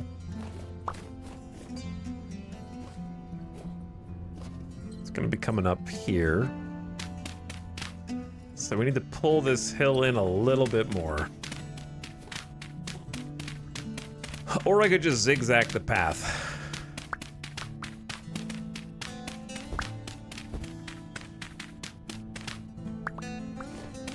I could just zigzag the path a little bit and that would work.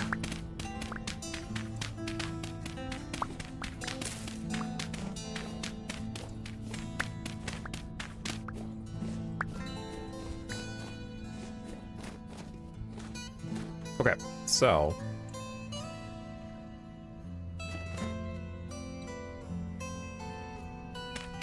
let's go in like 2.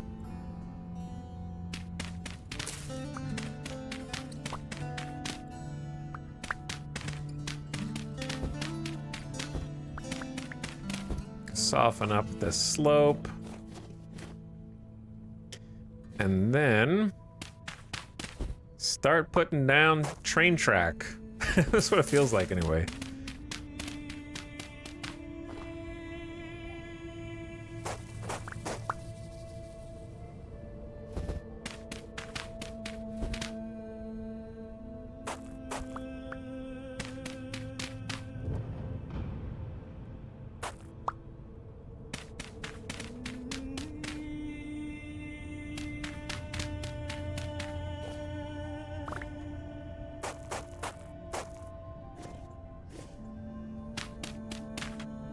Okay, and then kind of forward this way.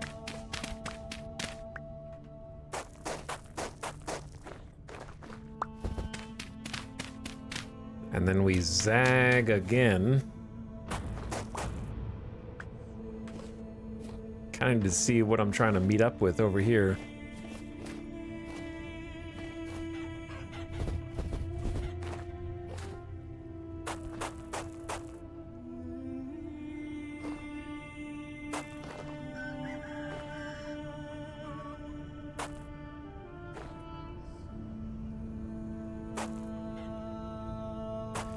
I don't like that you can see the block that's underneath it.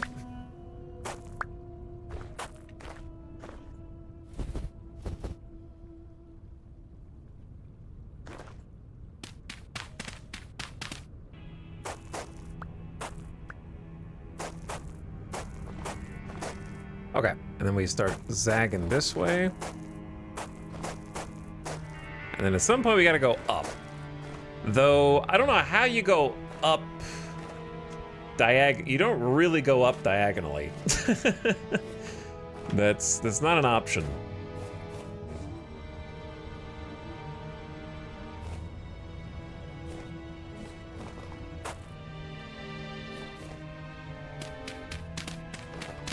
Maybe you cut this back. Zigzag the path and let nature win? I want it to look both constructed and premeditated, but also have elements of naturalness. You know what I mean? Like somewhere in between. I don't want it to look like a factory floor, but I also don't want it to look like it won't be mistaken for nature at the same time. Which means it's just gonna be a path that goes where it goes. I don't really care. I just want it to connect, and I'll know that it's done when I see it. When I look at it and go, that's done. That's when it's done.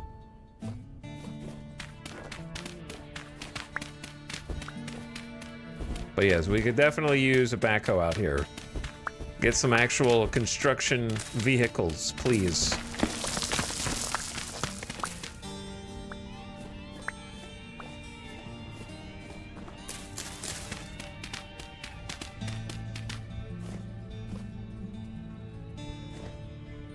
Okay, to be honest, like right here.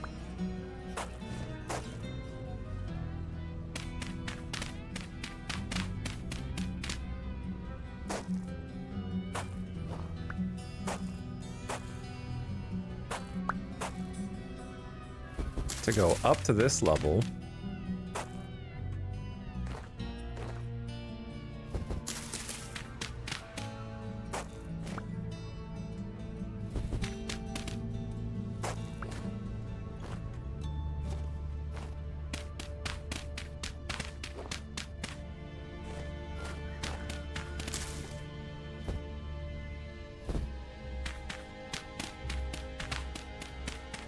Like this, I think. And then I'm out of blocks, but those two are gonna connect, and then we're gonna turn this into a 3 wide, which is actually gonna require pushing this whole thing in one. Oh no.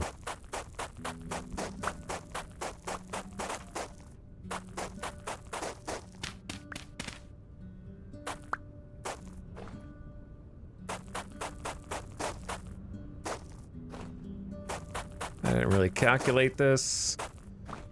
Oh no, and there's dirt underneath that, of course.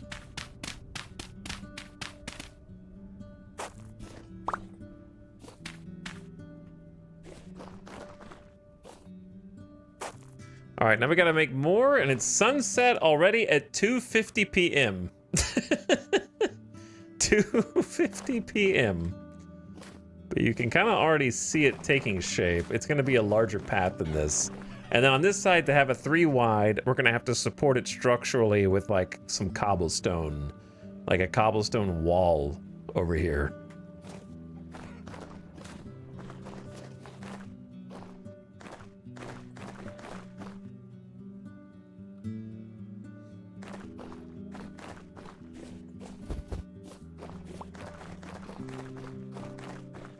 And then I need to fix the way that the stairs kind of go in through here. Yeah, we need to get more materials.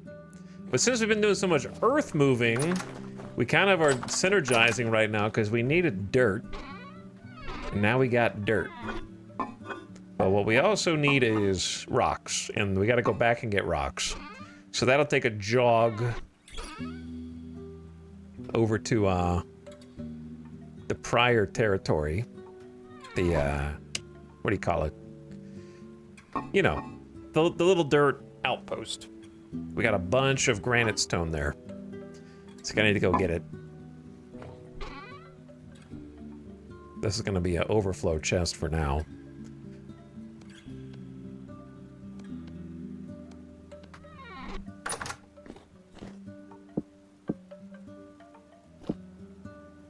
Ingots are done.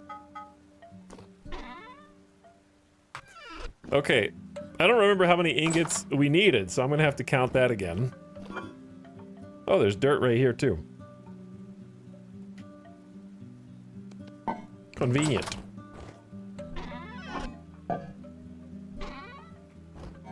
Let's just move the peat bricks. Ow. Just kidding, it doesn't actually hurt. I'm eating! I have eaten!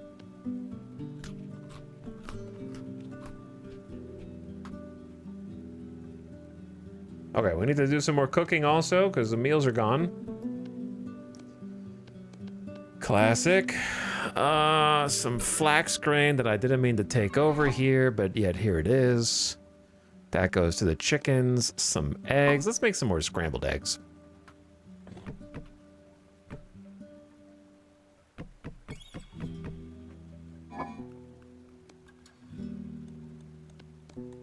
With parsnips and carrots. Hello, Tuna Man. Thank you for 70 months. Appreciate the sub. Welcome back for one more. Glad to have you. We've been getting it done today. We're actually about to do some smithing, if not for the high rift activity outside. Let me go do a quick light check. Since there is high activity to deter those rift spawns. I cannot believe we read an entire thread yesterday from someone on the forums for this game with 800 posts confidently stating that light levels do not affect surface spawns. Unbelievable.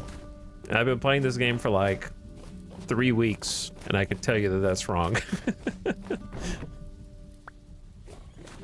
So confident.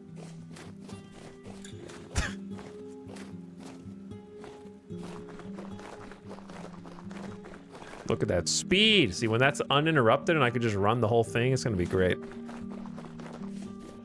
Especially when it's 3 wide.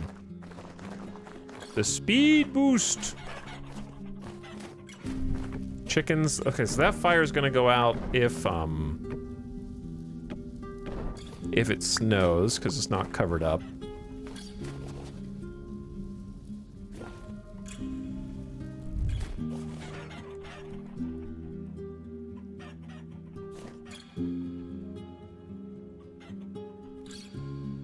Okay. Top off. Ah! Oh, shit! That scared the shit out of me over the hill. God.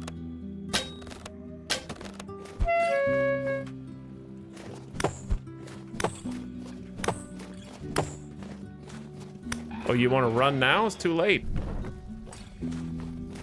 Just straight over the hill, man. Okay. He knew I was there.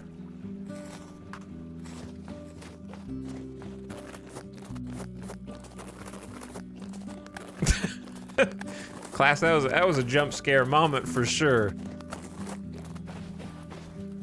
I'm going home. I'm going home. All right, curfew is now in effect.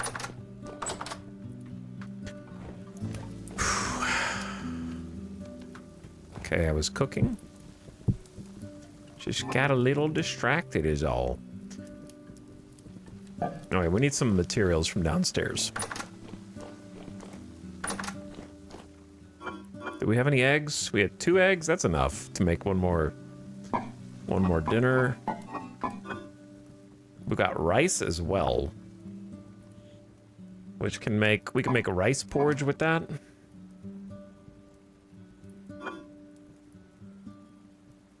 All right, let's eat the 6-year spelt.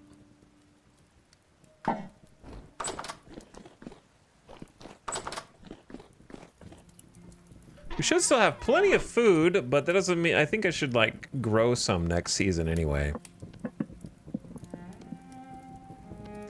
You know, just to refresh the stockpile, because especially if we're feeding chickens, we're gonna be burning through food longer. I'm trying to get them to that 3rd generation chicken, though we can butcher some, of course.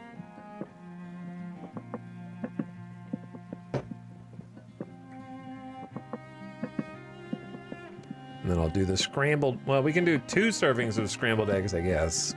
I go pick up more eggs. To keep the protein flowing.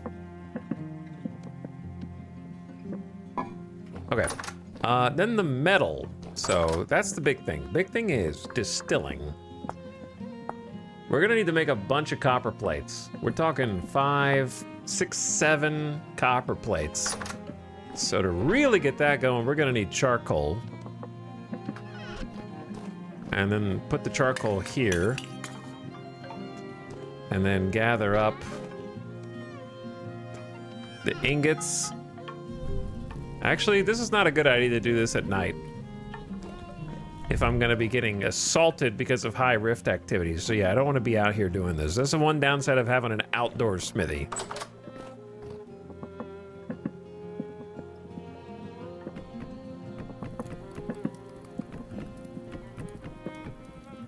Actually, we'll probably use all these, and I'll just make some more wood.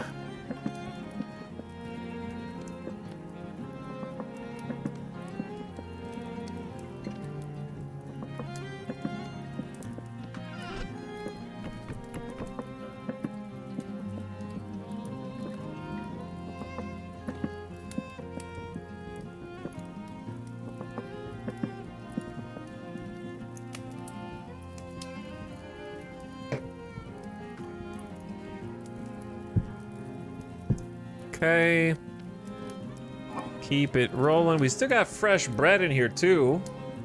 26 loaves, in fact.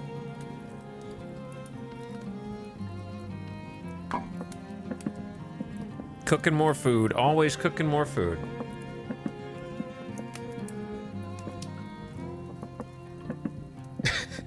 Chat, you need to be better than this. That's what I think every time I stream. I think, chat, you need to be better than this.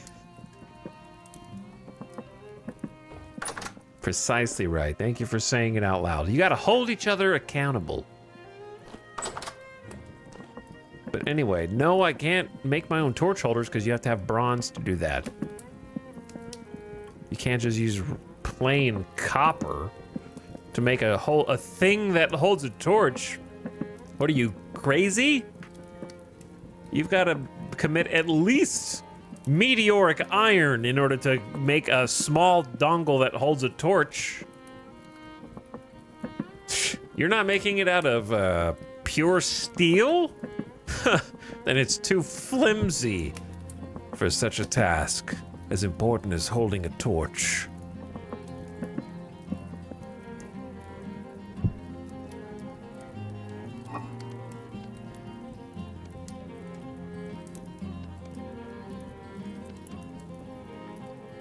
Whoops.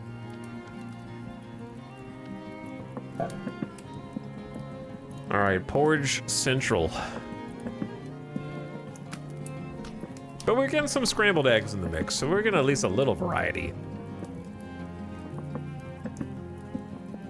If we could get some berries, then we'd really be cooking, and then dairy. Whew, that'd be sick. Jeffro the Dude, thank you for 91 months of sub. I also missed Bent Plunger. Thank you for the sub an hour ago. Sorry I missed you, I apologize, but thank you for subbing. Bulkier Bacon, I saw you, but thanks again, happy Thursday. Tuna Man's here. Thanks again, Tuna Man and Jeffro the Dude, what up? Big sorry hopping in too, why not? Why not? Thank you for the prime. For those of you that just joined and you're wondering, what have we done today? We've already found and mined 3 separate copper surface nodes. And now we are aggregating the copper into ingots and then turning those ingots into plates and then those plates into a system by which we can distill our own alcohol. It's a very copper intensive task.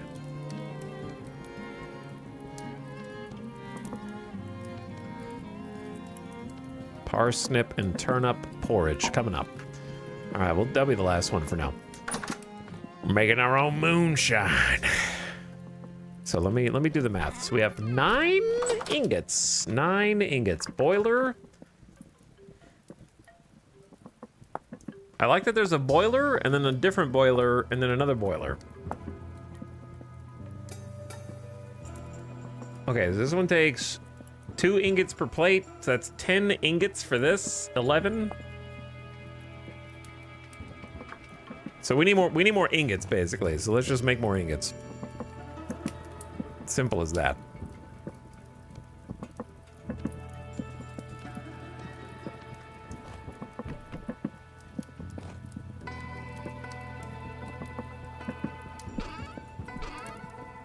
So let's make 4 ingots.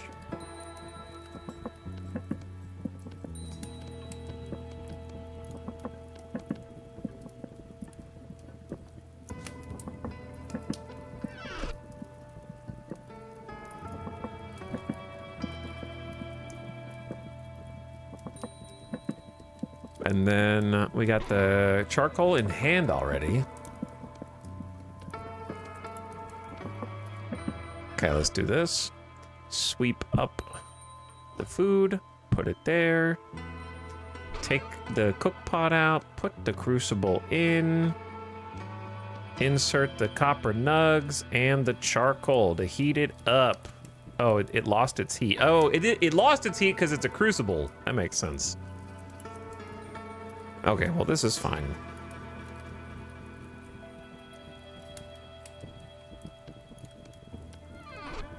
I forgot, yeah, we're putting in like a cold crucible that hasn't received any heat yet.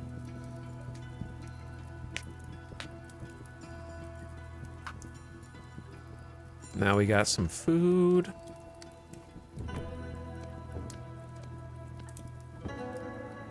Then we need to go back out. We need to clear enough inventory that we can go out and then bring home a bunch of stacks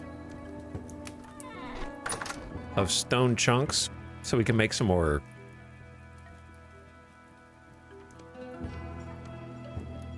tools, but also stony path.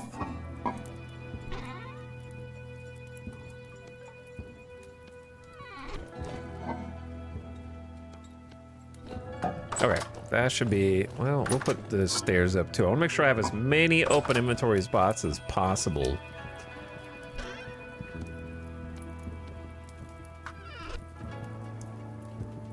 But yeah, thanks again, Big Sorry, for 66 months. Appreciate the Prime, dude. Good evening.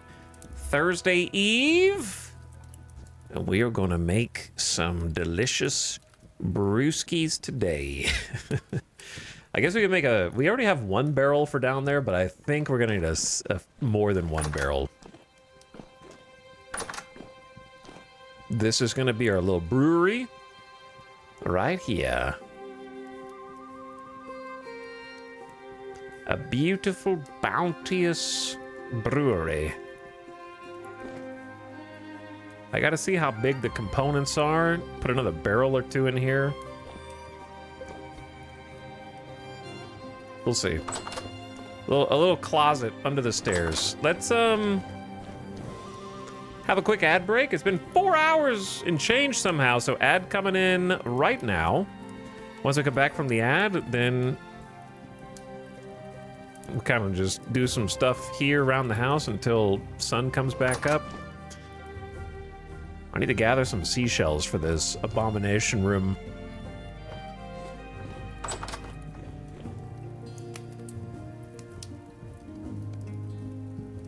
And then we will take the molten copper and pour it in for 4 more ingots worth. I'm gonna take a BRB for a few minutes right now.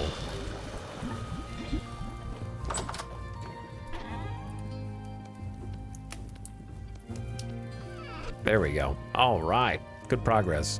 All right, be right back. Thanks for watching. Thanks for hanging. Thanks for chilling. Now listen to this.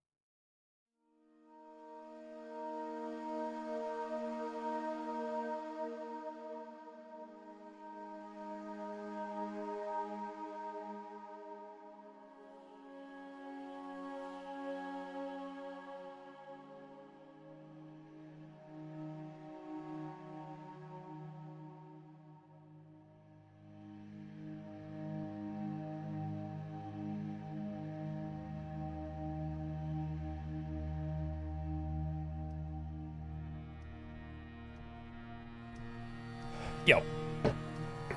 All right. And we're back. What the heck are we doing in here?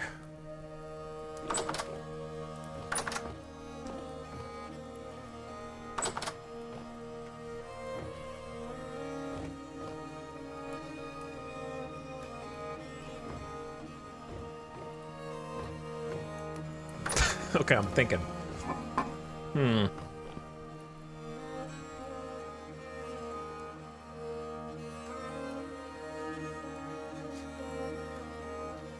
I want to go outside. I guess I could just sleep. It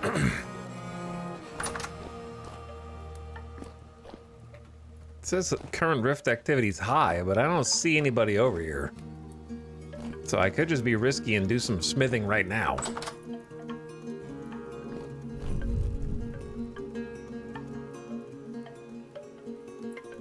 That's exactly what I'm gonna do. Because we gotta do a lot of plates.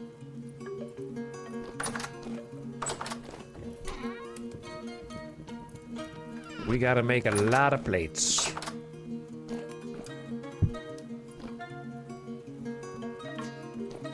Forge is heating up with charcoal. Make the copper ingots turn malleable.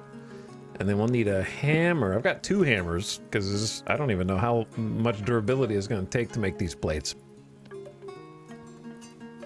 And also, I've struggled in the past with smithing crafts that take more than 1 ingot. We haven't had great success there. So, we'll see.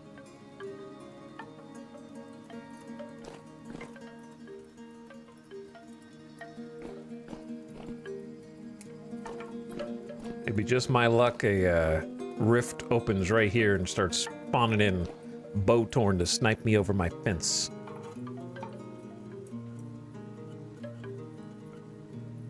I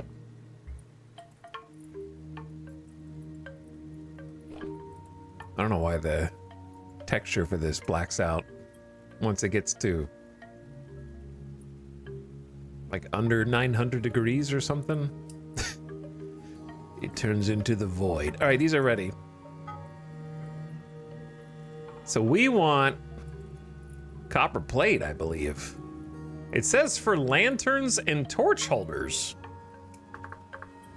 But it clearly says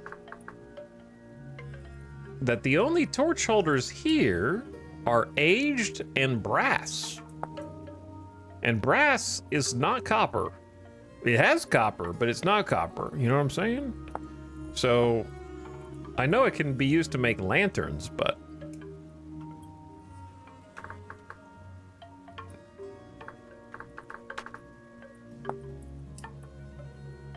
And also copper plate armor, but that needs leather.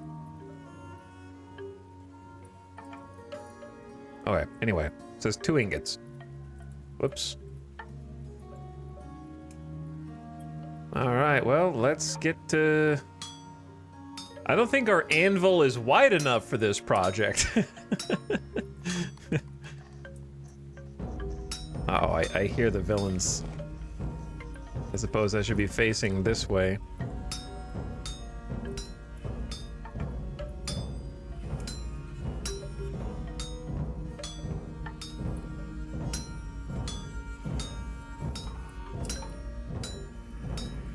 Oh, now they're here.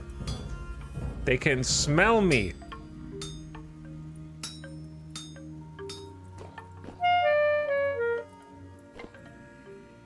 Who threw that? Show yourself. Chat, they're pelting me with rocks. See, why do they know when I'm gonna do this?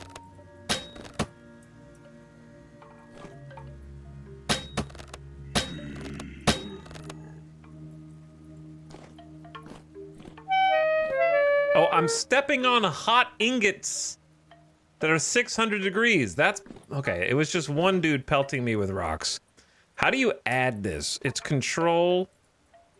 Boom.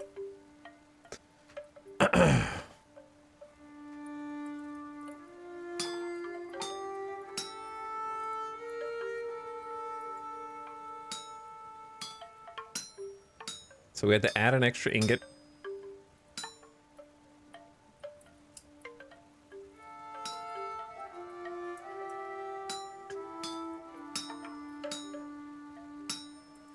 Well, that explains why I was taking the extra damage.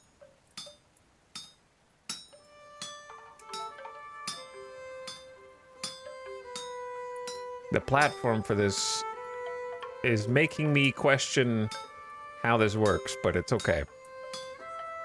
As long as it works,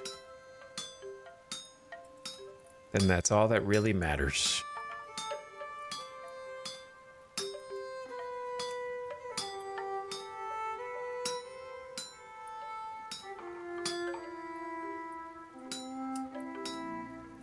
Another one.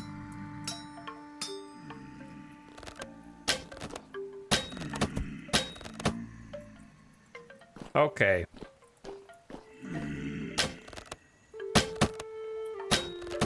The hitbox on this is terrible. I'm trying to work. I'm trying to do work here, man.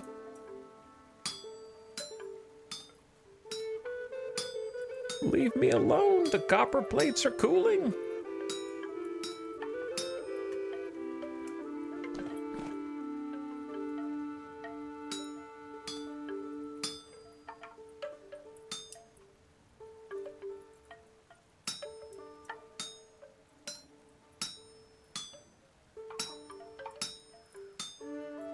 This is a labor-intensive one.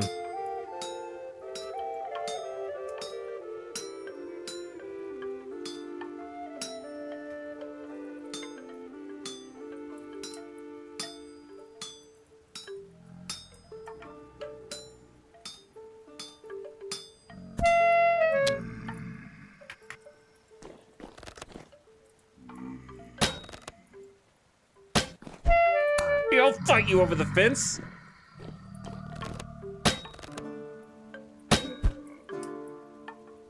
I've never had such an action-packed session of smithing before.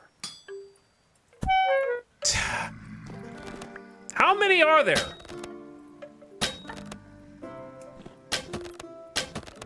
How did that last one, how do these miss? I'll tell you how they miss. I'll complain about that later, okay? Because the aim cone is not even aim cone. It's, I will rant about that later, okay? It all goes back to the combat sucks. That's what it all comes back to. It all circles back around to there. I almost screwed up the whole thing on like one of the last hits.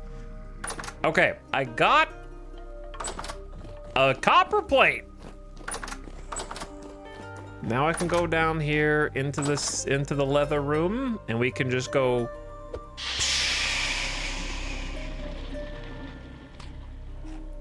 Let it cool off.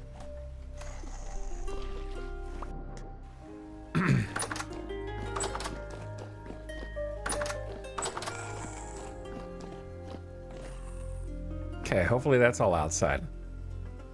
We got our first smelted copper plate.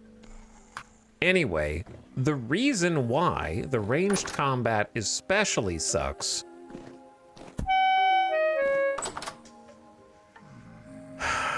I will try and show you an example. Okay. If my target is this doorknob, like this door handle right here, and I aim my reticle right at it, and wait until the aim cone is the smallest, it'll hit it if you're the right distance away for it to cross into the, you're shooting from the side forward. Do you remember in Star Citizen when, you probably don't, but you could like change the distance that the lasers meet up? Like you've got a laser over here and a laser over here, and they kind of like meet up at the center, but if the distance is wrong, then they crisscross too early or they don't ever cross. Does that make sense? The focal point, yeah.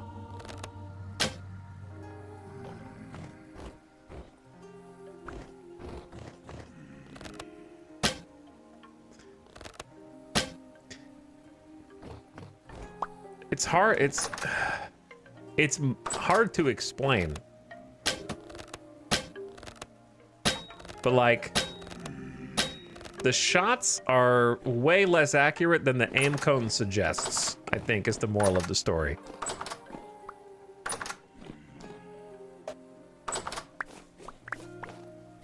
Kind of like switching shoulders in games, kinda.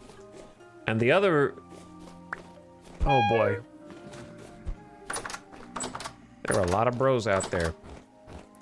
It sometimes feels like the arrow comes from the left. It sometimes feels like the arrow comes from your POV, and it sometimes feels like the arrow comes from the right. Is the only way I could describe it.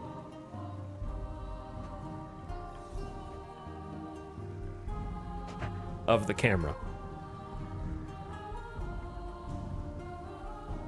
Anyway, they've woken. They have awoken, so now I will linger inside. Well, actually, I'm gonna go out here just long enough to put the copper plate up.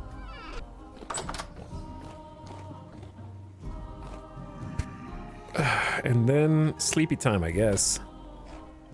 I don't think there's really much else to be done. I'll nap for like 1 hour.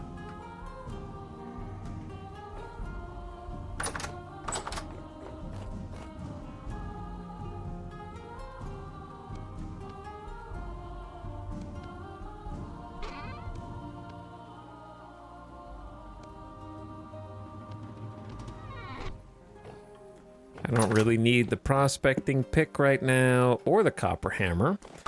That was just to make one plate, I want to say it took over like over a third of the hammer's durability.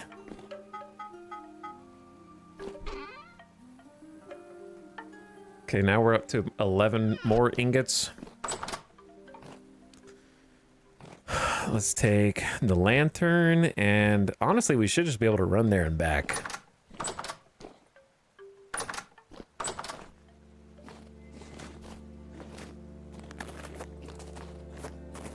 Rift activity has switched to calm.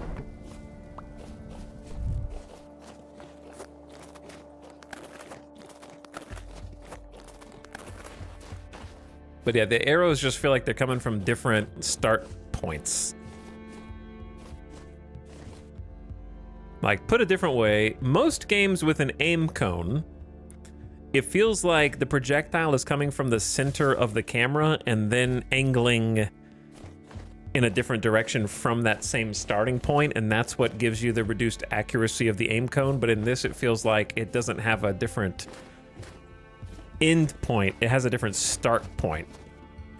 Like, it'll still go in a straight line from wherever it starts, but it like randomizes the start point of the arrow is how it feels. Does that make sense? I don't know if it actually does that, it just feels like it does.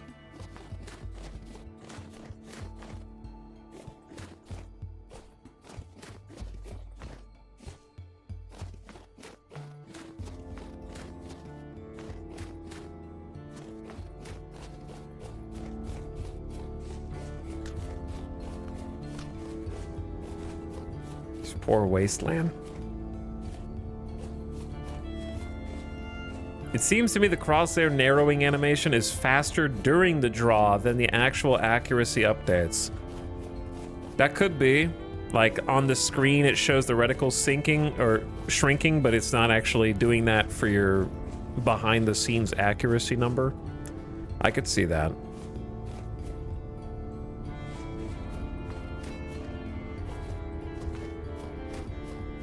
That could be accurate. No pun intended, sorry.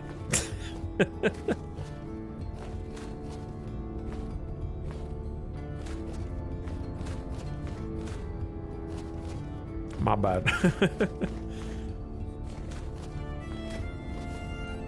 This copper spear has been lasting us a pretty decent while.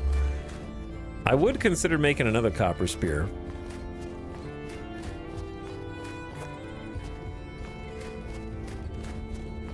I think we found both of these,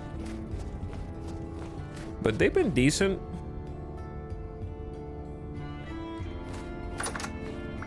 How is the shovel that I dropped like hours ago still here? Okay, well, I'll keep it, I guess.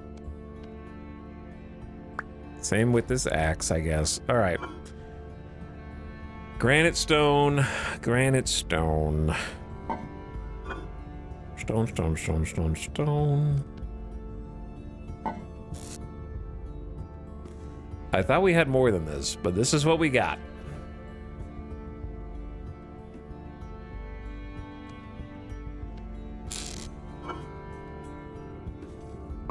And a bunch of gravel.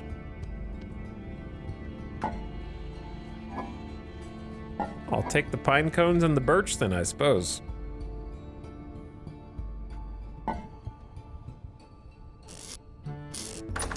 Okay.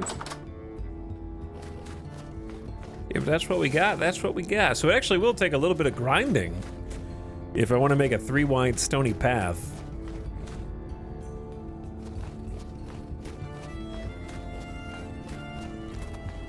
I'm going to start with just a 1-wide. That way it's usable. And then maybe just build onto the 3-wide as we do more mining.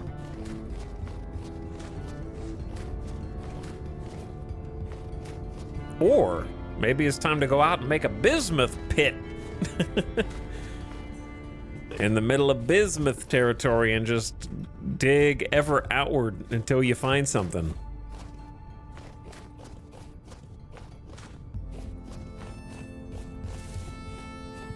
And that'll get us a bunch of stone, but also burn through a bunch of copper in the process. That way we can have more bronze and we can actually make those stupid torch holders that we've been lusting after the entire game. I can't find zinc. I found so much zinc. I'm set for life on zinc, I think. That was the only material that we found inside caves. Never really found anything else.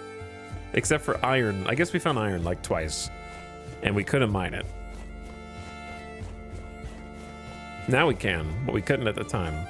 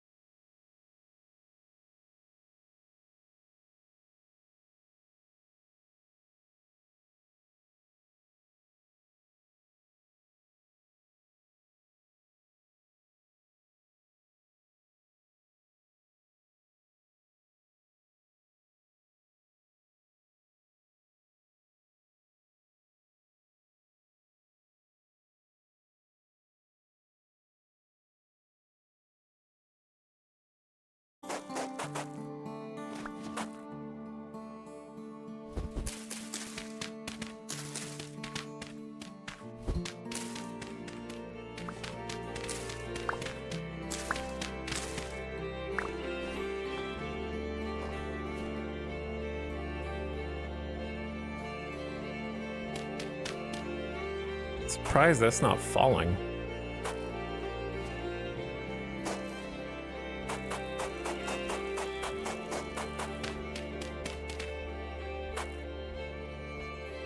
What happened to gravity?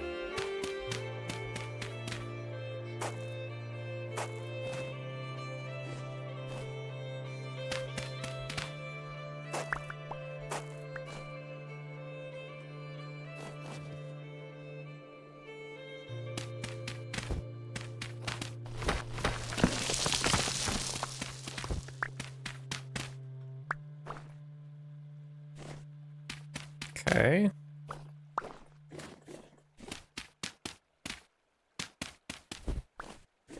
That works out pretty well, I think.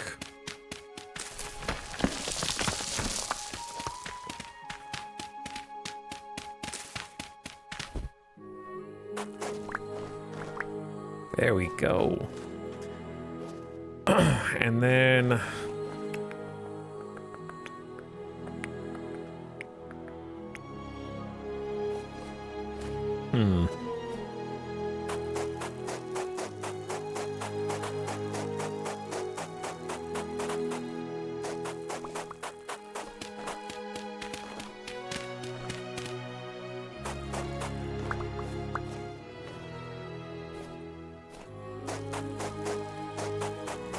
Sorry, I'm thinking. I'm just thinking.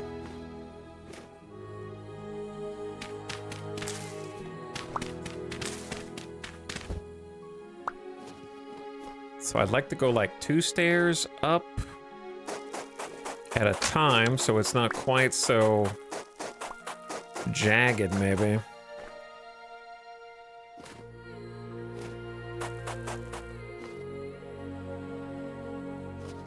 Actually, let's just do this.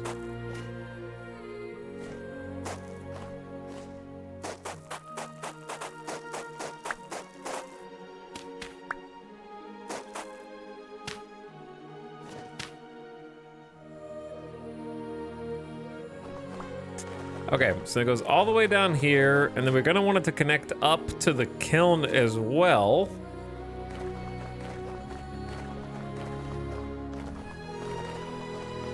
It's just turning into like a racetrack.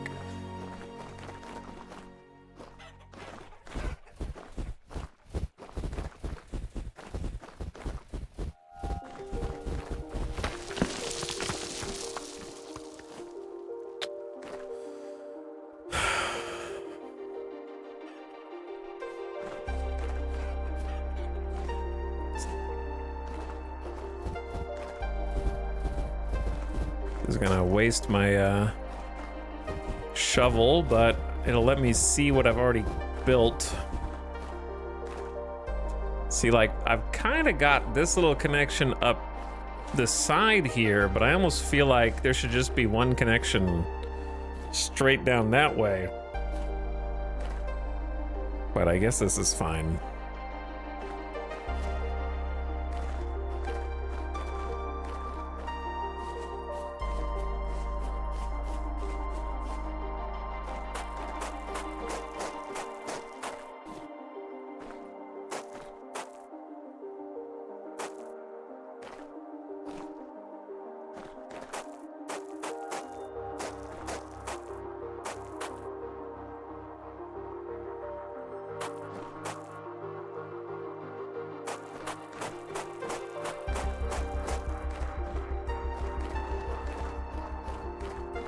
Okay. So, I mean, it's technically linked up from here to the house. Though I only have 22 blocks left. And I realize this side looks funky because it's supposed to be a 3 wide.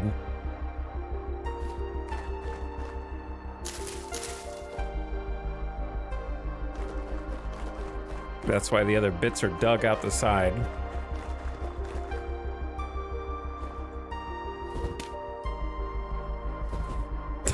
why did I connect?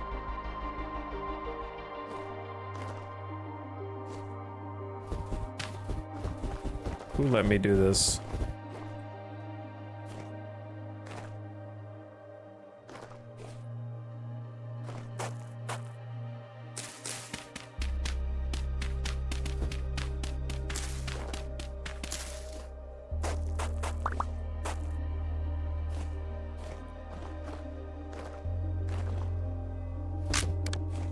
My shovel.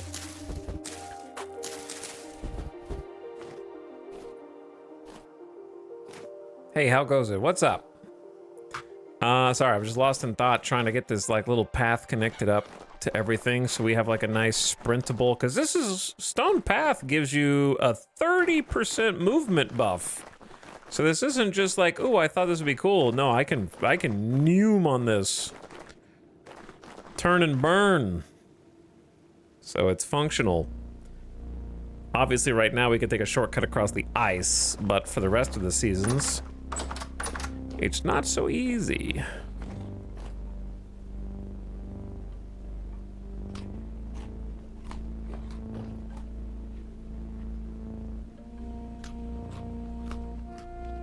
Okay, I want to go get some eggs, and then we need some blocks so we can actually create tools.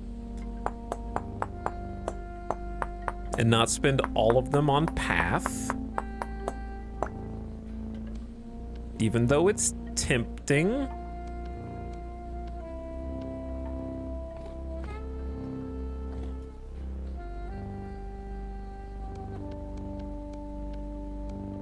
Okay, we got some maple logs that we brought back. Anyway, welcome gamers. Yeah, we're trying to go fast here.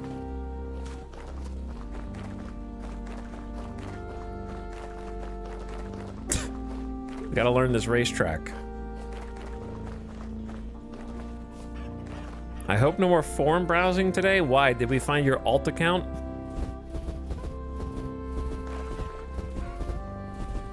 Didn't occur to me that it could be chatters in there lurking.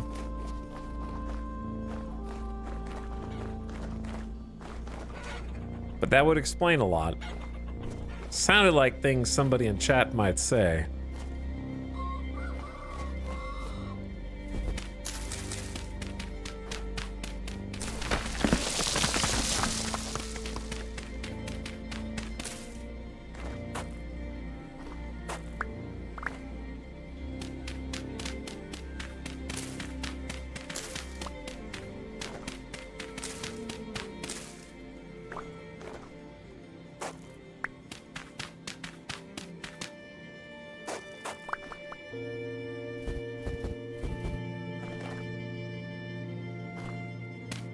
Okay, we need stairs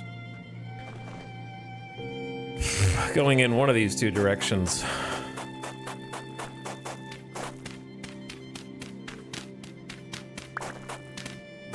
Probably this one.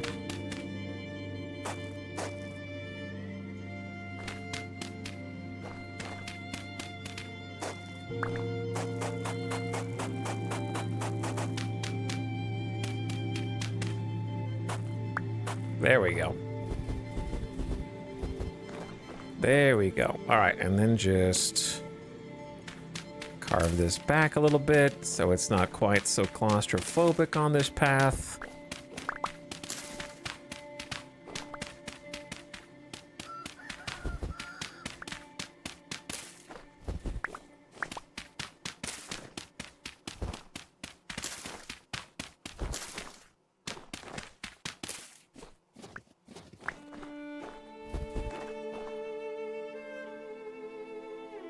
Alternatively, fill the whole thing in all the way up to here, and then just have the stair go up one.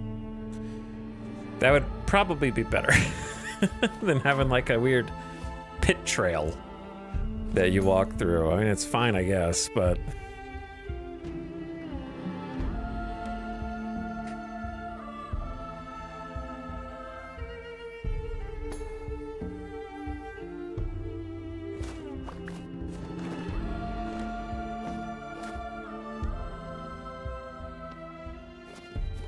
It feels a little strange, yeah.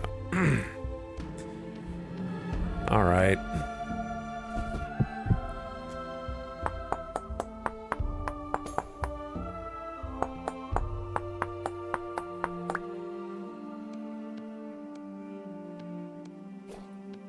I guess I'll try and fix it. Like I always say, measure once, cut twice. It's just more efficient that way.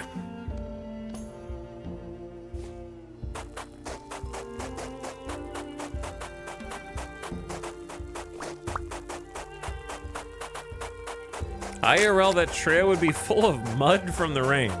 Sure, in real life, a lot of this stuff would not work.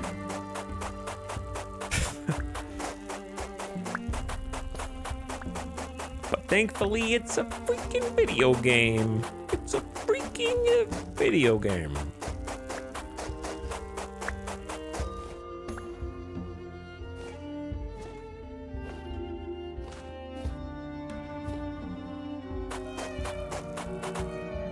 I love the random medium fertility soil down here. Okay, to make this easier, I'm gonna mark this with packed dirt and just overlay.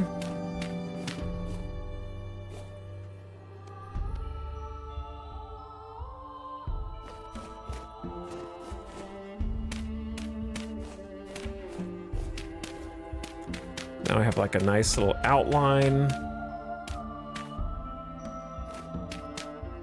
We're gonna need to go back and get some more dirt to actually fill this in.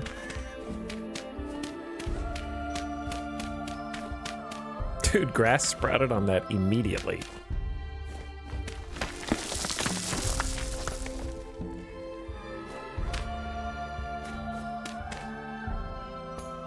It's already dark? How is it already nighttime? It was just day. It's getting dark at 3:45 in game.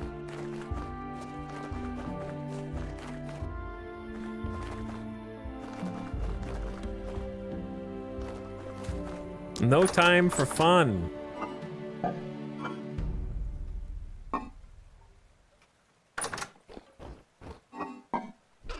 Okay, we should have some extra soil. Oh yeah. Well, since it's calm, I guess I can stay out a little bit.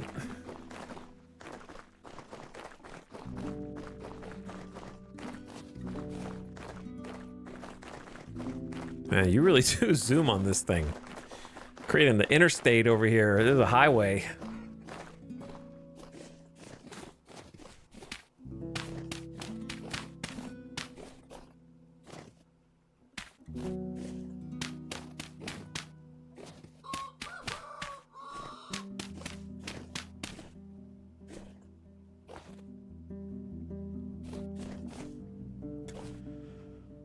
Okay, so then we'd go 1, and then fill this in. The grass will regrow around it. Get a little stair in, and there you go. All right, so that's gonna be a lot cleaner. Just kind of level out this whole area instead of having it sunken in. Sweet. And again, I want this to eventually be like 3 wide, so it's not gonna be so finesse driven where you have to like run perfectly on it in order for it to work. The issue is I just don't have the resources to make 3 times the number of stone paths to really fill that out at the moment, you know? We're not quite that wealthy. But we have a path that goes all the way from the bees over to the farm, and from the farm, and both of them kind of go to an intersection to come up to the chicken coop and around this bend. And then up some stairs, which may be adjusted in the future to this kind of like now flattened area, and then all the way back down. And then I guess the last step is just to make a leg of it that goes over toward the kiln, which doesn't have to be done now, but it would be convenient. It's just this hill is gonna be difficult to work with. We're just gonna have to kind of dig part of it out. Who's gifting subs? Solaire gifting 5 community subs. Thank you for the gift subs. What's up, Solaire? Congratulations on being better than everyone else in chat.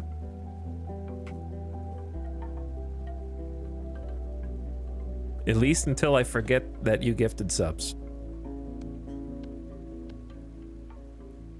It might be a brief window, but it's there. So it counts for something. But enjoy your gift sub if you got one. Seacliff, Headless 7, Isaac. And thanks for hanging out, dudes. Oops. Why do I have firewood?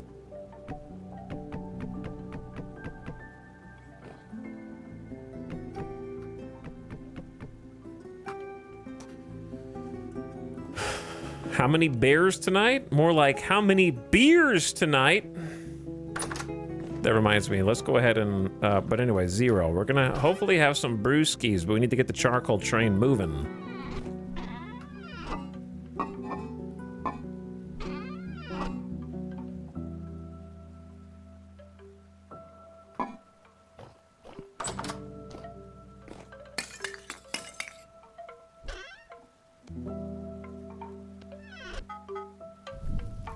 We got a lot of forging to do in order to make our own alcohol. We gotta make so many of these plates. How many do we need? We have enough for 2, 4, 6, 8, 10. So we have enough for 5 more plates. We'll have 6 total.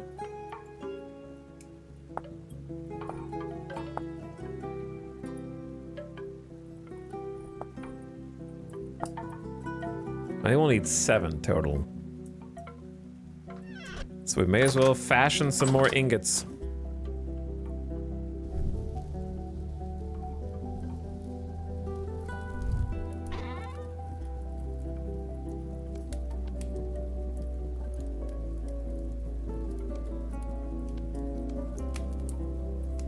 So I need what, 80? We just went out and got all this copper. And it's already going.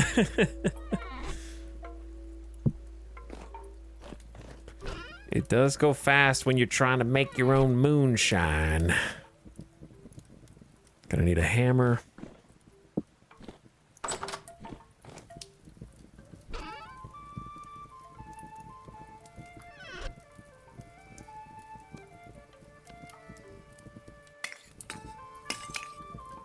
Put 4 charcoal up in there to get the nuggies nice and toasty. And then check on these bad boys. We're kind of multitasking a little bit.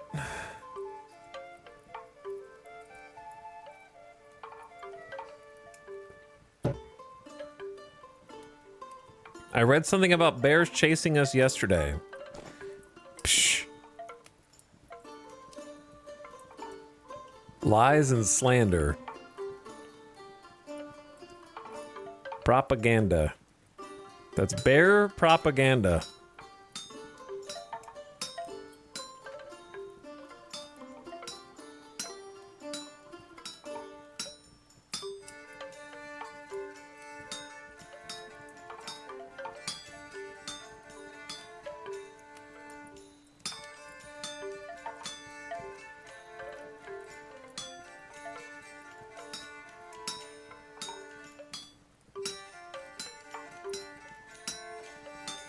Okay, now we need to layer the other one on top of this one.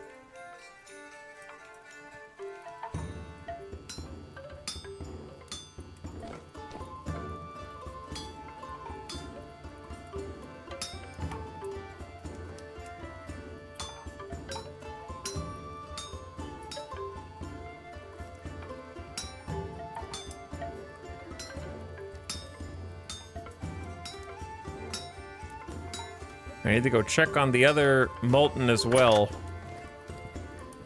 All right, this is still heating up.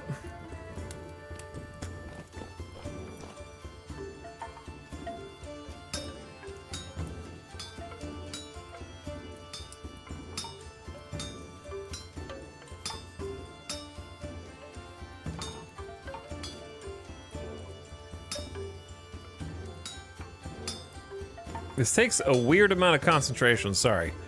I've already screwed up on smithing more times than I care to admit. If you misclick, you can mess everything up. Okay, let's go check on this. It's not ready yet.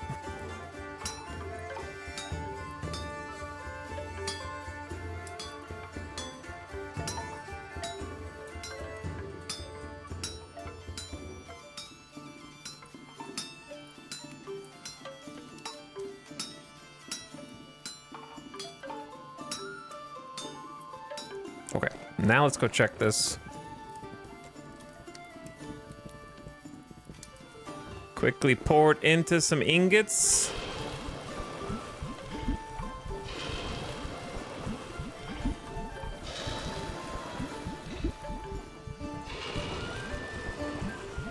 Okay, back to work.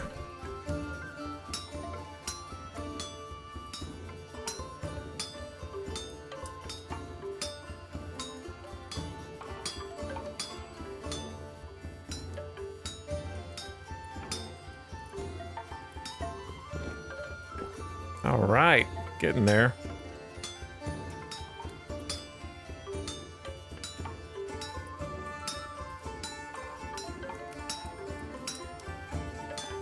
I misclicked, but it didn't matter.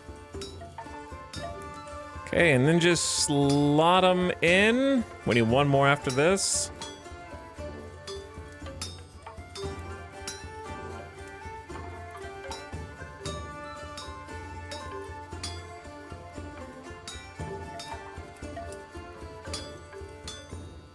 Hey, all right, sick. Well, I took so much juice off the hammer, and that's another one down.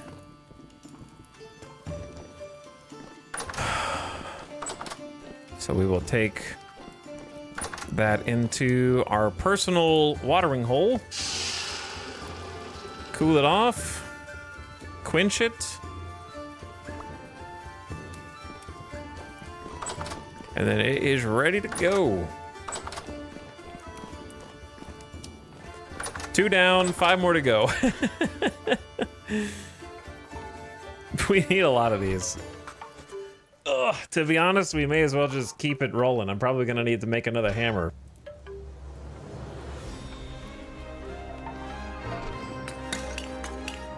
This one is a grind, dude. Whoops.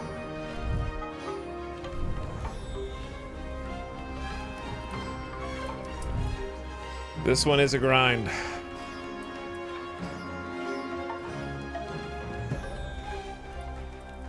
We also need to make, I want to say 2 chisels for the soldering irons.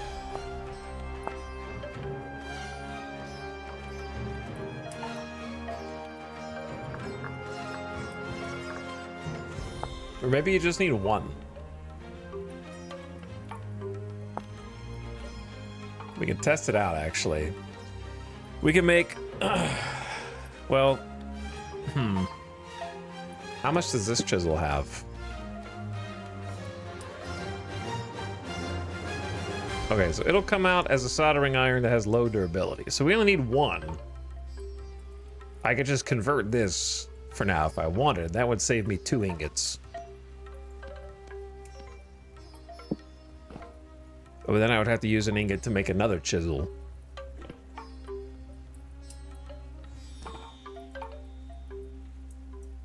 Gotta earn that alcohol. Can this set cool before you finish it? Yeah. So when I'm looking at it, you'll see like a temperature in the top, and that temperature will just be going down slowly after I pull the ingot off of the fire and put it onto the anvil. So we gotta get it to 1100 C to be able to work it.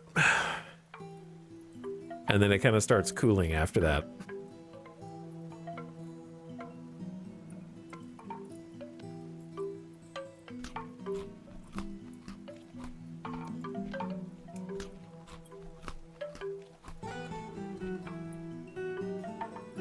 So you don't have to be too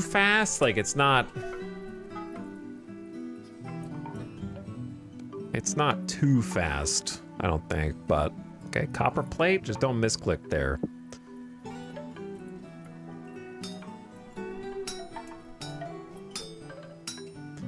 Yeah, they make you work for alcohol, that's for sure.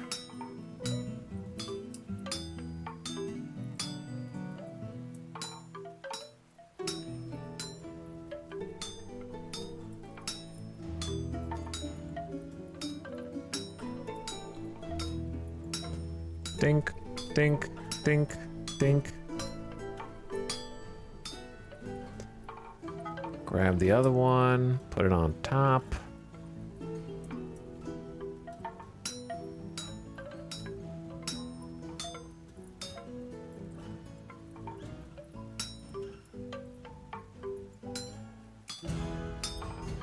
Finish the right side first, I guess.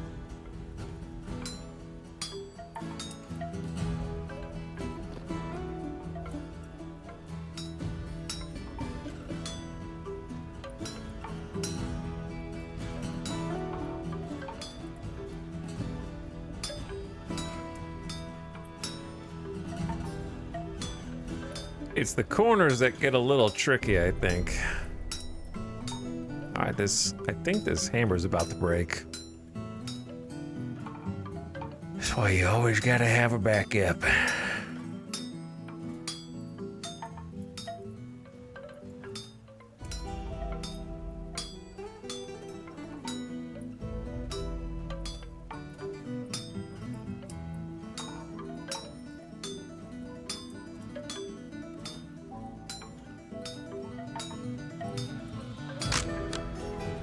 That scared me. I knew it was about to break, but I didn't expect the grid to also disappear. So I was like, did I screw it up? Oh no, panic.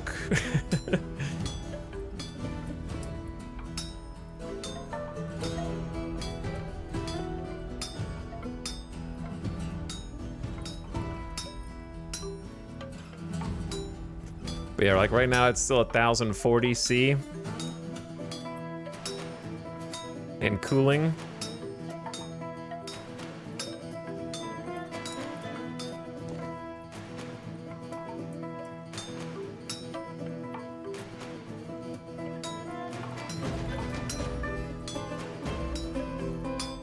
Exciting smithing tunes.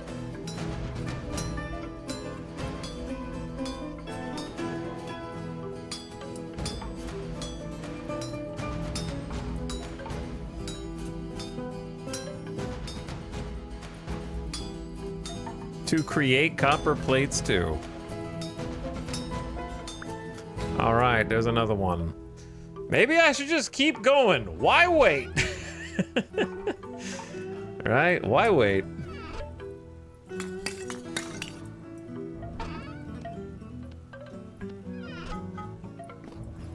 And just heat those bad boys up too while we're at it.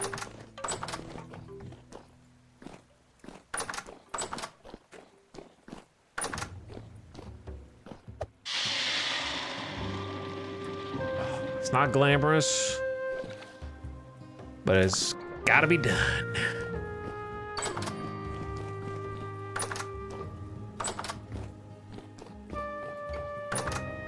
It's like building IKEA furniture.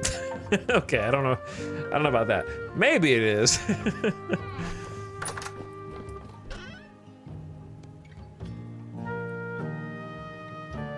That's my like frame of reference for everything now.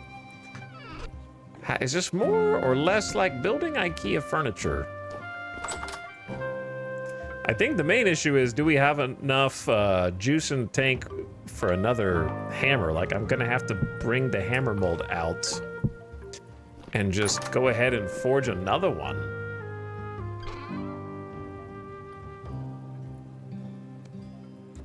Which is gonna be not a great use of charcoal.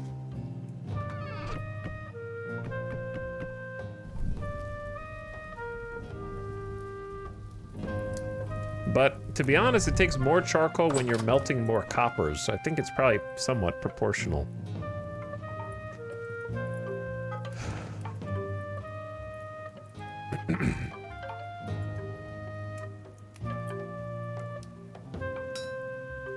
It goes faster when you're only doing 20 versus like 100 units of copper, which makes sense. Mute the mic so I can cough there. Still can't shake this cough. It's not quite as bad while streaming.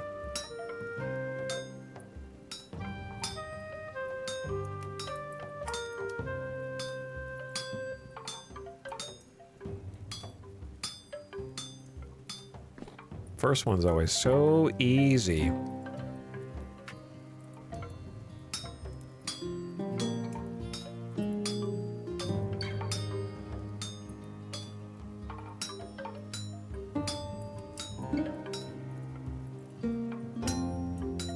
Maybe I'll try a different approach. We'll do this instead of what I was doing before. I think it's gonna end up the same.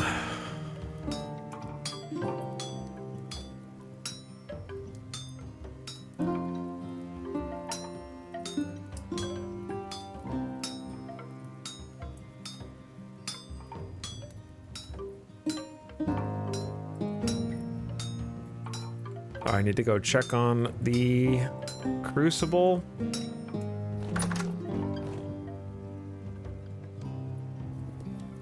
Kind of let some of the heat escape. Whoops. Whatever. Oh, you have to put the copper in. It's not the crucible that's heating up, it's the copper. All right, whatever. I just wasted some wood, but it's fine. Whatever. I'm a little busy right now.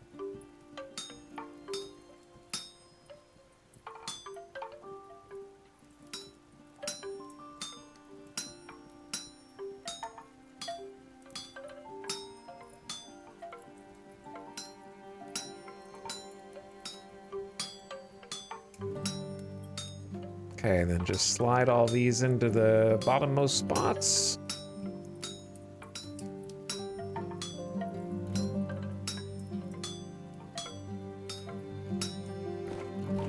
Then do the same over here. Oops. Okay, that works. Whoops is not something you want to hear your blacksmith say.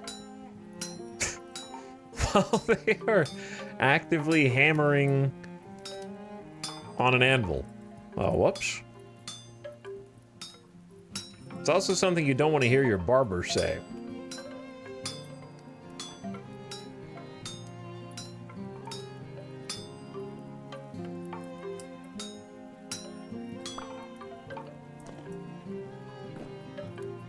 Okay, we could keep it rolling, but I want to make sure that we have another copper hammer before I get all in on that train. Okay, this is ready. Pour that into the hammer mold. This is a blacksmith heavy day. Okay, let's get the tongs. Quench it in our downstairs water source that has turned out to be the most convenient thing we've made thus far. Also, ad starting right now. How has it been an hour already? Somehow it's ad time. So prepare yourselves. I'm gonna do some leg stretches or something. We got 4 plates. 4 down, 3 to go? I think 4 down, 3 to go. So we actually have like 3 extra copper ingots. But no, I need to make a chisel, so 2 extra. Which is fine. 2 extra is good. All right, I'm gonna stretch my legs real quick.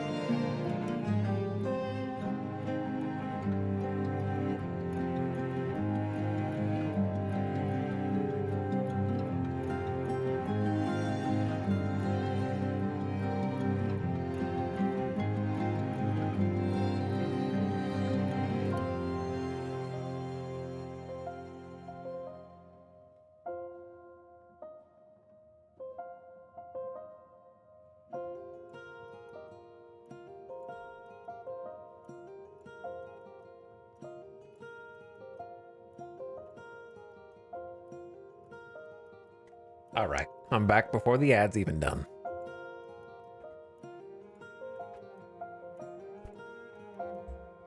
Chat, what are you guys gaming on tonight? Ad break gamers? What are you spending time playing?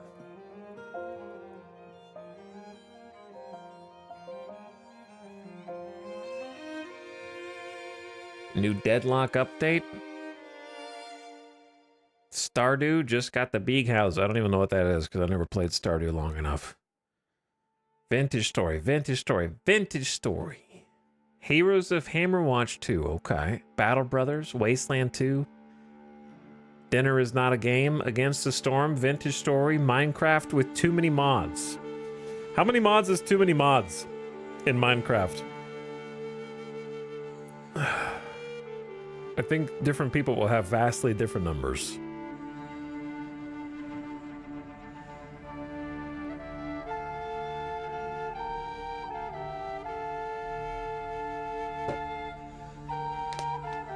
Captain of Industry, Hearts of Iron 4, Nuclear Option. Oh,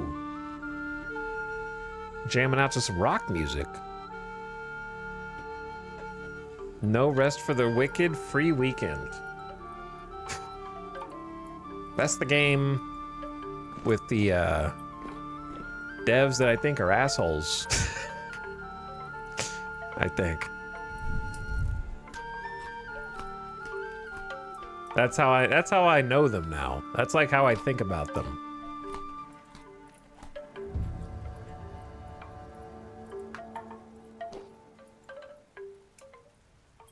I think I was gonna hammer more, but I'm scared that this hammer's gonna break.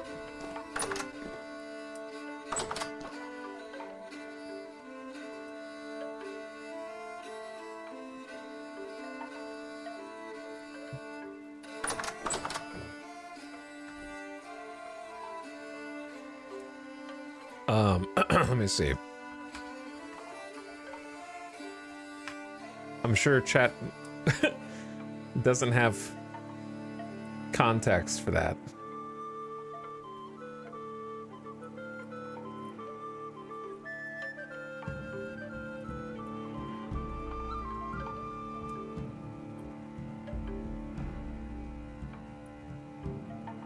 It was just like, first of all, if you just go to this dude's Twitter, I don't know. It's real. It just makes me not want to play their game, is the best way I could describe it.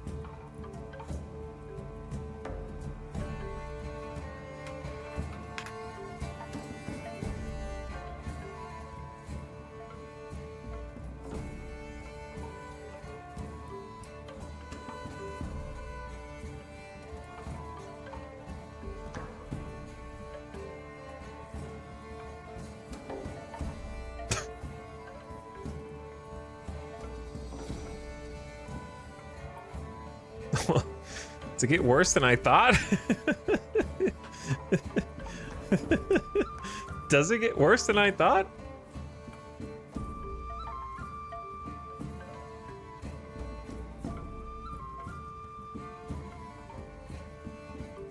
Hold on, I'm like reading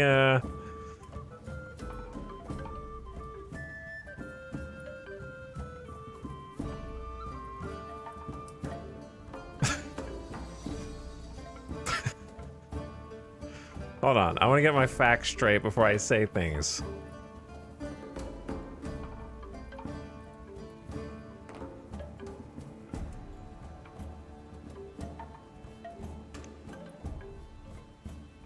Oh dear.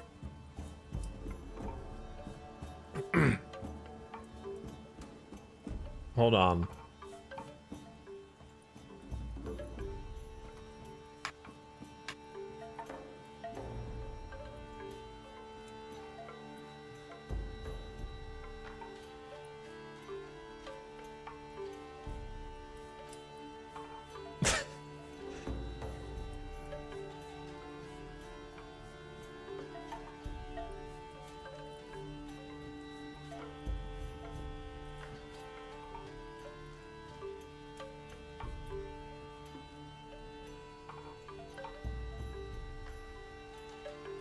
Hold on, what? What is going on, man? The Italics random dev situation is crazy. What are you talking about?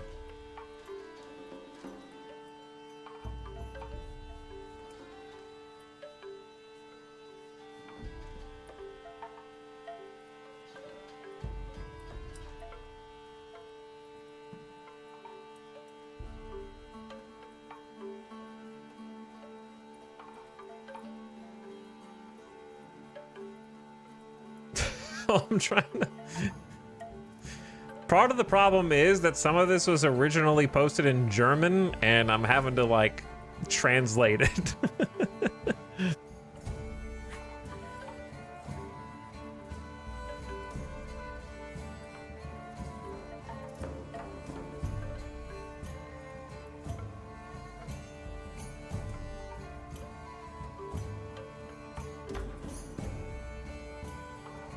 Okay, anyway, the original thing that I thought was,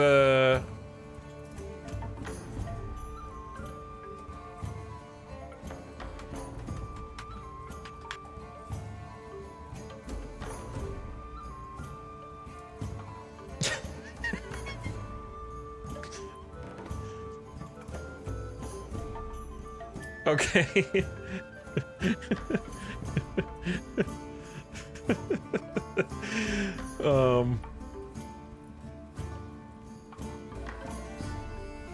This is so funny, dude. All right, there's like more things. I can only say the things that I have proof of that actually happened. All right, anyway, this is a tiny screenshot, but this is the thing that I first saw. This is gonna be a tiny screenshot, but I can at least post it for you. This is the developer of Ori and the Blind Forest and No Rest for the Wicked.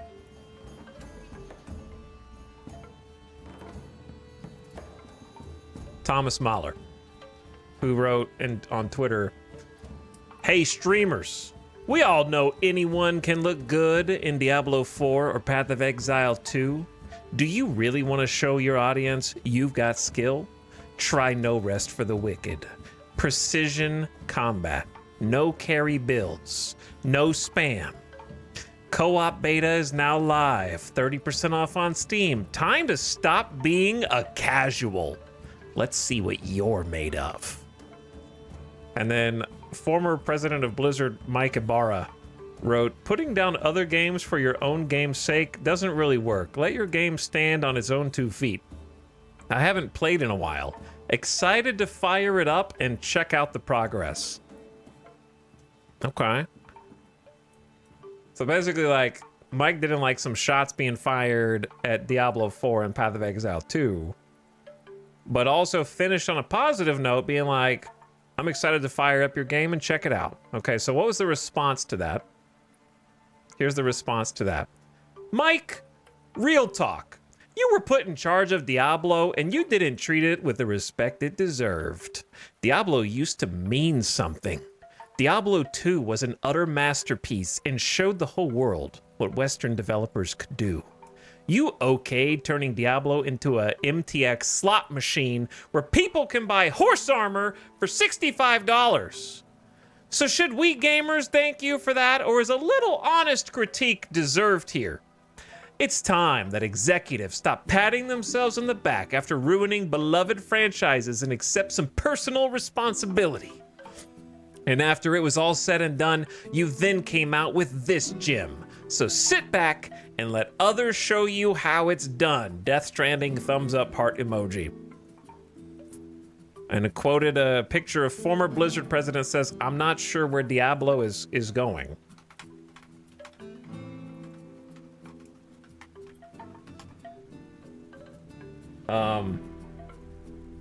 So anyway, keep on keeping on. Fun fact.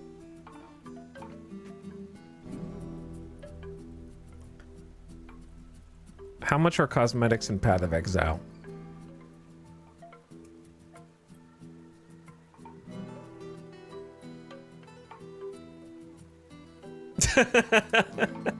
Don't ask.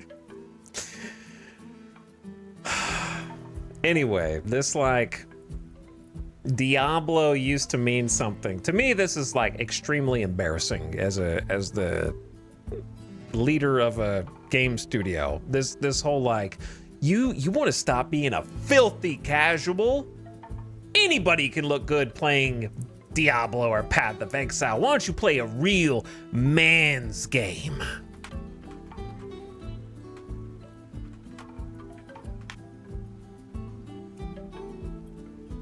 Also, what's hilarious about this is, to me,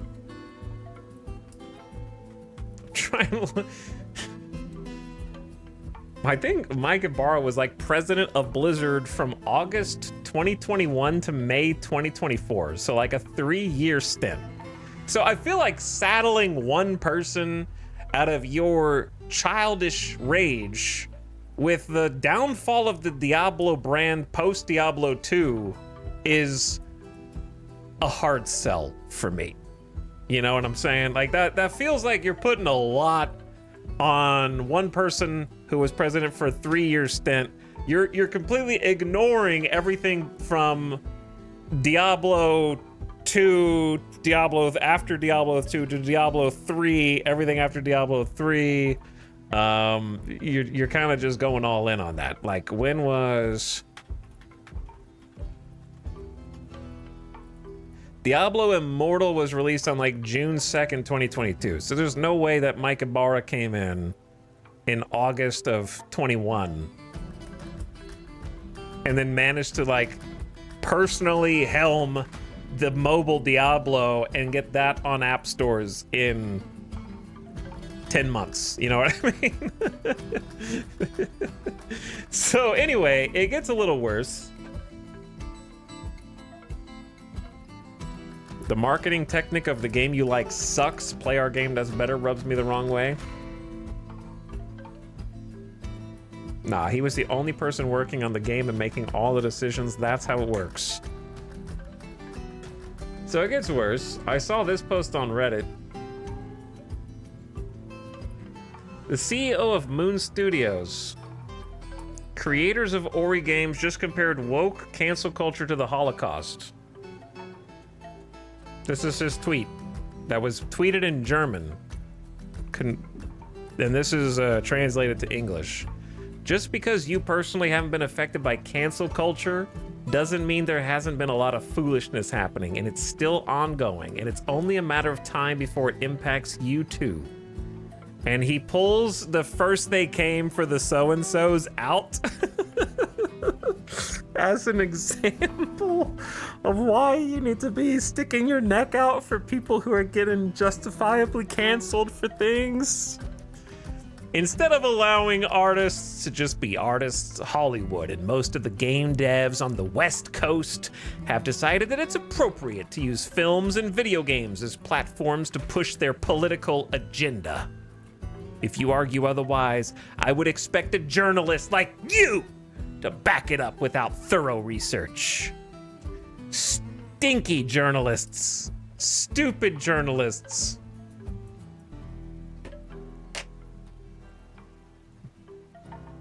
The problem is people like that get applause from people who are like, yeah, I think journalists are stinky. And then they end up falling in with the rest of what is being said and then take that seriously. You know what I mean? Like, it's, I don't know what a word for that is.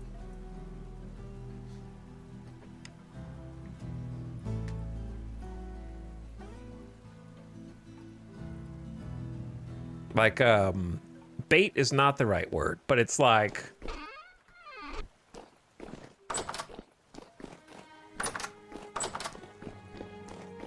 it's like to rile the people up with something that they might be able to grab onto and then follow you the rest of the way. Pipeline, I don't know.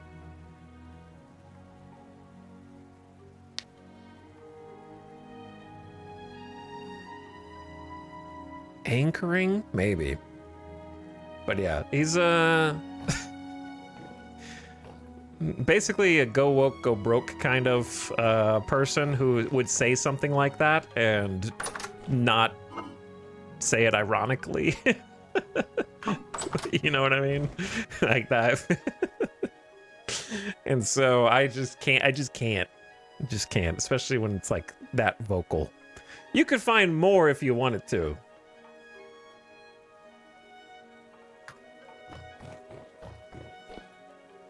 There was another post that I couldn't find the source for, so I didn't put it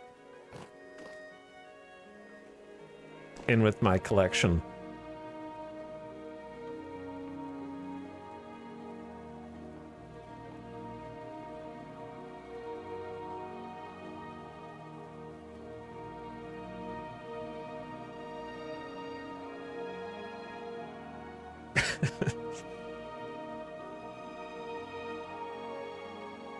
They refuse to engage with the things games actually say and get angry when they don't like the message. Maybe.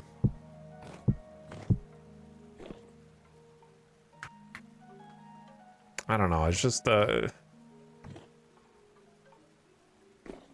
just tired of, like, the whole conversation being taken so seriously. I don't know, I'm so far past that conversation at this point. The people who are still, like, vehemently arguing about cancel culture, it's just like, oh my god, please, like, shut up. There's the kind of person that would not flinch while calling you a snowflake unironically, you know what I mean? Like, I'm just so far past that. It's like, okay, Grandpa, let's get you to bed.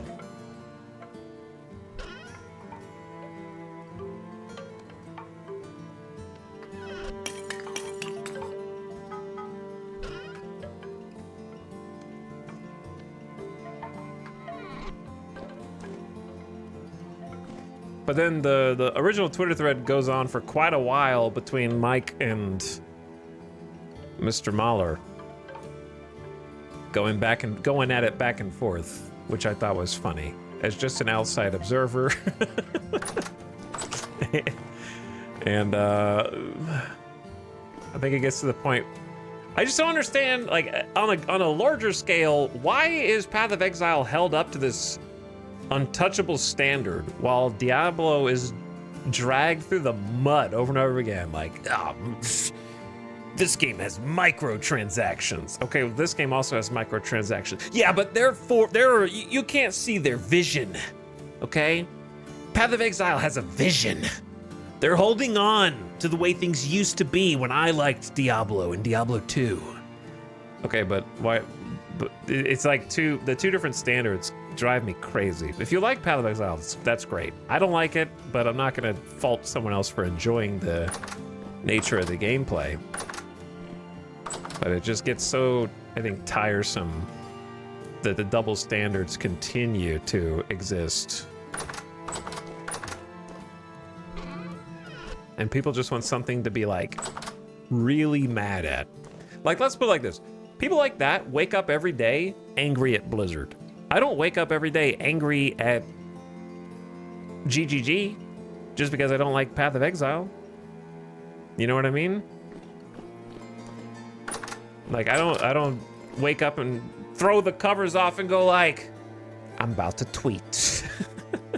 Watch out, I'm about to tweet. I just thought of something else. I gotta get out there.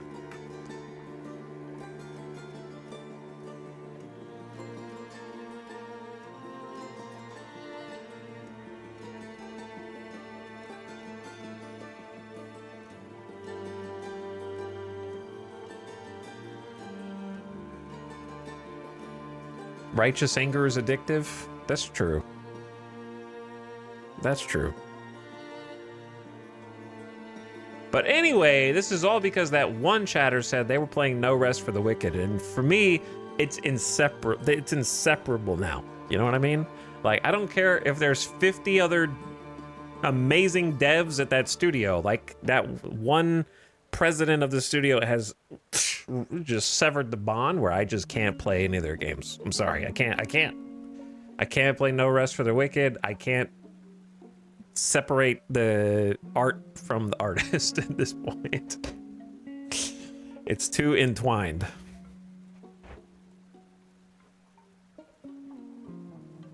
I've been passively watching and seeing you build a path. I didn't know it gave move speed. It does. It does.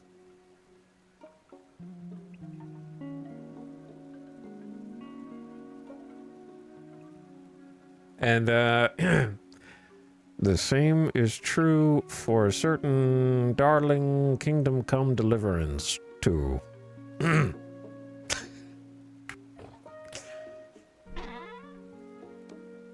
I'm just gonna drop that out there. Let it simmer. Let it catch some rays.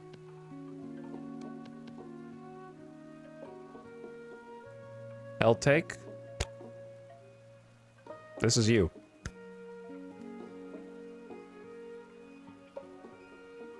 Just keep closing your eyes and have fun and enjoy.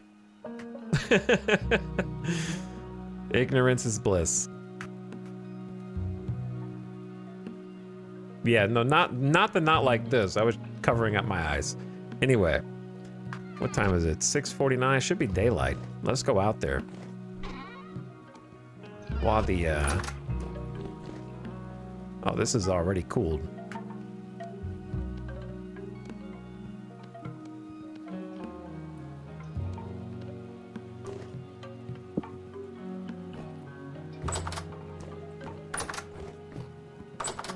I'll go feed the chickens. I don't know what you're referring to.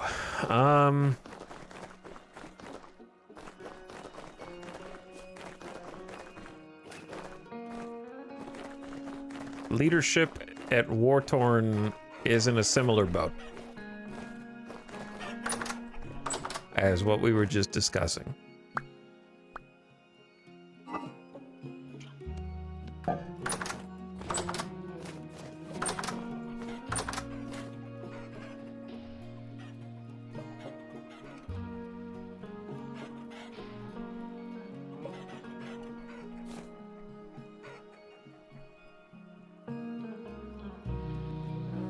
I actually don't know this, and at this point, I'm too committed.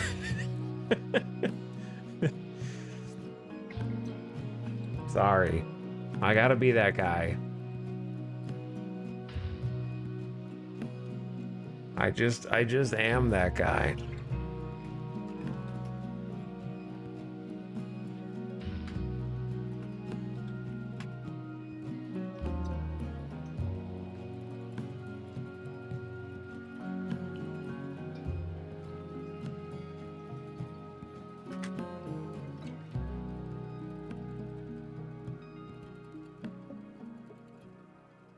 I'm trying to find... I'm not gonna go into a full side quest again, okay? I'm just for the...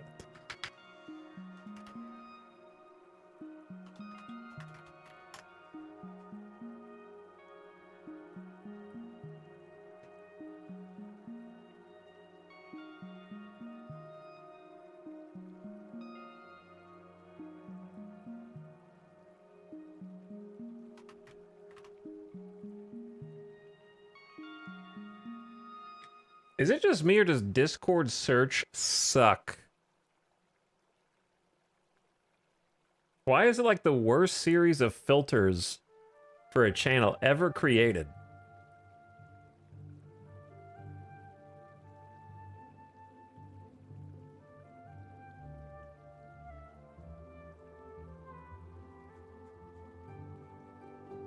Is it crazy that the best search engine that's not a search engine for like finding archived data is still Reddit? When Reddit goes down for good, it's over. You can just type in Google anything you want and append Reddit and a result will show. Discord, you can't find anything.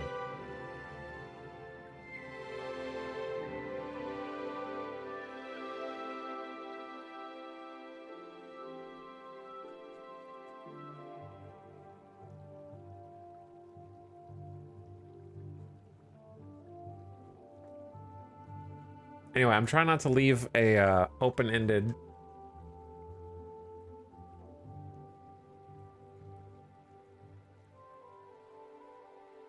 I'm trying not to leave an open... Oh, there it is. I found it. If you want to inform yourselves just do. This is a do your own research situation. Just Google Daniel Vavra controversy. Last name Vavra. He's the creative director at Warhorse and the lead writer of Kingdom Come Deliverance 1. So there you go. This is a do your own research moment.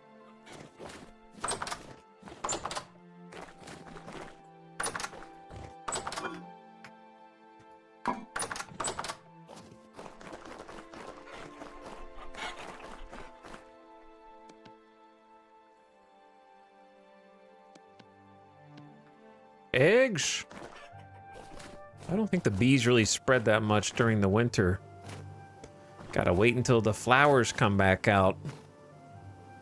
They're just in wintry hibernation. I had Discord not show a message with the exact words I searched. Yeah, that sounds about right.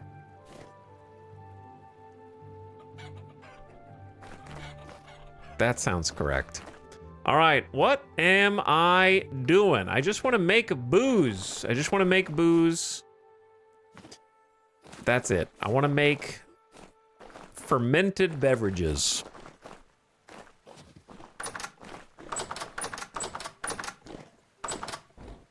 So let's get to it.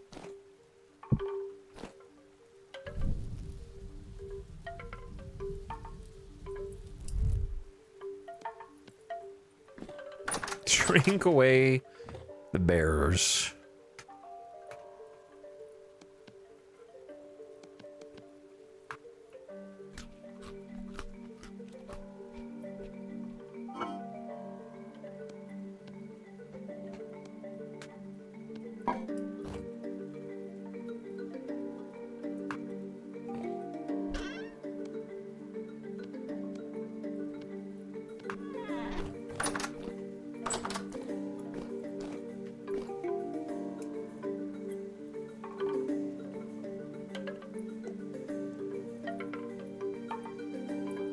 How many more do I need? We got 4 copper plates, so we need like 3 more, I think. Total. 3 more total. So to distill, let me see what I need to do. Fermenting is the first step. Raw material in a barrel. You can ferment fruit juices, which will need a fruit press, honey, and flour. The result will be a cider, wine, ale, or mead. So if I don't have the fruit, do you need fruit? Can you not make your own, like, beer? With, like, grains? This seems almost like a thing to Google.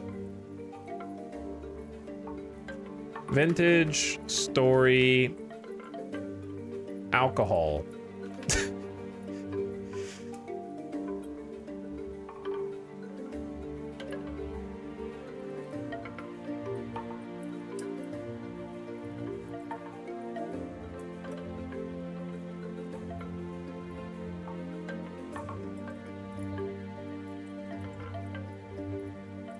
Okay, there are grains. You can make breadfruit ale out of breadfruit juice. I don't even know what that is. Spelt flour and water makes ale. Okay, so basically just flour and water. And then mix that together.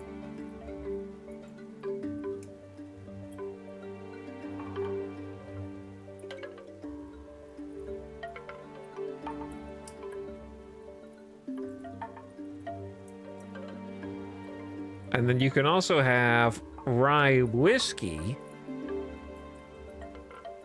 Distilled alcohol is produced by boiling fermented alcohol and condensing it with water. Each liter of distilled alcohol provides some 80 sat per liter and never spoils, while each liter of distilled alcohol provides the same sat as a liter of fermented alcohol. The ratio of conversion loses 90 to 95% of the total satiety. The only practical benefit of distilling alcohol is to compress large amounts of fermented alcohol for permanent preservation.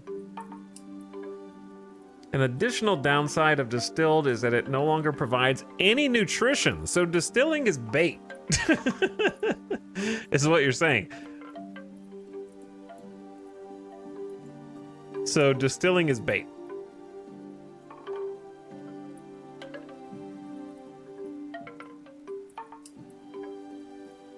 The wiki's like, there's no reason to do this. Even though the guide says the next step of alcohol making is distilling, like you should do it. And the stupid thing is the boiler is what takes 5 copper plates, so I don't even need to do this anymore if I don't want to. I could just not do it. I'm gonna do it just to say I did it, I guess. Now it's just a personal achievo. Now it's just here for us to try and like check one off the list.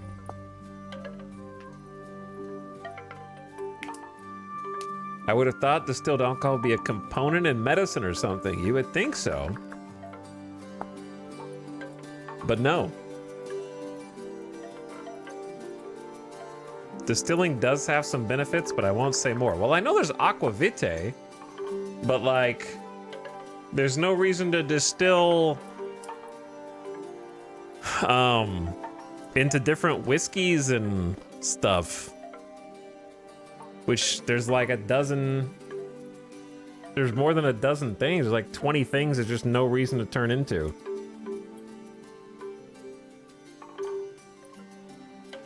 $22 actually.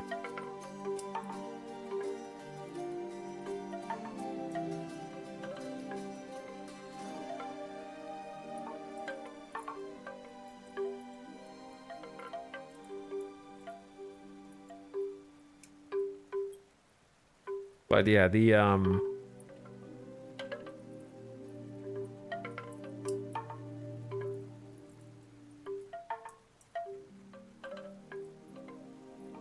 anyway. I mean, it kind of does Ace Tech because aqua vitae is to make better bandages, but other than that, there's no reason. Like I want a reason to make whiskey or brandy or something. It's like turning 7 lanterns into a trophy. That's a good reason. We should do that. Lanterns are stupid.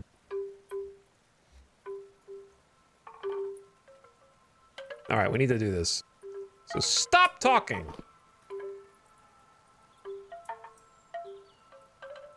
Also, wind chime. Shut up. Shut up, wind chime.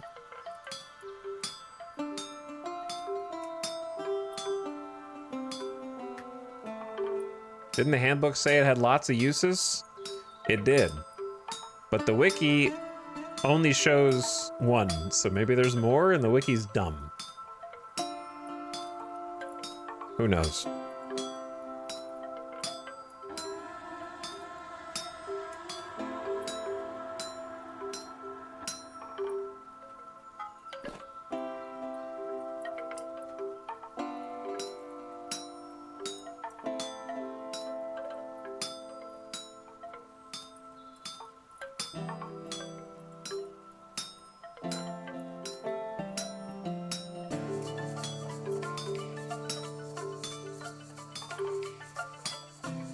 God, I hate making these. I would, if I were playing on a multiplayer server, I would not want to be a blacksmith. I think farming would be fun. I'd like to be a farmer. I would not want to be a prospector. I don't think I would want to make clothes either. And I wouldn't mind being like an architect. And like building structures for people or something.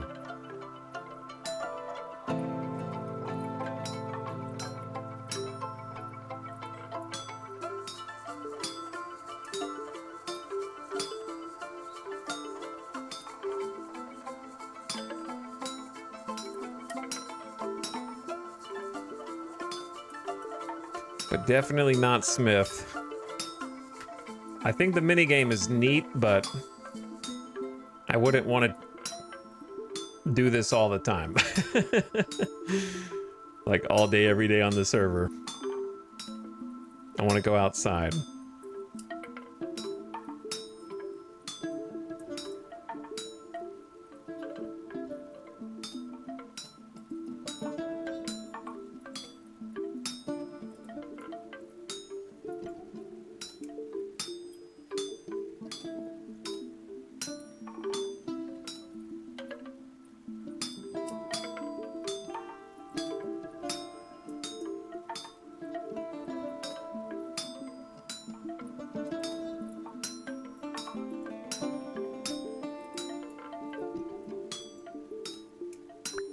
Another one.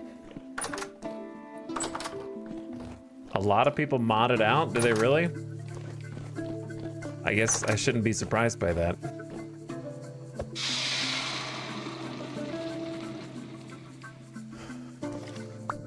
Every multiplayer server of this I've seen.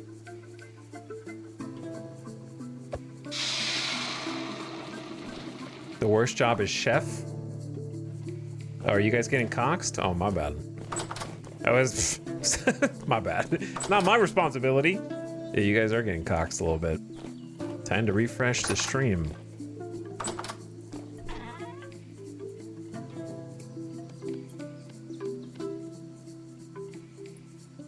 Okay, that's 5.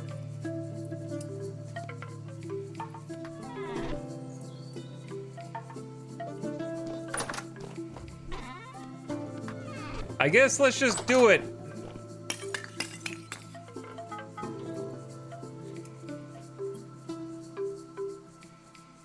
Roll Storage had a mod to Autosmith because he was done doing it manually. Oh, you guys are still getting coxed. I thought it was just a little flash in the pan, but it's still red over here. So if your internet is not your internet, it's my connection. I'll let you know when it stabilizes.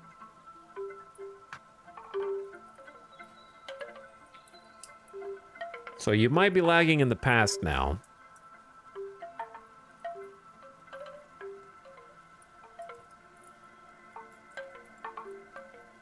You might need to refresh. It looks green now, but I don't know if it's gonna stay green. Copper armor soon? No, no, no. We just made full Gambeson. I don't think I want to make copper armor. Oh, we're red again. Never mind. It's not green, it's red. It wouldn't, chat, you know it wouldn't be a Cox situation unless at least one person in chat said, I have had 0% lag problem.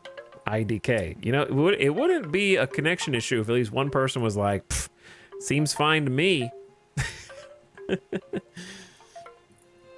And then in a few minutes, they'll realize how far in the past they actually are as everything crumbles down around.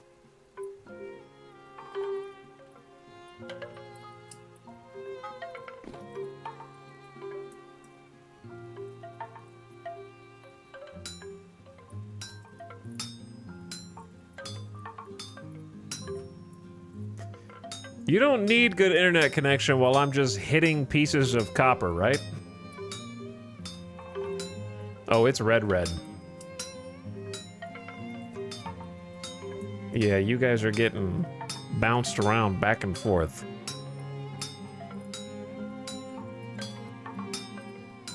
I'm definitely gonna be restarting my internet later, I guess.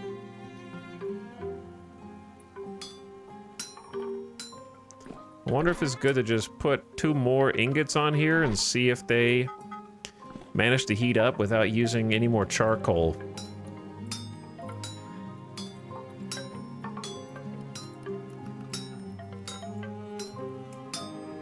Still red. So don't refresh yet, because it's still lagging. You only refresh when it's back to stable green.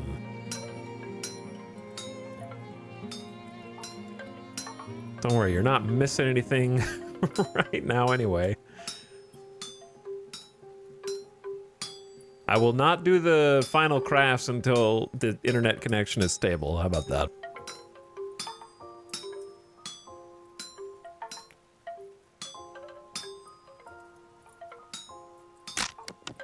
My hammer! I got another one. It's okay. Don't panic.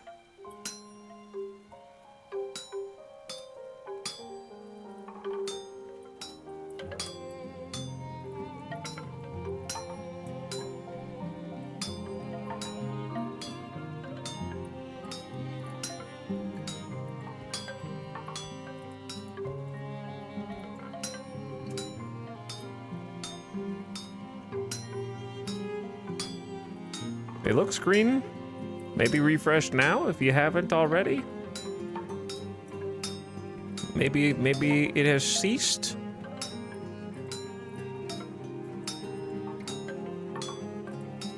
But we can never be sure.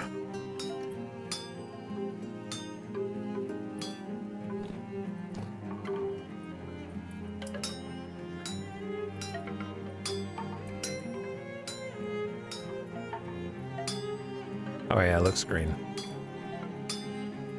Don't look away, don't look at chat, just finish the craft. It's not worth screwing this up.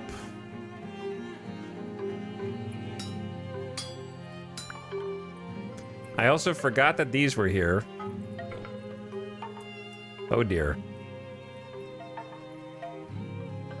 I don't know if I'm gonna be able to finish this before they both cool down. I forgot we were just going back to back. I think this is the last one.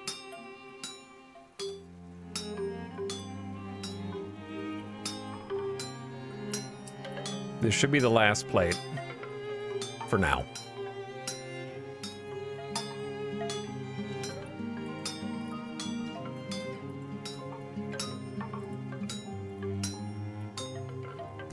Wow, yeah, we did get a good value out of that charcoal, because the charcoal can do two sets before it like completely depletes.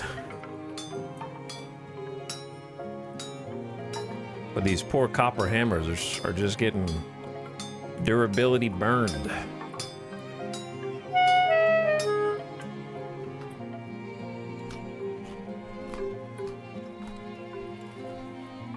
I just 100%ed Outer Wilds. Congratulations. Why were you watching this stream while playing that masterpiece of a game? And then cue one person in chat going like, oh, I thought that was Outer Worlds. And then other people being like, no, silly, it's a different game. Why is there collapsing Earth? Where is that coming from?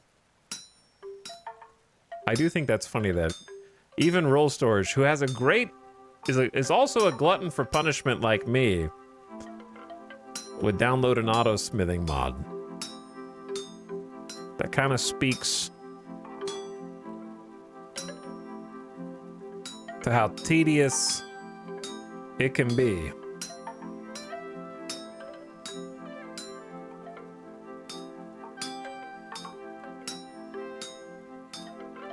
The novelty does wear off, yeah, and eventually you just need stuff. You just want stuff and you don't want to be doing this.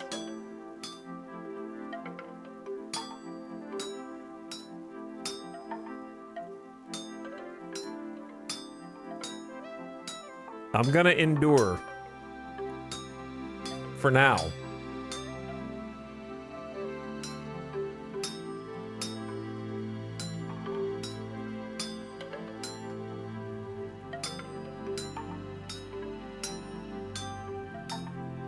And then pretend like it was worth it.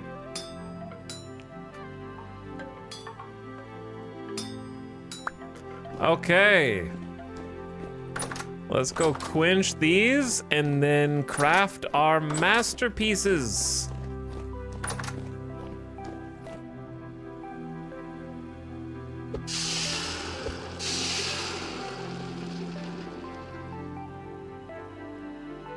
That's how I ended up playing Outer Wilds. I was going to get Outer Worlds, but I bought the wrong one. Now that's funny. That is, as Mr. Ross would say, a happy accident.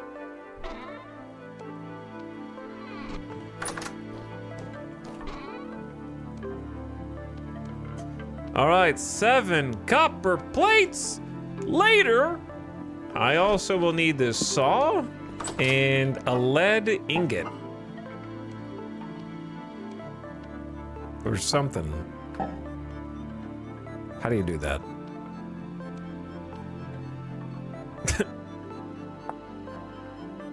Wait, no. How do you do this? Don't tell me. I'll figure it out. Hold on.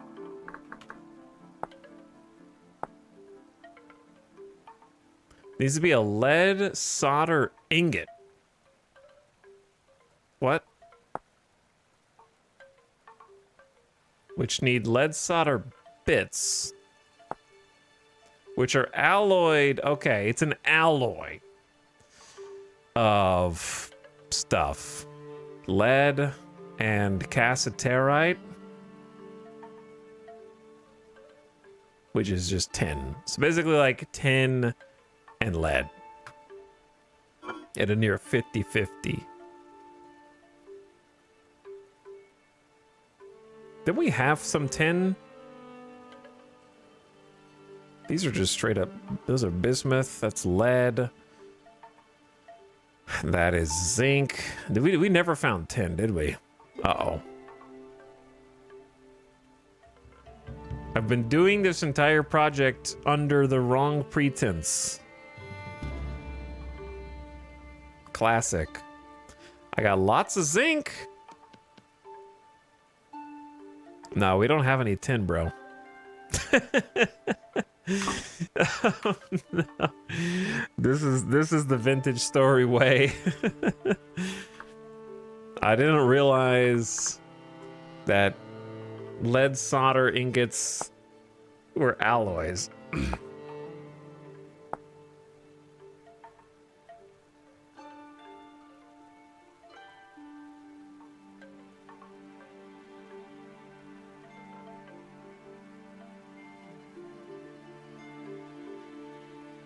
How do you even get tin?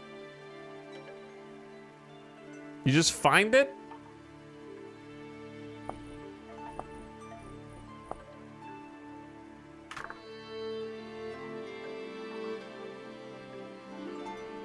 We just never found any?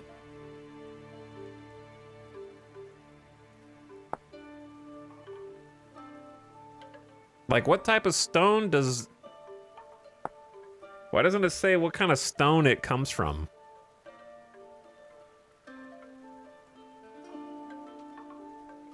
That's what I've been wondering for like 100 hours in my playthrough. Well, chat, the quest for booze is probably canceled. The good news is that with 7 copper plates, we could make a significant number of lanterns.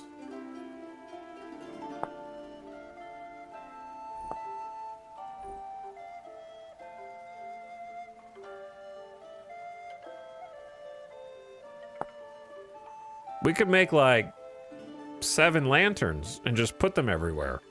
So like that's an option.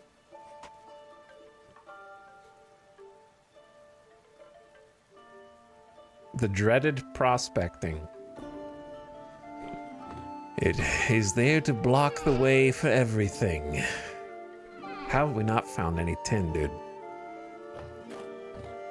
Back to the mines. Oh no. Oh no, chat. What have I done, dude? What have I done? You'll make the lanterns and then 30 minutes later find tin. I don't think we ever, when we were prospecting before, I don't think we ever ran across somewhere that had a bunch of tin in it.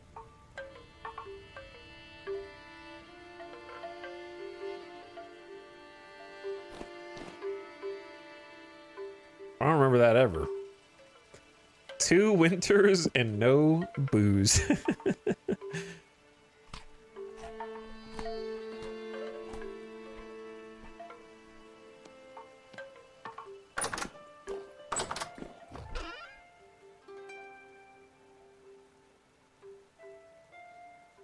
Because here's the thing, even if I prospect for it and find like a decently rich area, what, I just start digging down? We enter the same topics of conversation as before.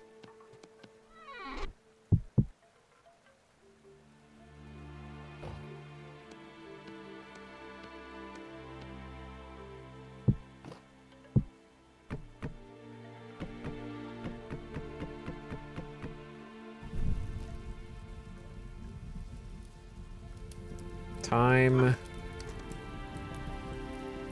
is a flat circle.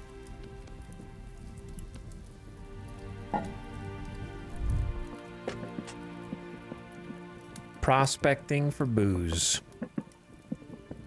It's rough out there. Everything comes back to prospecting. It'd be more fun to prospect on a boat. Well, I mean, okay, take a boat and then prospect somewhere else. But it's January 2nd, so we got a few months to go before the snow melts.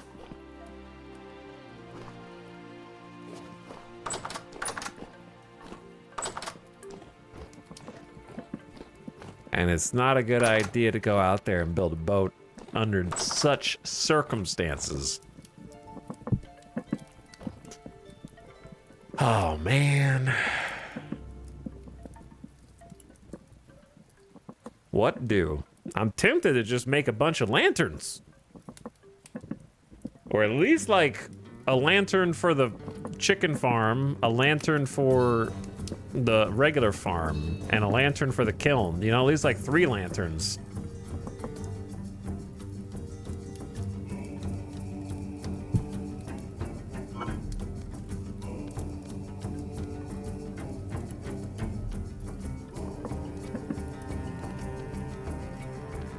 Scrambled eggs.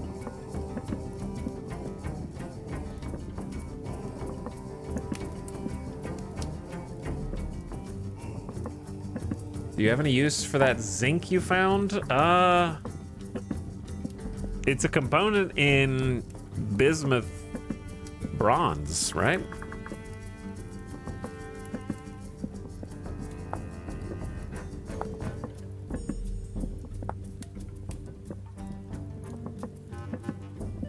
Copper, zinc, and bismuth.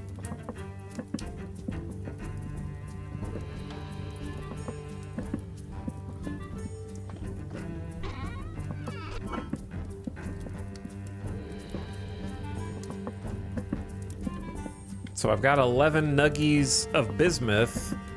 So in theory, I could create 5 bismuth ingots with this.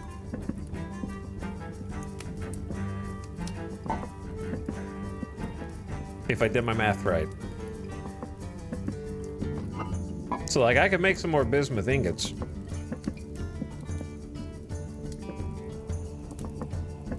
Honestly, bismuth bronze is easier to find than tin. Well, I mean, anecdotally, I will confirm that that is accurate. Because that has been my experience. Also. I'm gonna go get some eggs. Take our little superhighway here.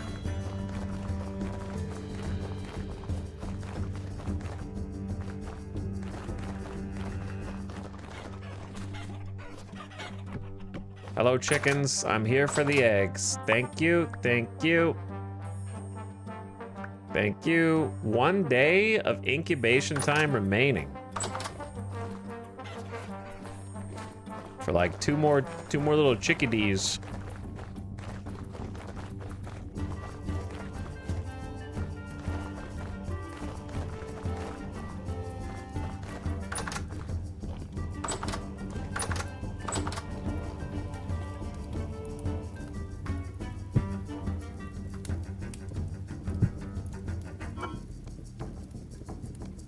Four eggs, plus 4 eggs, plus parsnips, and then I need some more vegetables.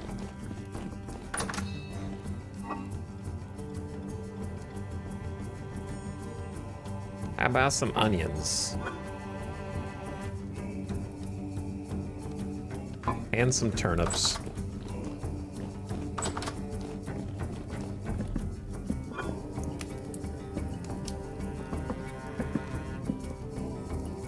These turnips are going bad pretty fast.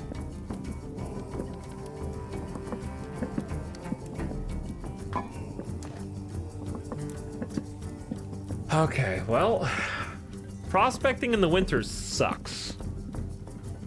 You have from like 7 a.m. when the sun comes up to like 3 p.m. So you get a whopping 8 in-game hours, which is not much, and then everything gets dark and you have to hide in a little hovel. So, winter is the time for local projects around the house. Definitely not the best prospecting time. Not the best sailing time.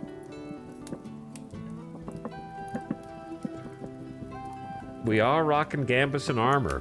Crafted some of that up today with some flax.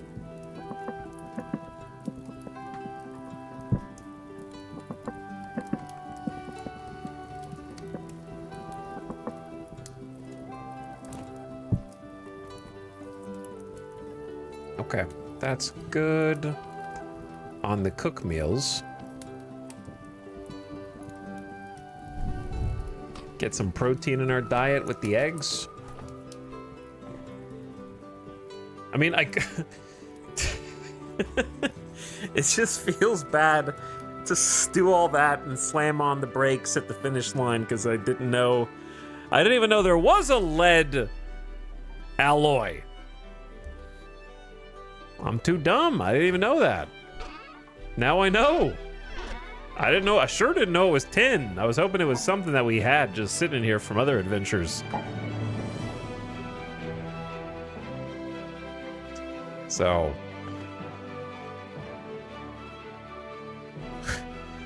What's the next best thing? If I can't do the boat and I can't do the beer, then what? I'm bottlenecked. Guess where everything's going? We're converging back into the bottleneck of prospecting.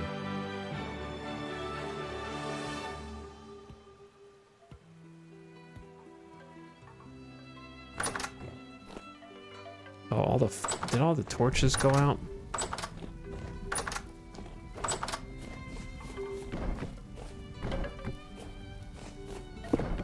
My torches, dude.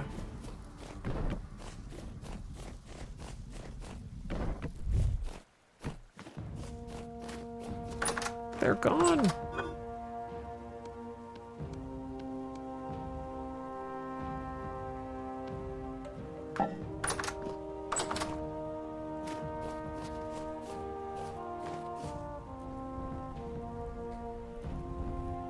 Maybe we could build a cool statue instead.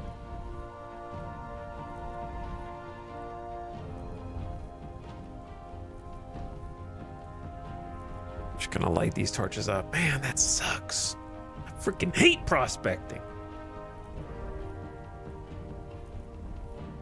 Because now I have to go even further. I feel like I'd remember if we saw a juicy tin spot. There's really only one spot that we ever saw that was like, ooh, that's juicy. And we can go back and look at it, because I think it was bismuth or something. I don't think it was tin.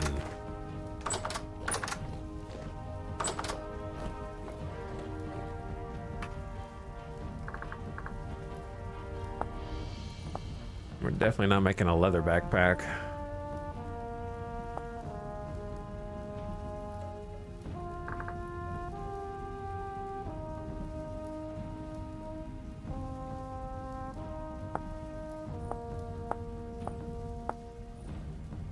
What is the name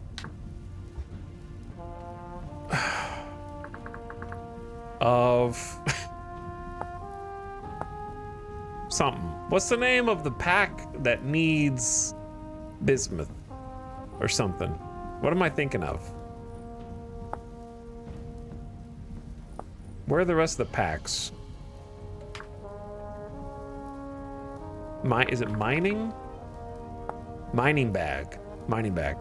Mining bag needs a bismuth bronze plate ×2.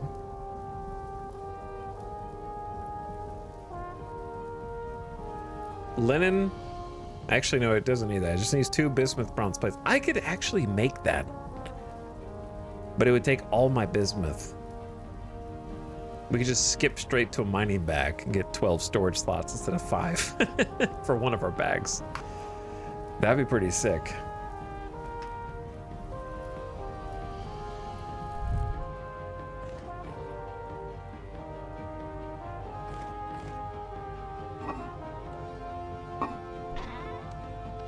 Maybe I should just go ahead and try.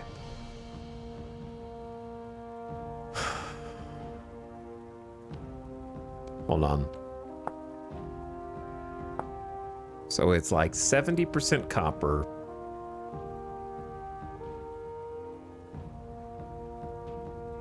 Plus zinc plus bismuth.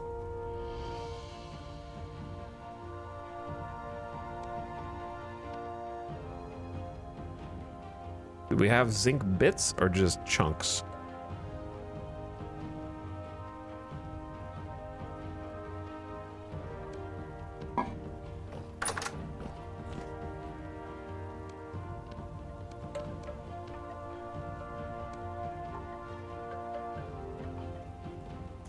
We have many chunks. It's a lot of zinc, man.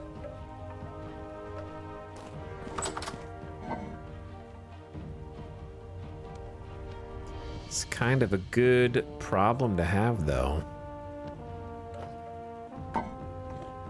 So if we do 2 bismuth, 10 is too much. Ad starting now. Turn your volume down, ad watchers. Brace yourselves. I had this ratio down before.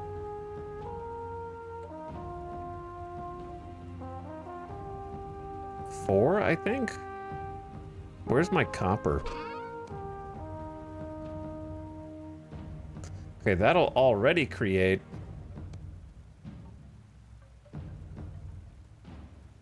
That'll be 100 units of bismuth. Yeah, that's the ratio. 14 copper, 4 zinc, and 2 bismuth if copper is the easiest one to find. But then I need to go out and find more copper.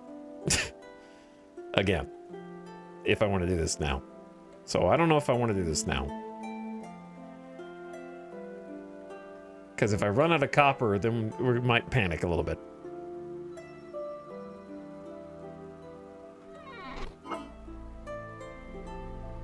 Oh, I already had sphalerite nuggets. Whoops. Well, now I've got even more.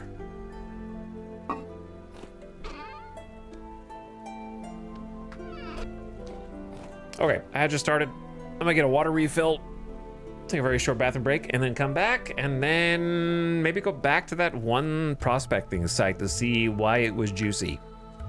What about it was good? I don't know. We'll look at it.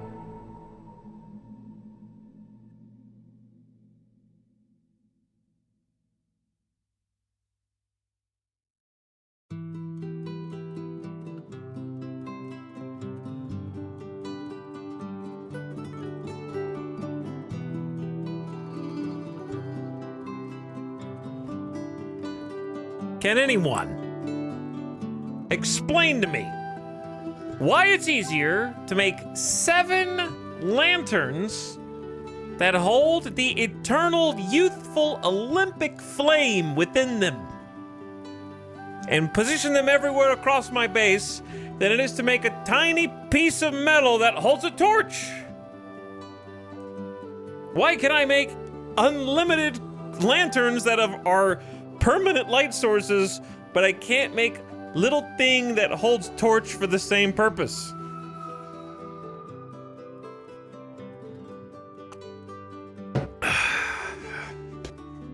I don't get it.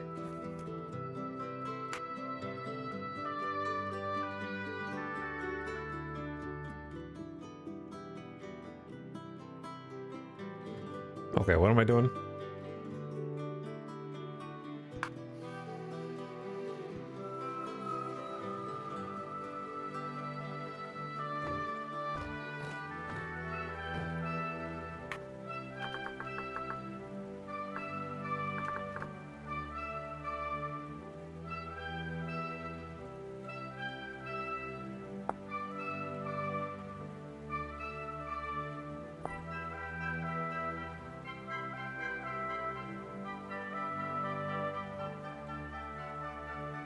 Why is the only torch holder brass?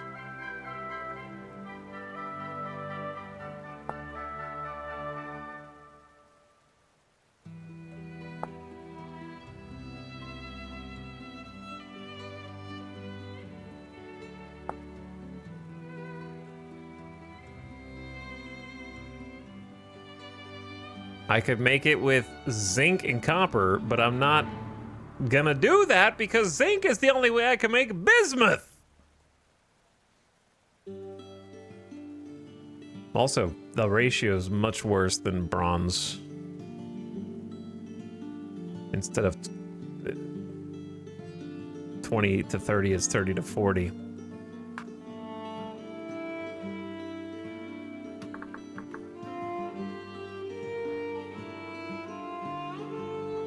I'll tell you why. Because nobody gives a shit about brass.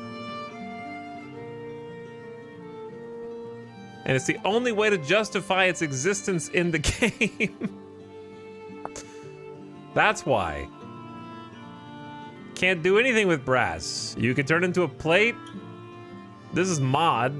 So mod has parts, and then a rod, which also doesn't do anything. And the only thing you can do with it is make a plate that also makes a torch holder. No one's gonna make brass otherwise.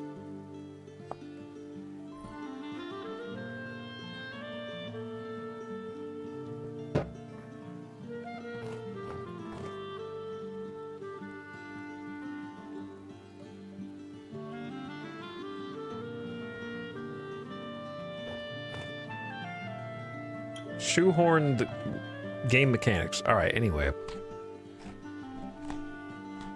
I just had to get that out of my system. People in chat are like, I can't find zinc anywhere. Yeah, I should just use the really hard to find resource that no one can find on making torch holders, instead of the progression item that lets me make bronze. I made it by mistake because brass and bronze sounded the same. You know what? That's understandable. That is understandable. I mean, it's kind of like bronze. It's just missing one very important ingredient. To be fair.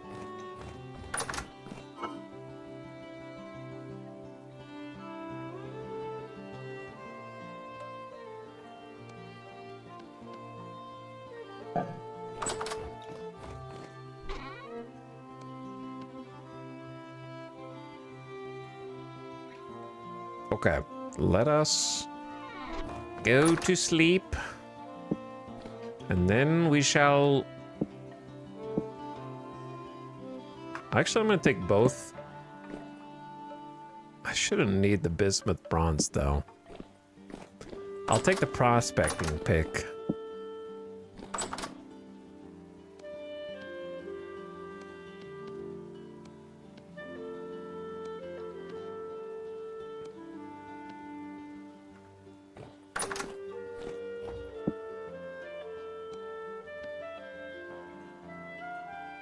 Both of these axes suck. All right, let's go to sleep. In this weird, unfinished bedroom.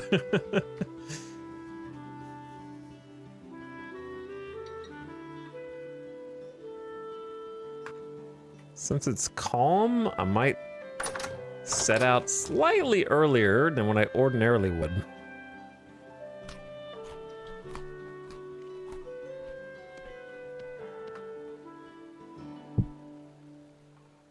That only has 1 serving in it. That one has 4. All right, so we got 8 servings of food. Just to be safe, I'll take another 4.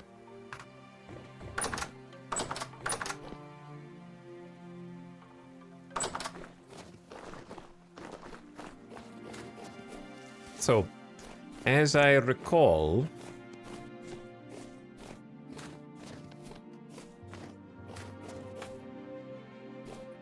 this direction, if we run for a ways and kind of get close to the river, there was an area that we prospected that was like, ooh, this is really good for something. We'll come back, and I want to find out what that something was.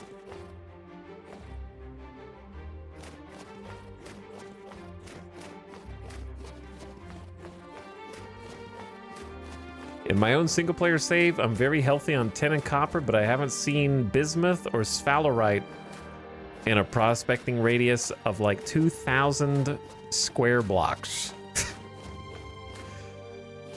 That's not good.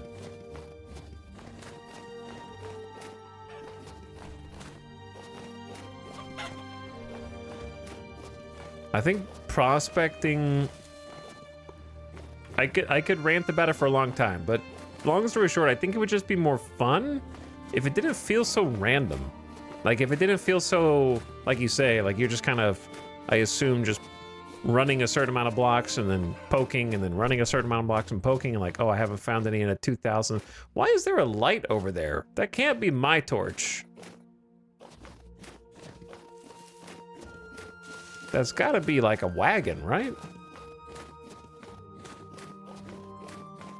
Anyway, if it didn't feel so random, if it was a little more predictable,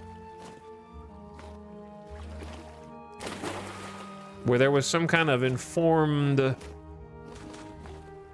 way that you could go about it, like looking for different clues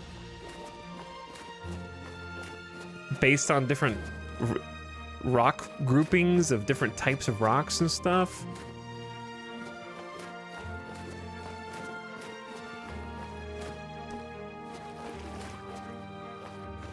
Where you're like, oh, this is an area that has, I'm just throwing things out there.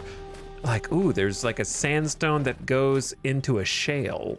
Okay, this is a good place to look for tin, or I don't know. You know what I mean? Like a combination of different things on the surface that let you know there's a freaking bear. All right, time to dig a pit, then burn down the forest.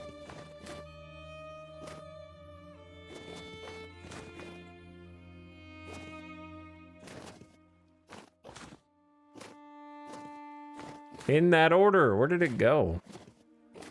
Why is this illuminated?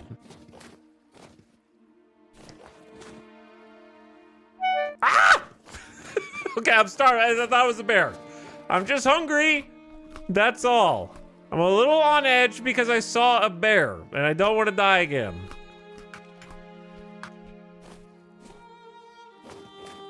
Is there a bug that's making this glow as if the torch is still lit?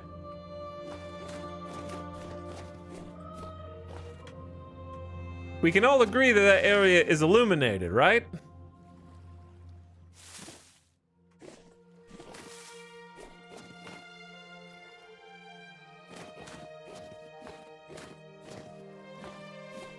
Now, the reason why I put this, I don't remember, but there was a reason.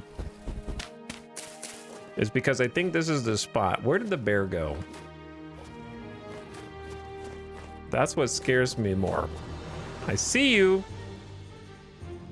So what you're saying is, chat, just kill it. It's not as fast as its cousin. How hard could it be? It is a bit too close. Can we agree on that?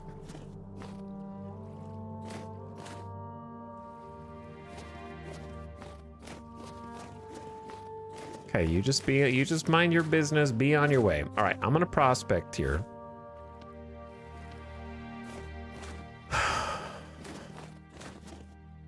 Oh yeah, this is exactly where I prospected.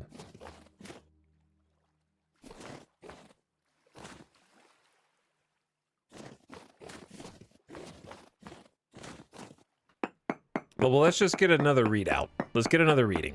So we need to sample 3 blocks in a close area. 2.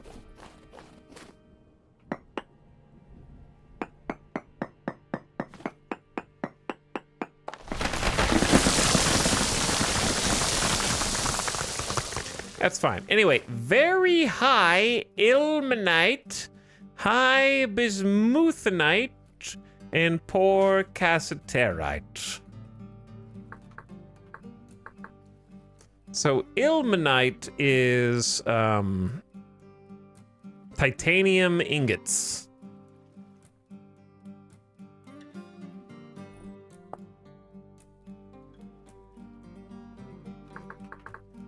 And then cassiterite is tin. Well, there you go. We have found 10 earlier, and I forgot. What are the odds? And not only did we find it, it's high. Wait, no, no, it's poor. Shit, it's poor. That's cassiterite. Never mind. It's high bismuthenite. We could be on the edge of a tin deposit, though. I'm on a roller coaster of emotions here. All right, so we need to go like further in a direction and then try and see if we're on like the edge of a tin deposit.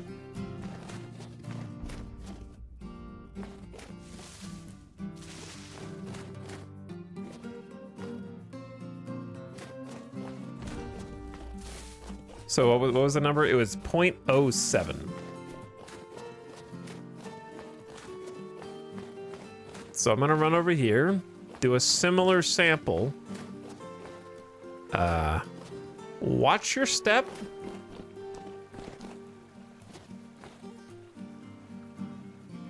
Watch your step. What an interesting cave tunnel. Okay, this might collapse, so I am just gonna stand back a little bit.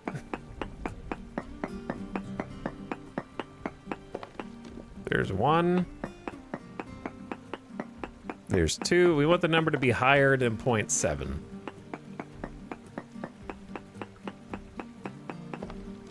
It's 0.02, so it's actually worse for everything. So not this direction at all.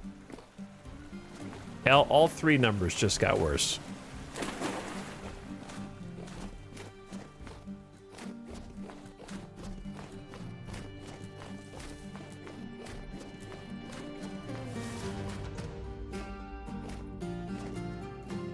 So I'm gonna try running the opposite direction, which unfortunately is toward the bear.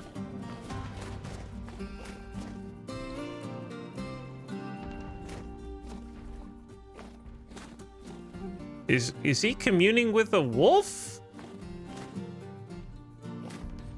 Or did the wolf kill him? What? Do they not fight each other? That's bullshit. Why would a bear attack a human but not a wolf? They're like best bros.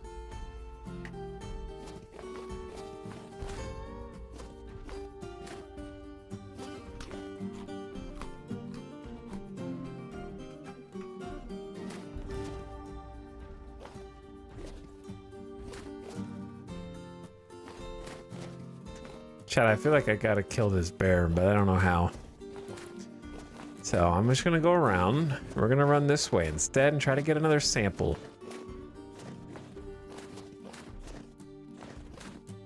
Beware the pit.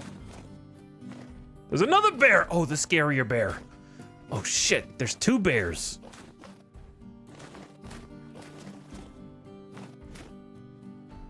Why is this area like Bear City? Okay, well, let's go check over here instead then.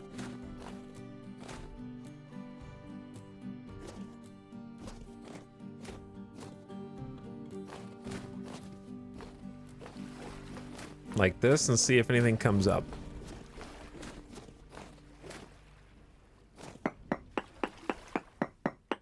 This forest has got to go for sure. There's not even any forest there. There's like 6 trees.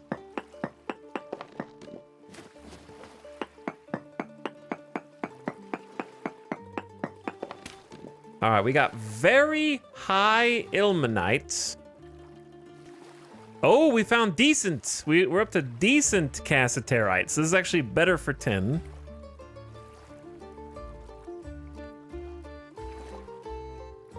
So at 1.65, it's actually higher for ilmenite. So we're at 0.11. Poor bismuth, very poor native copper, minuscule pinlandite, which is nickel. So there's a bunch of junk over here. So we're getting better cassiterite this way. This is the true...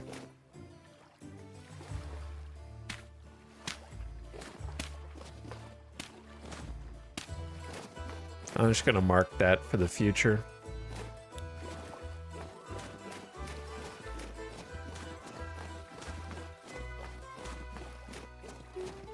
All right, now let's go check over here, dodge the bear.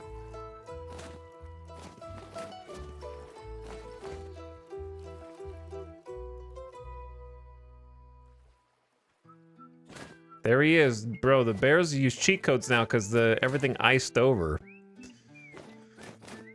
What was this meant to signify before? What was this?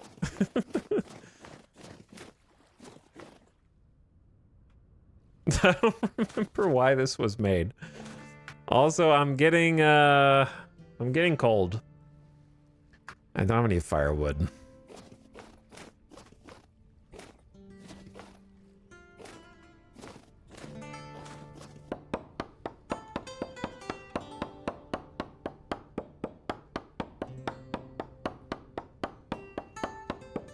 Funny is I have a map now, but I don't know where I am on the map, so there's no reason to mark anything.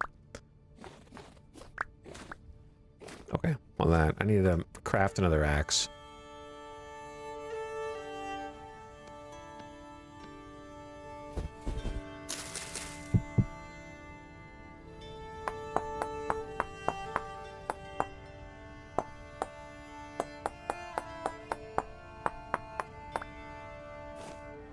Snow is flashbanging this. Big time. Alright, axe. This is an unholy place. We're losing temporal stability here as well. Why did I mark this? Was this an arrow? I feel like this one was actually an arrow. Or something. Telling me to go the way it's pointing.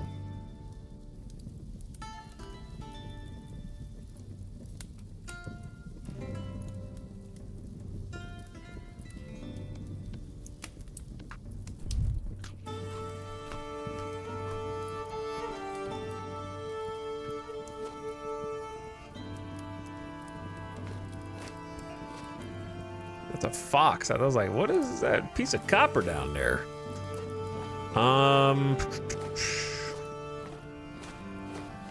Where's something to prospect? I need to like dig down, I guess.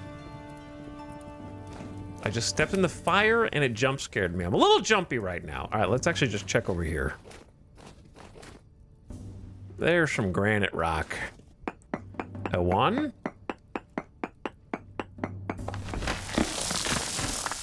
2.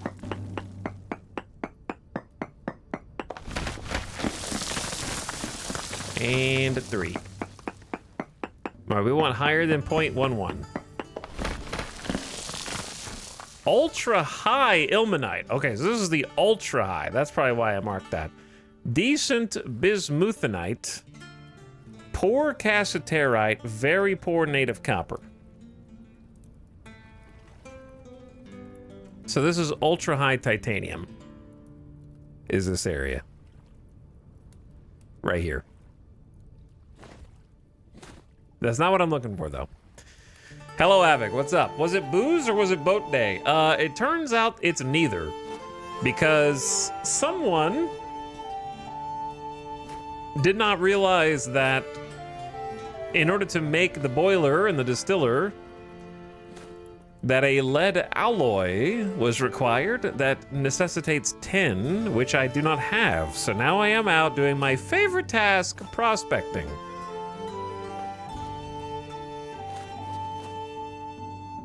Okay, so that is the ilmenite. Over there is bismuth. And therefore this direction is potentially tin. So we need to go like further in, maybe over here. But how are you doing, dude? All roads lead back to having to prospect, unfortunately, for me. Ugh.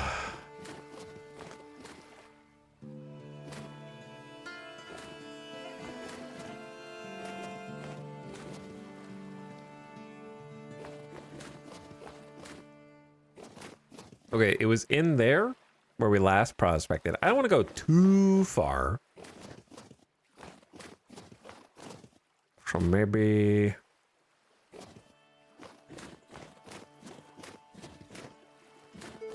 trying to find some rock to test. I guess this one's fine. And we'll just see if the number goes up or down. There's one. Hopefully this is far enough away. No, that was not far enough away. Maybe this one. Maybe this one.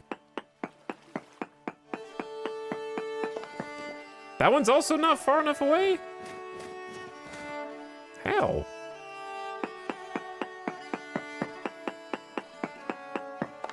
Okay, need one more sample.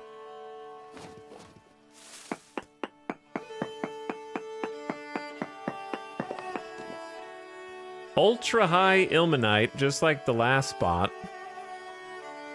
These are like, this one's decent cassiterite, so not as good. Wait. Yeah, there was better cassiterite over there. So not this direction.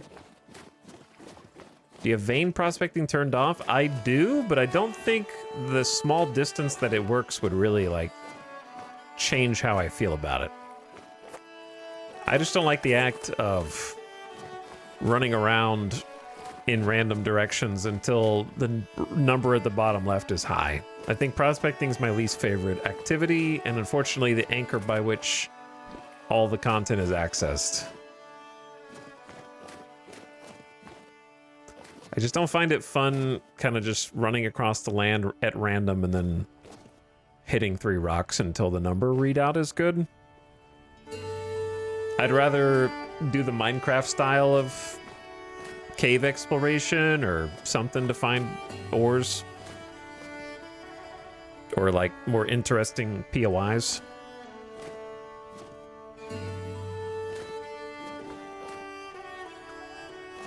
Okay, so it was there. So let's go a little further this way and see if the number is better.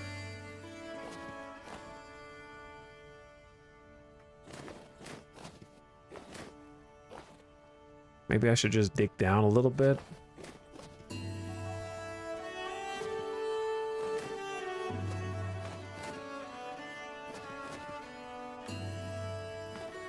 Okay, what is it? Who did this? I know I did this, but why?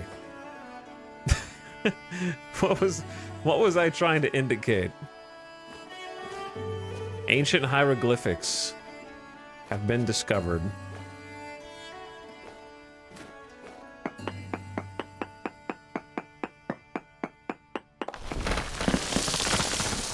Okay, there's one.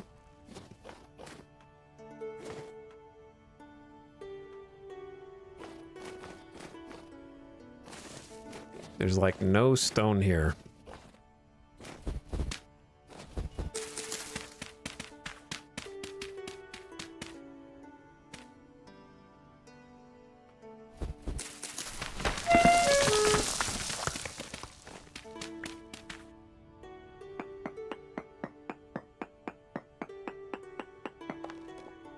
Okay, need one more sample.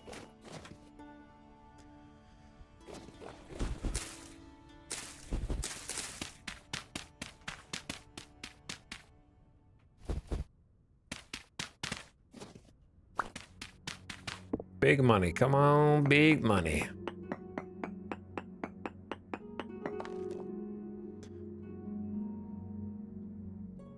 Still decent cassiterite, ultra high ilmenite, decent bismuthinite, very poor native copper.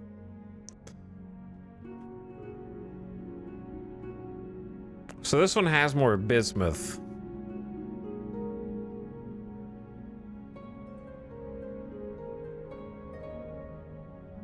Not as much as the other spot. So I want to say that the best cassiterite is kind of back where I was.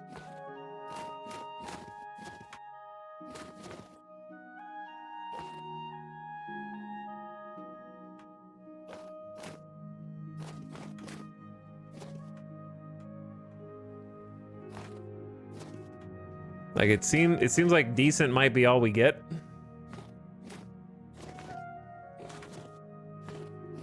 And that was concentrated over there.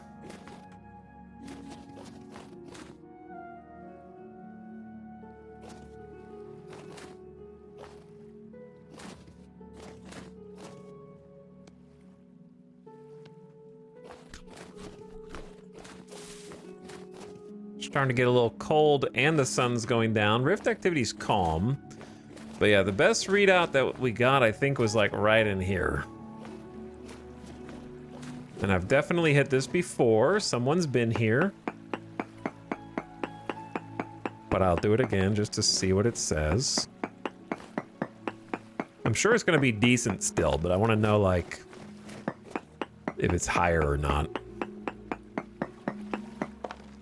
Need one more sample. Bro, that's not 3 blocks, I guess. Okay. So this one's decent, 0.11, yeah. So it's just like right in here. It seems like 0.11 is best we can do. I usually prospect an area and then check caves. Well, I'm never checking a cave again, brother, because that's all we did for 3 straight days. And all I found was a bit of zinc. We spent at least 24 hours cave diving in areas that supposedly had different materials and metals, and found a little bit of zinc. So the only other thing I found were tier 3 mobs way too close to the surface, all too happy to kill me. So I decided to stop going in caves because it's not worth the effort. And then as soon as I stopped going in caves, we found all the copper that we could shake a stick at. I did find iron in a couple caves, but right now iron wouldn't help me. I remember where one of those caves are, I think. But it was, I would say, like 1 out of 10 caves actually had a mineable resource. And that may be generous.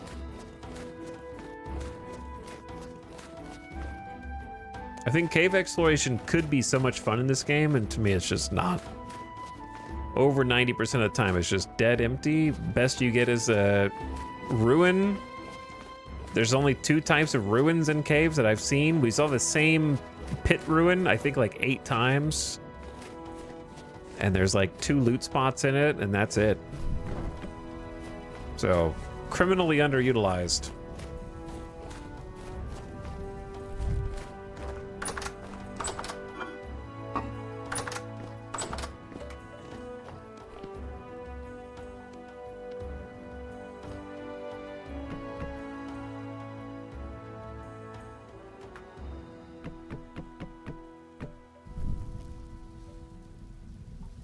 I think if it was viable to use caves and surface prospecting like you currently do, both, that would be nice, just to have some options of how to progress.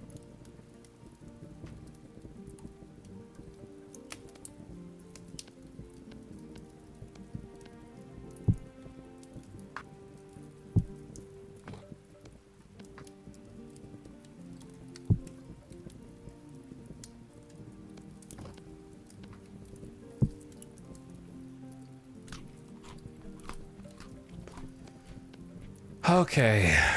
Because, like, right now I have to contend with possibly just digging a pit to infinity and going through God knows how many pickaxes in order to stumble upon the ore that I'm looking for.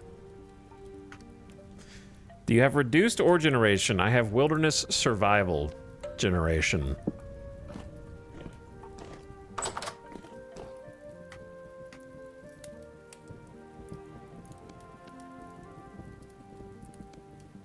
Whatever that entails.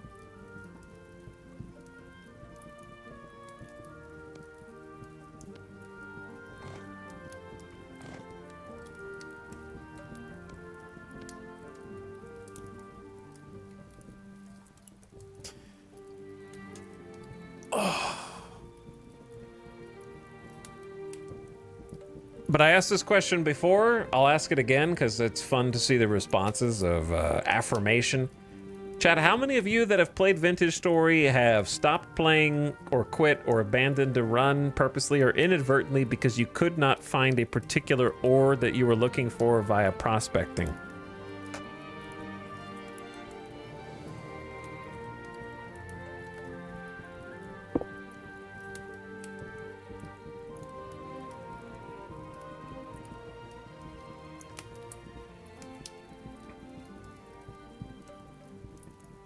Still on run 1.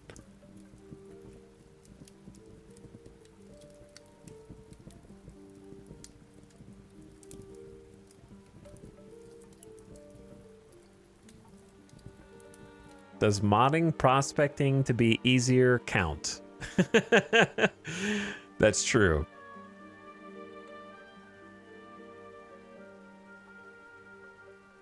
How many of you have either changed the default ore settings or modded ore in prospecting? Maybe a better question.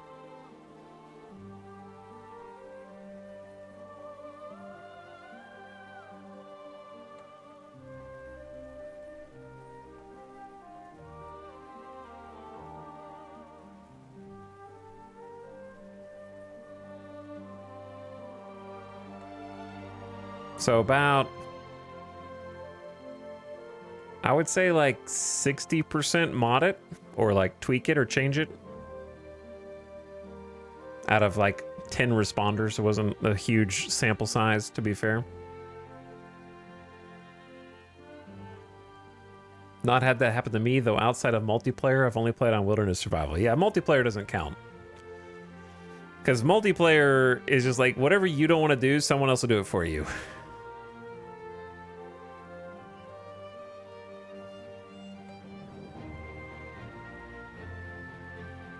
I raised 10 a little. Yeah, I tweak it a bit. Multiplayer settings is the way to go, in my opinion.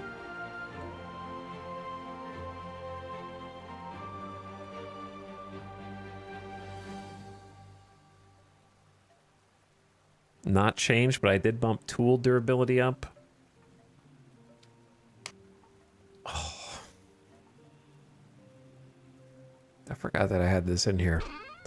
Because, yeah, I think, like, the way that you get ores is what is going to make me quit playing the game. I think that's going to be the rub for me.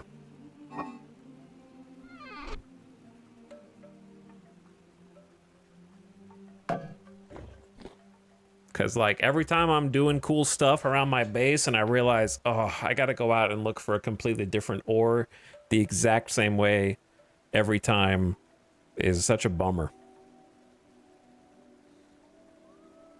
And changing the settings or modding it won't fix it.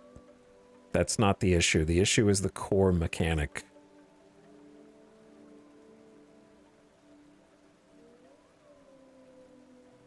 Every time I'm doing a project and it grinds to a halt because it's like, you're not allowed. I'm like, okay, I want to make a torch holder. You can't do that unless you have brass.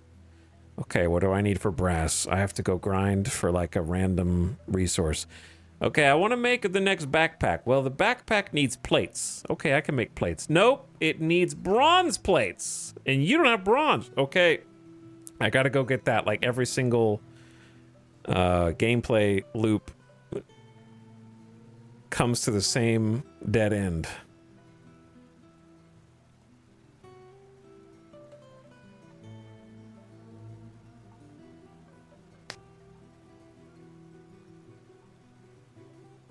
But yeah, if you were in multiplayer and other people are out and they enjoy doing that, then that would like sort of negate the issue because someone else is handling it, so you don't have to, kind of.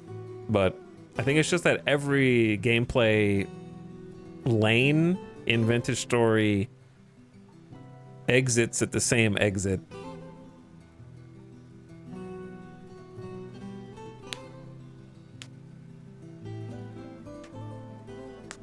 I think most people just have the 2 pick modes. Yeah, that would not... I don't think chat listens. Just like I said, that doesn't change anything. I think it's boring. I don't care if I turn on a little mode that lets me see through the blocks if I'm close to one. That doesn't make it more fun.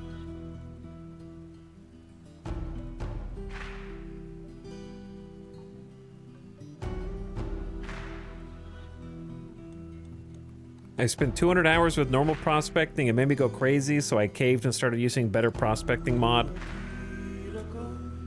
It's not a magic solution, but it made it bearable.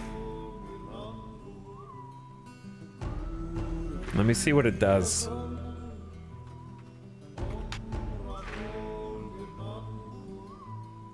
Why is the E capitalized in it?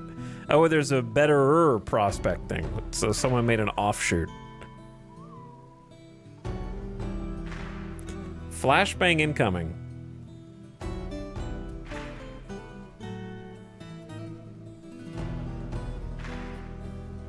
Node search has been replaced by a distance search, which tells you the exact distance from the prospect. Okay, so it's cheats, basically.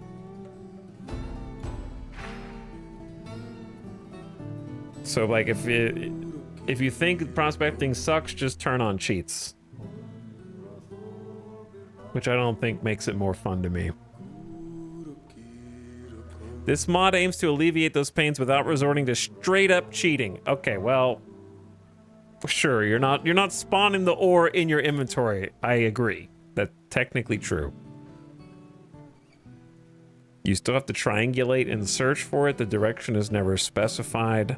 Additionally, durability of the prospecting pick has been increased to a factor of 4. Make this person the dev of the game. Make Detective Pikachu and John Vintage Story. These are the 2 new devs of the game.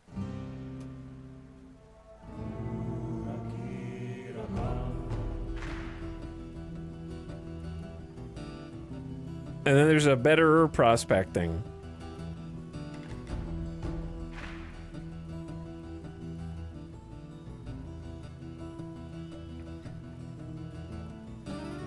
A new density search mode integrated with the in-game prospecting map.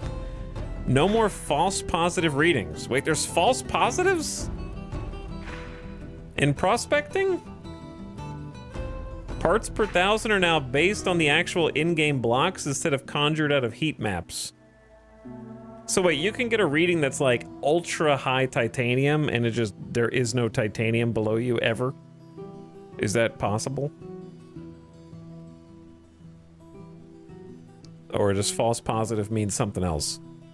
Because if there's the false positives where it literally lies to you.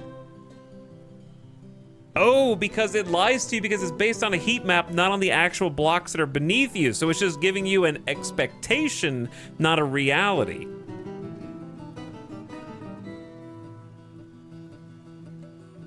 So you never really know whether it's a lie or not. Because it's not trying to lie to you, it's just giving you information based on a hypothetical. The percent reading, it's not a percent. So the rest of what you said is an error. It's parts per 1,000. 0/00. So when you're doing prospecting and you see a number at the bottom and it says 1, That means 1 out of 1,000 blocks that is going to potentially be the one you're looking for. So it's worse than 1%. So like if it was a 1 in 1%, it means 1 out of every 100 blocks would be the one you're looking for, hypothetically. So it's even worse than that. I found so many false positives that drove me nuts. I don't doubt you.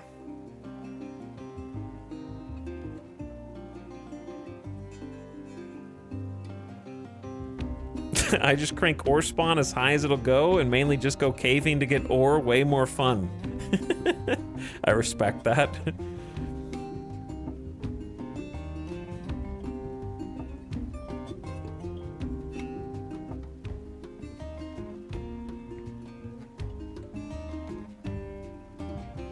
Everyone likes tanning, but nobody likes 0 lime.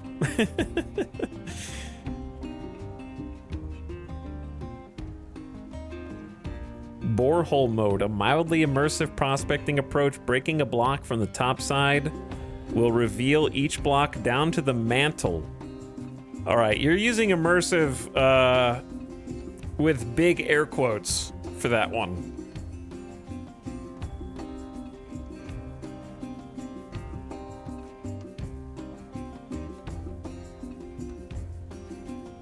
Okay, so Betterer is just more cheats. 33,000 downloads. Better Prospecting has 44,000 downloads. Between them, 77,000 downloads. Where does that put them on the most downloaded?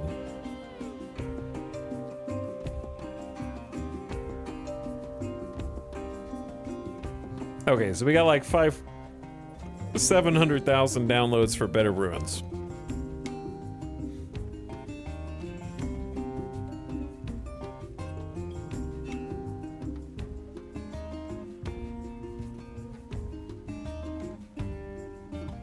Animal cages? Don't do that.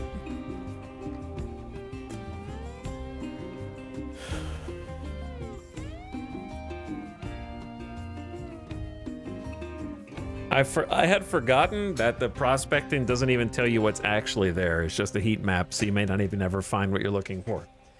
Okay, chat, and with that, I quit. I quit. I think I've hit my limit. I might be done. I might be done. Maybe 19 parts of Fresh Vintage Story is enough. Everything comes back to prospecting, and I managed to not have to prospect for like the last 6 streams. And now I have to. And it seems like the solution is just download cheat mods to get around it. I really think that's the one big... I just can't get... I can't get over it, because to get over it would require me to know for certain that the end justifies the means, right? Like, I don't mind massive grinds if the carrot on the stick feels attainable. But for me, the carrot may not be there. It might be a hallucination. It might be a mirage, you know what I mean? Like, even if I go through the effort of prospecting everywhere until I find the perfect place that finally has the ore I want in high quantities, it might not be there at all. So like, that is just anti-fun, in my opinion. Like, if I knew, like, you will be rewarded, it says that it's down there, and if you just dig a pit, it's gonna be down there, so the grind will pay off, but it might not.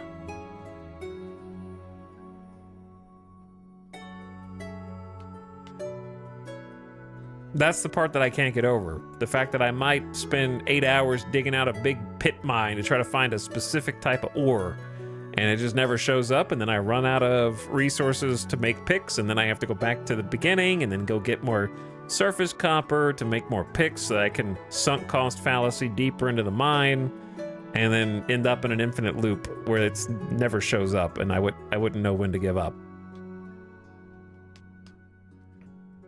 So...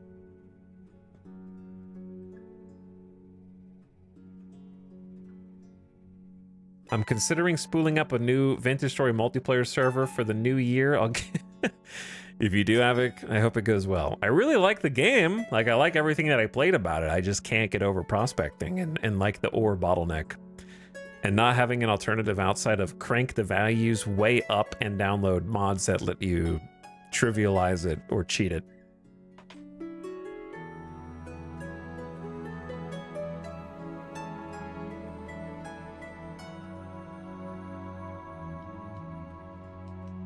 I just don't, and even if it worked fine, I still don't think it's fun.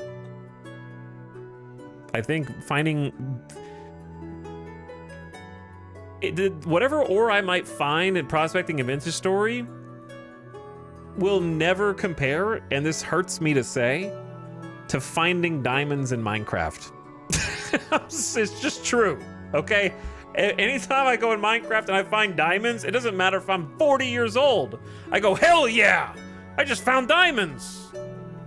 In Vintage Story, I don't have anything close to that. I'm just like, okay, finally. It feels like you put $1,000 into the machine and it finally paid out $30 at the slot machine.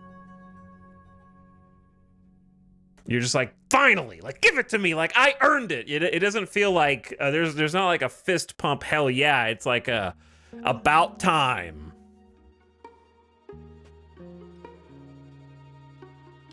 It feels like you should have given that to me because of how much time I invested into this. If you know, I feel bitter about it after I find it, instead of like excited.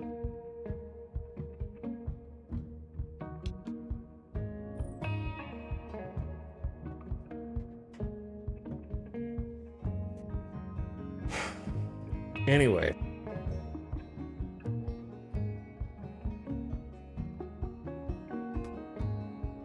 Yeah, a bitter win. But I think it's relevant since this game started as a Minecraft mod, that it's like sometimes you try and reinvent the wheel and you don't need to.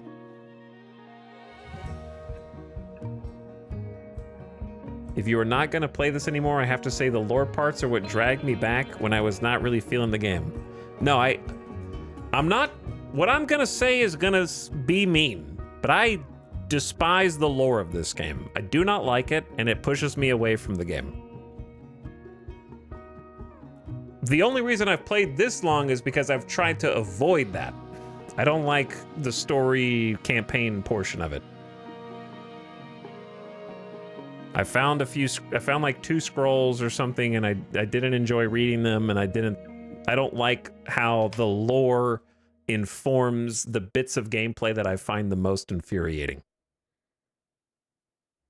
There like a couple of things that I think are the weakest parts of Vintage Story are only in the game because of the lore. So I resent the lore for that reason.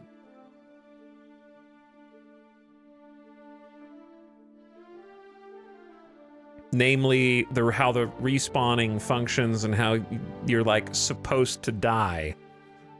And therefore the game difficulty is raised arbitrarily in certain areas in order to like reinforce the idea that you can't die because of the lore. I don't like that.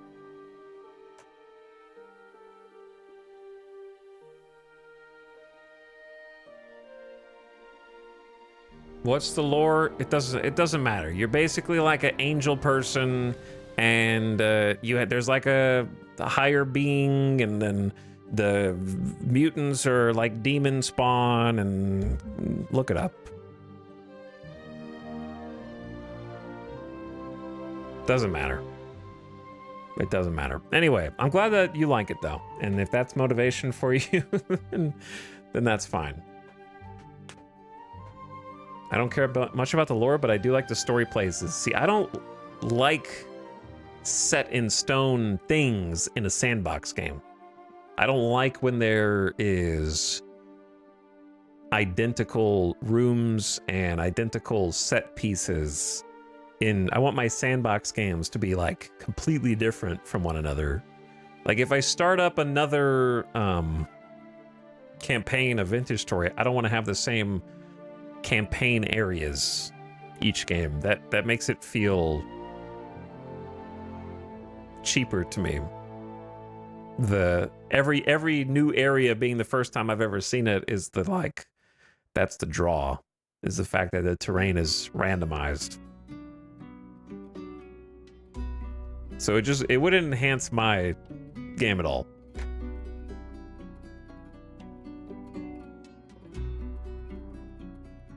I want everything to be like randomized. I just want like a pure sandbox survival or whatever type of sandbox game that does not want to feed me a story that I don't think would be compelling on its own. You know what I mean? I feel similarly after playing more board games of late. There's a couple of like board game campaigns, and it's like, it's okay, like the game's kind of fun, but the writing is not good enough to carry.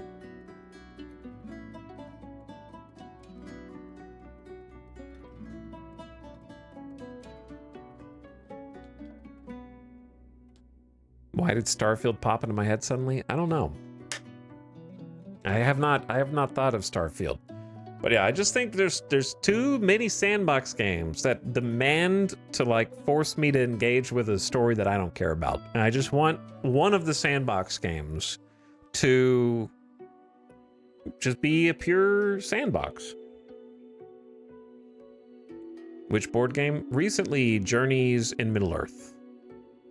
It's like a campaign Lord of the Rings game. And it's like, the story is fine as a little framework for guiding, pushing you to each mission, but it's just, there's not really like a good story there. It's written fine, but there's not really a story. Like it's just a series of MacGuffins.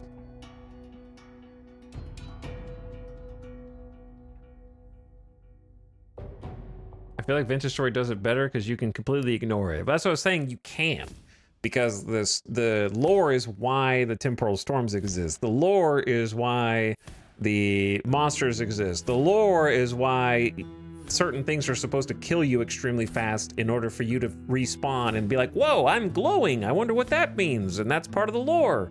Like, so there's a lot of things in the game that mechanically are more in your face in order to try and like drag you into the lore. So it doesn't feel like something that can be completely ignored because it's woven at a foundational level into how the game is balanced and designed. But anyway, I've yapped long enough. I still think it's a really fun game, and I think there's a lot of fun things there that are better than any other game that I've played. I enjoy the other jobs that you can do. I like the grind, and I think it's rewarding to like make a farm, build a house, survive winter. I love the seasonal survival's better than any other game that I've played. It's better than Project Zomboid. I think right now, hands on the table, Vintage Story is a better game than Project Zomboid right now. I just think it is. Now, if they change Build 42 to be less stupid, then maybe we'll talk. But I think it's a really good game, to be clear. There's just a few things that kind of dead end how much I can get out of it. I'll never make it to the end game of Vintage Story.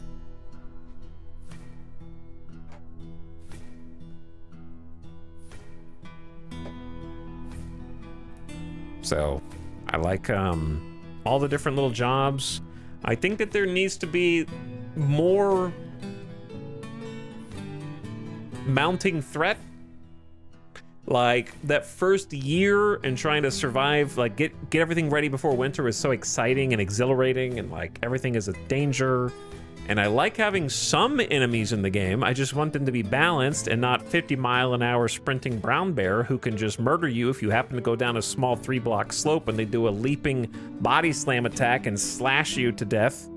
You know, I want enemies that are a little bit more balanced than the ones that are in Vintage Story. And not like a tier 3 drifter just spawns in close to the surface and then like slashes you. Insta kill, you know? I want some combat, I want some challenge. And I think that the first year of trying to like race against the clock against winter is great. But there needs to be something else after that, where there almost is no challenge after that first year other than, because once you have food, right? There's never going to be a blight on your crops and suddenly I can't eat or something like that. Like if you have a farm, you grow food, you won. And then the worst thing that can happen to you is a brown bear catches you unawares and you're dead. You know? So I want some more like challenge meat after. I think most survival games struggle with that. Is how do you make something beyond that initial challenge continue to be an engaging, steady increase in challenge without going crazy like temporal storms do?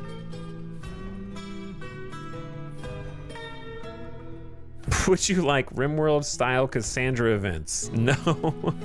No, not like random events. Just more like survival challenges, because mankind didn't just, you know, make the first farm and then easy mode for the next few thousand, like 10,000 years or whatever, you know? There was still like other challenges along the way.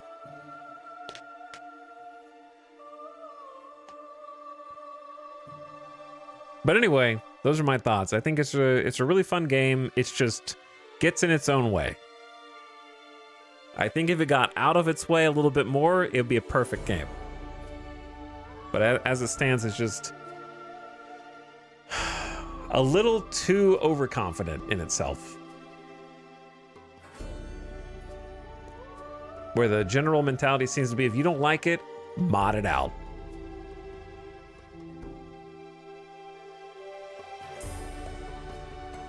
A little too high on their own supply. Because I think when there's a modding scene, it sort of absolves all actions. You're like, you can do whatever you want, because if people don't like it, they can just mod it out or whatever. So I can sense the authorship of a little bit of overconfidence. Because the things that really need to be overhauled are not being touched, and the things that nobody really needs are the focus of each update going forward, where it's like, what's the worst aspect of this entire game? The combat. What's the next update about? Fishing, I guess. You know, so like priorities are mostly exploring things out of curiosity and just adding bloat for its own sake, instead of like really nailing the mechanics of the game to make like a perfect, awesome game.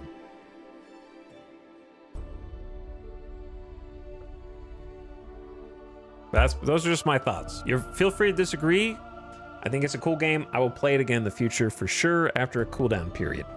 100% will play this again.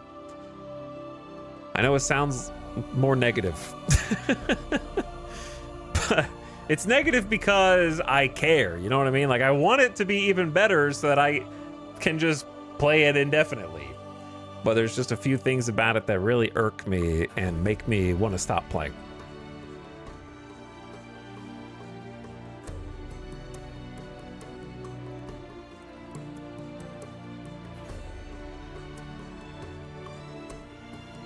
But that's just my thoughts. Combat is super jank. In multiplayer, you need to sync hits because of iframes. Oh no. Anyway, thank you guys for watching regardless. There should be a stream tomorrow, but I want to play a different game, and I don't know if I want to start a new game on a Friday, so we're going to see, because then it'd be like, I'm not going to be streaming, I don't think, on the weekend. But yeah, I don't want you guys to think I hate the game. I feel passionately about the things that are just driving a wedge between me and being able to enjoy what is there. There is a lot to enjoy there. But I've never played a survival game that doesn't ultimately get in its own way. Project Zomboid is a chief example of that. That is high on the developer overconfidence scale, and they got there fast. But I think that the danger of having like super niche but popular within their niche games blows up certain dev egos. I think Project Zomboid did that for sure, based on what, I don't know, man. Like people, there's a few people I know that loved Project Zomboid who are just like, I go like, what do you think of Build 42? And they're like, let me catch my breath. Like Rule Storage, for example. How much time do you have? No, I don't think he said anything like that. But anyway.